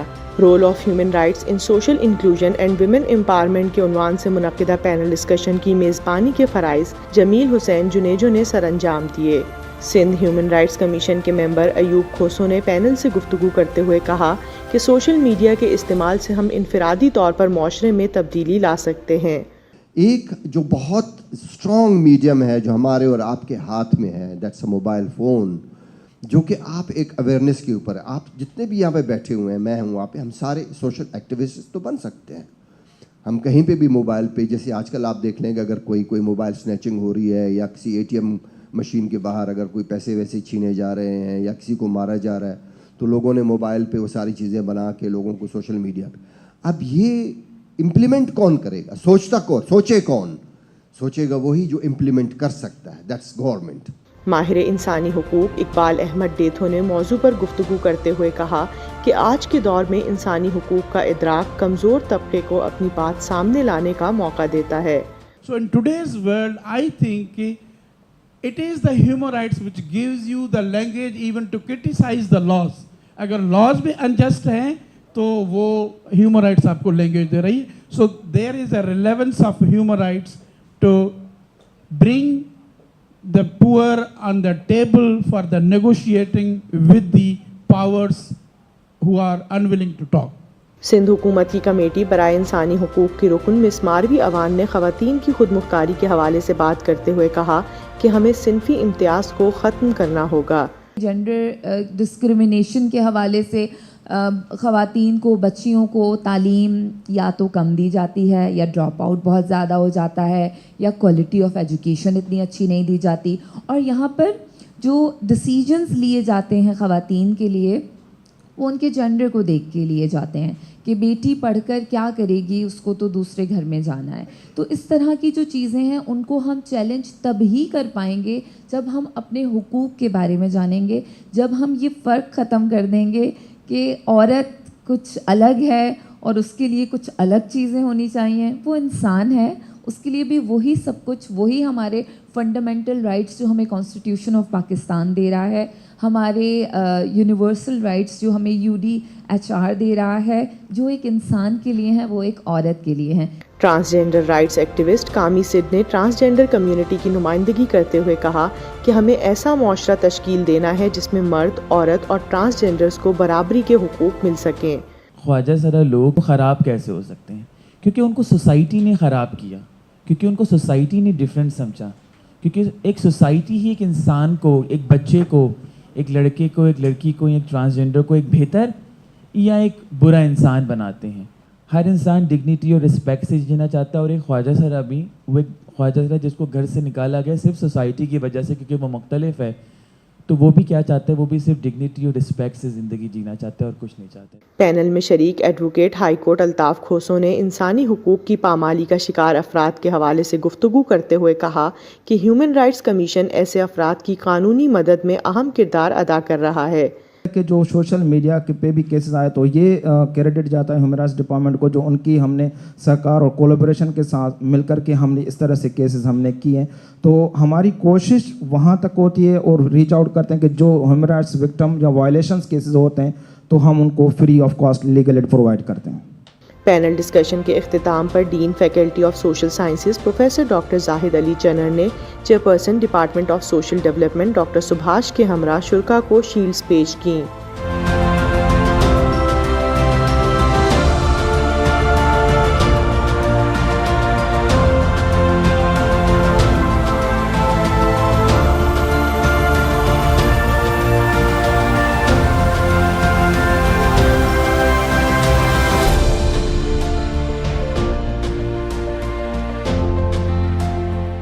Sindh Madressatul Islam University, in collaboration with the DICE Foundation USA, organized a 2-day Creative Arts and Media Summit and exhibition at the Expo Center, Karachi. Number of guest speakers from media, film, drama and academia took part in different panel discussions. A panel discussion was held with the title State of Creative Arts in Pakistan. The President Arts Council, Karachi, Mohammad Ahmed Shah, CEO TV1, Seema Tahir, producer and actor Samina Ahmed, Director Babar Sheikh, actor Paris Masroor and SM Raza discussed the state of creative arts in Pakistan. They said that there was a space for new generation if they want to see their career in the creative arts. The speakers said that the importance of creative arts was being recognized in the country. It is very necessary to have an art education, to be involved in music, to be involved in drama, to be involved in painting and drawing. صرف science پڑھنے سے بہت اچھی بات ہے, science میں بھی innovations کرنی ہے, مگر صرف سائنس پڑھنے سے ایک مہذب تہذیب یافتہ سوسائٹی نہیں بنتی. ایک اگر ہم نے تہذیب یافتہ سوسائٹی بنانی ہے تو اس کے لیے بہت ضروری ہے کہ ہم بچوں کو آرٹس میں انٹروڈیوس کریں. وہ اپنے اسکولوں میں, ہر اسکول میں ڈرامہ پڑھا جائے, کہانی پڑھی جائے, لٹریچر پڑھا جائے. اسی آرٹ کی شکل جو ہمارے پنجاب میں یا ہمارے سندھ میں یا ہمارے بلوچستان میں جو فوک ہے وہ ایک بڑی آرٹ فارم ہے جو چند شہروں تک محدود نہیں ہے. آپ میلے ٹھیلے پنجاب کے جا کے دیکھیں, ان کے اپنے میوزیشنز دیکھیں, اسی طرح سے آپ بلوچستان میں دیکھیں تو فوک میوزک بہت بڑا ایک خزانہ ہے ہمارے پاس, سب سے مضبوط ترین, جس کو ہم پوری دنیا سے پریزنٹ کر سکتے ہیں.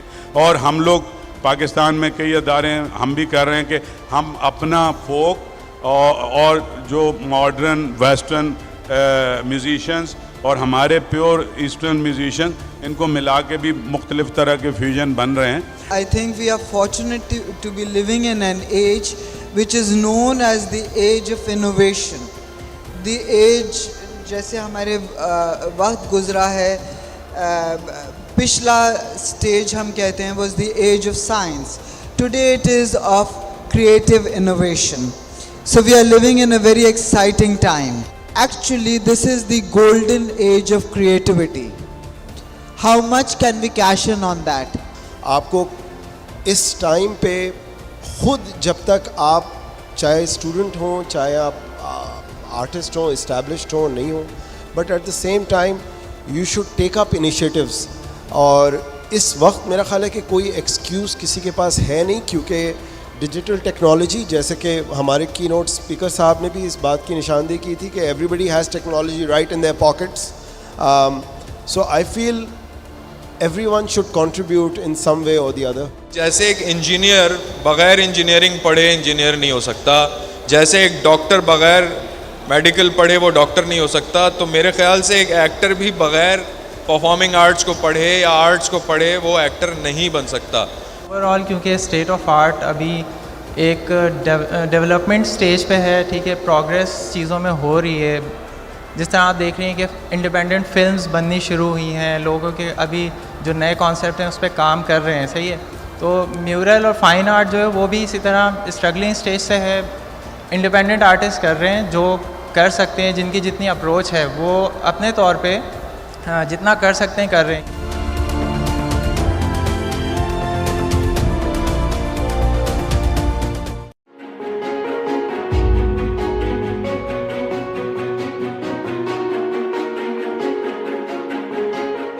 سندھ مدرسۃ الاسلام یونیورسٹی میں directorate of student affairs and counselling کی جانب سے campaign against drug use in educational institutes of Karachi کے عنوان سے گیسٹ لیکچر سیشن کا انعقاد کیا گیا. Manager student affairs Zunaira Jalali نے لیکچر سیشن کی میزبانی کے فرائض سر انجام دیے. Director student affairs doctor Asif Ali Wagan نے director general anti narcotics force major general Muhammad Aneeq ur Rehman ملک کو خوش آمدید کہا اور طلبہ میں منشیات کے خلاف آگاہی مہم کو سراہا. Director general anti narcotics force major general Muhammad Aneeq ur Rehman ملک نے لیکچر سیشن میں شریک طلبہ کو منشیات کے تباہ کن اثرات اور شدید نقصانات کے حوالے سے آگاہ کیا. There are drugs which can be classified by means of their effects on human body or brain. So first do we have the stimulants, most commonly used by the students. Because you suffer from performance anxiety, you have peer pressure, you want to perform more in less time, you want your mind to be focused, you don't want to be distracted elsewhere. So students normally indulge in stimulants.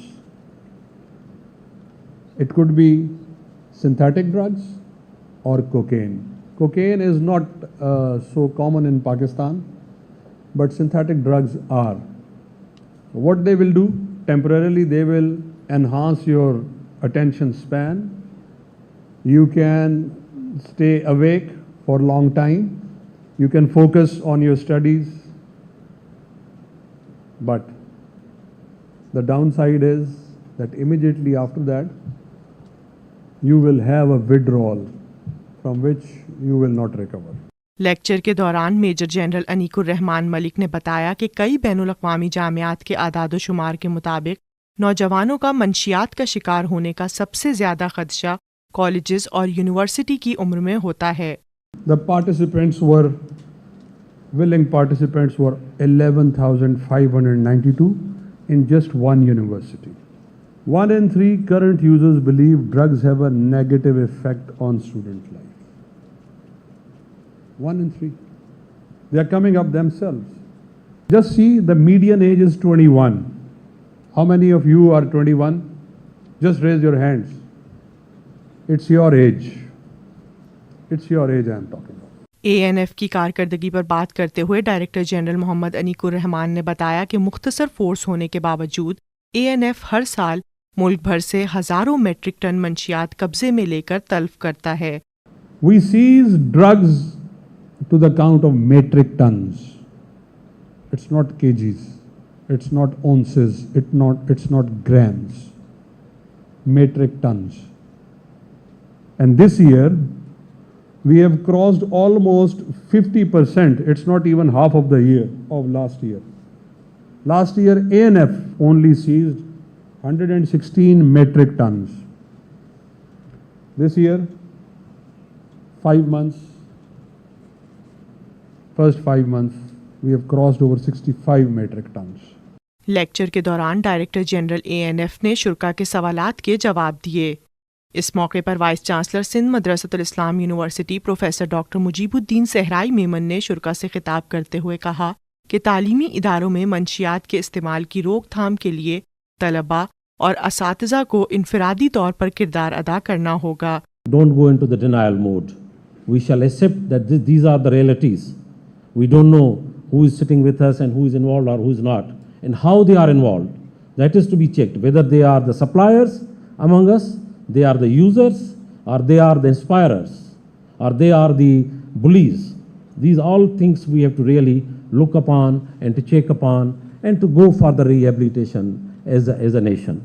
Session کے اختتام پر vice chancellor Sindh مدرسۃ الاسلام university professor doctor Mujeeb الدین صحرائی میمن نے director general ANF اور دیگر عہدیداروں کو souvenir پیش کیے. ڈائریکٹر جنرل ANF نے بھی وائس چانسلر سندھ مدرسۃ الاسلام یونیورسٹی پروفیسر ڈاکٹر مجیب الدین صحرائی میمن کو شیلڈ اور تحفہ پیش کیا.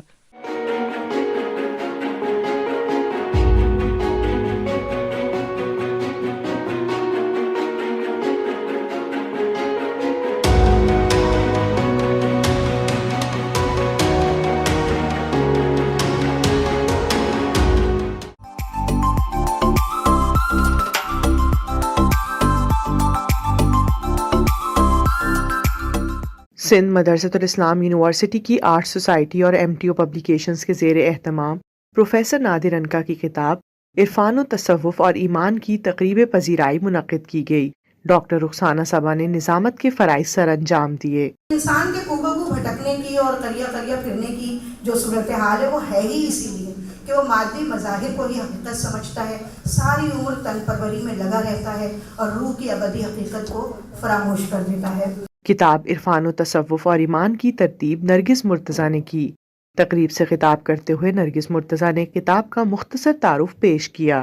مہمان خصوصی وائس چانسلر سندھ مدرسۃ الاسلام یونیورسٹی پروفیسر ڈاکٹر مجیب الدین صحرائی میمن نے تقریب سے خطاب کرتے ہوئے کہا کہ آج کے نوجوانوں کو صوفیزم کی جدید تعبیر سمجھائے جانے کی ضرورت ہے. جب گلوبل ولیج کی بات کی جاتی ہے تو گلوبل ولیج کا جب کنسیپٹ آیا تو میں تو سمجھتا ہوں وہ بھی ایک صوفیزم ہے کہ ہر وہ بچہ جب پیدا ہوتا ہے وہ ایک صوفی ہوتا ہے.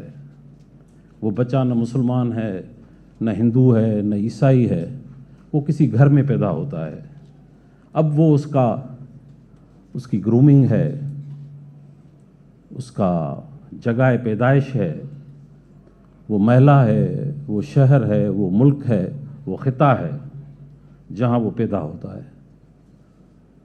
پھر اس کی گرومنگ ہے، اس کے پیرنٹس ہیں، اس کے استاد ہیں، اس کی فیسلٹیز جو اس کا خطہ اس کو دیتا ہے، اور پھر ایک ماحول ہے.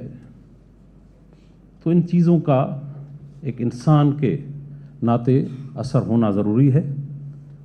لیکن پھر جب ان سب چیزوں سے نکل کر آدمی آگے آتا ہے پھر اس کی ایک اپنی سمجھ بھی ہوتی ہے، سوچ بھی ہوتی ہے. تو میں سمجھتا ہوں صوفیزم ایک یہ سلسلہ ہے جس کو سمجھنا ہے تو بہت ضروری مگر بہت کم سمجھتے ہیں.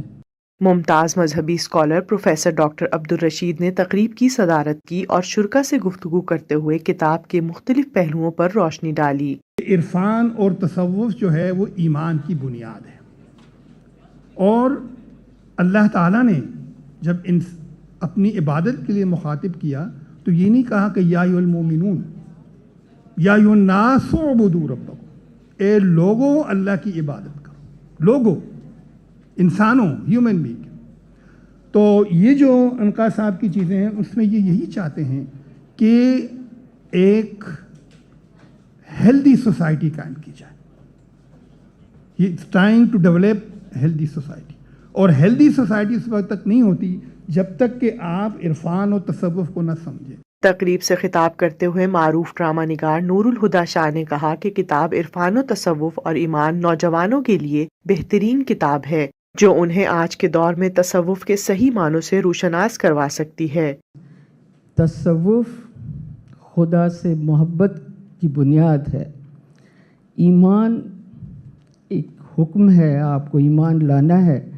تصوف اس ایمان میں محبت کا رنگ بھرتا ہے. آپ خدا تک ہم پہنچ ہی نہیں سکتے جب تک اس رنگ کو حقوق العباد کے ذریعے اس میں رنگ نہیں بھرتے. اس میں جب تک اس کے ذریعے سے اس کے پاس نہیں پہنچتے. اس موقع پر ڈاکٹر محسن نقوی نے اظہار خیال کرتے ہوئے کہا کہ پروفیسر نادر انکا کی کتاب خود شناسی کی طرف توجہ مبذول کرواتی ہے.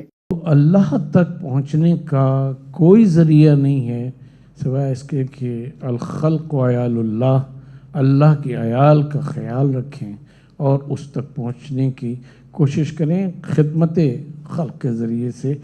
اور یہی اگر آپ کے صفائے باطن میں آپ کے پیدا ہو جائے، جس کو تصوف کہتے ہیں، تو یہی معرفت یا عرفان کا سبب بن جاتا ہے، آپ کے نفس کے بھی عرفان کا اور اس کے ساتھ ساتھ اللہ تبارک و تعالیٰ کے عرفان کا بھی. اردو ادب کی ممتاز شاعرہ ڈاکٹر شاہدہ حسن نے حاضرین سے گفتگو کرتے ہوئے کہا کہ نادر انکا کی کتاب میں انسانوں کے تمام موجودہ مسائل اور ان کے مختلف پہلوؤں کا تجزیہ کیا گیا ہے. یوں خود کو ہم اپنے ہی بنائے ہوئے اصولوں اور معیارات کے تحت محصور اور پابند کر لیتے ہیں کہ اپنے اصل مقصد حیات سے دور چلے جاتے ہیں، یعنی اپنے خالق حقیقی کے ادراک اور اس سے حقیقی وابستگی کا لطف اٹھانے سے محروم رہتے ہیں. نتیجتاً اس کی حیات کا ہر لمحہ تشکیک، خوف، ذہنی اور فکری انتشار اور ایک بے مقصد دوڑ میں مبتلا زندگی بسر کرنے میں گزر جاتا ہے. وائس چانسلر سندھ مدرسۃ الاسلام یونیورسٹی پروفیسر ڈاکٹر مجیب الدین صحرائی میمن نے تقریب کے شرکاء کو شیلڈز پیش کیں.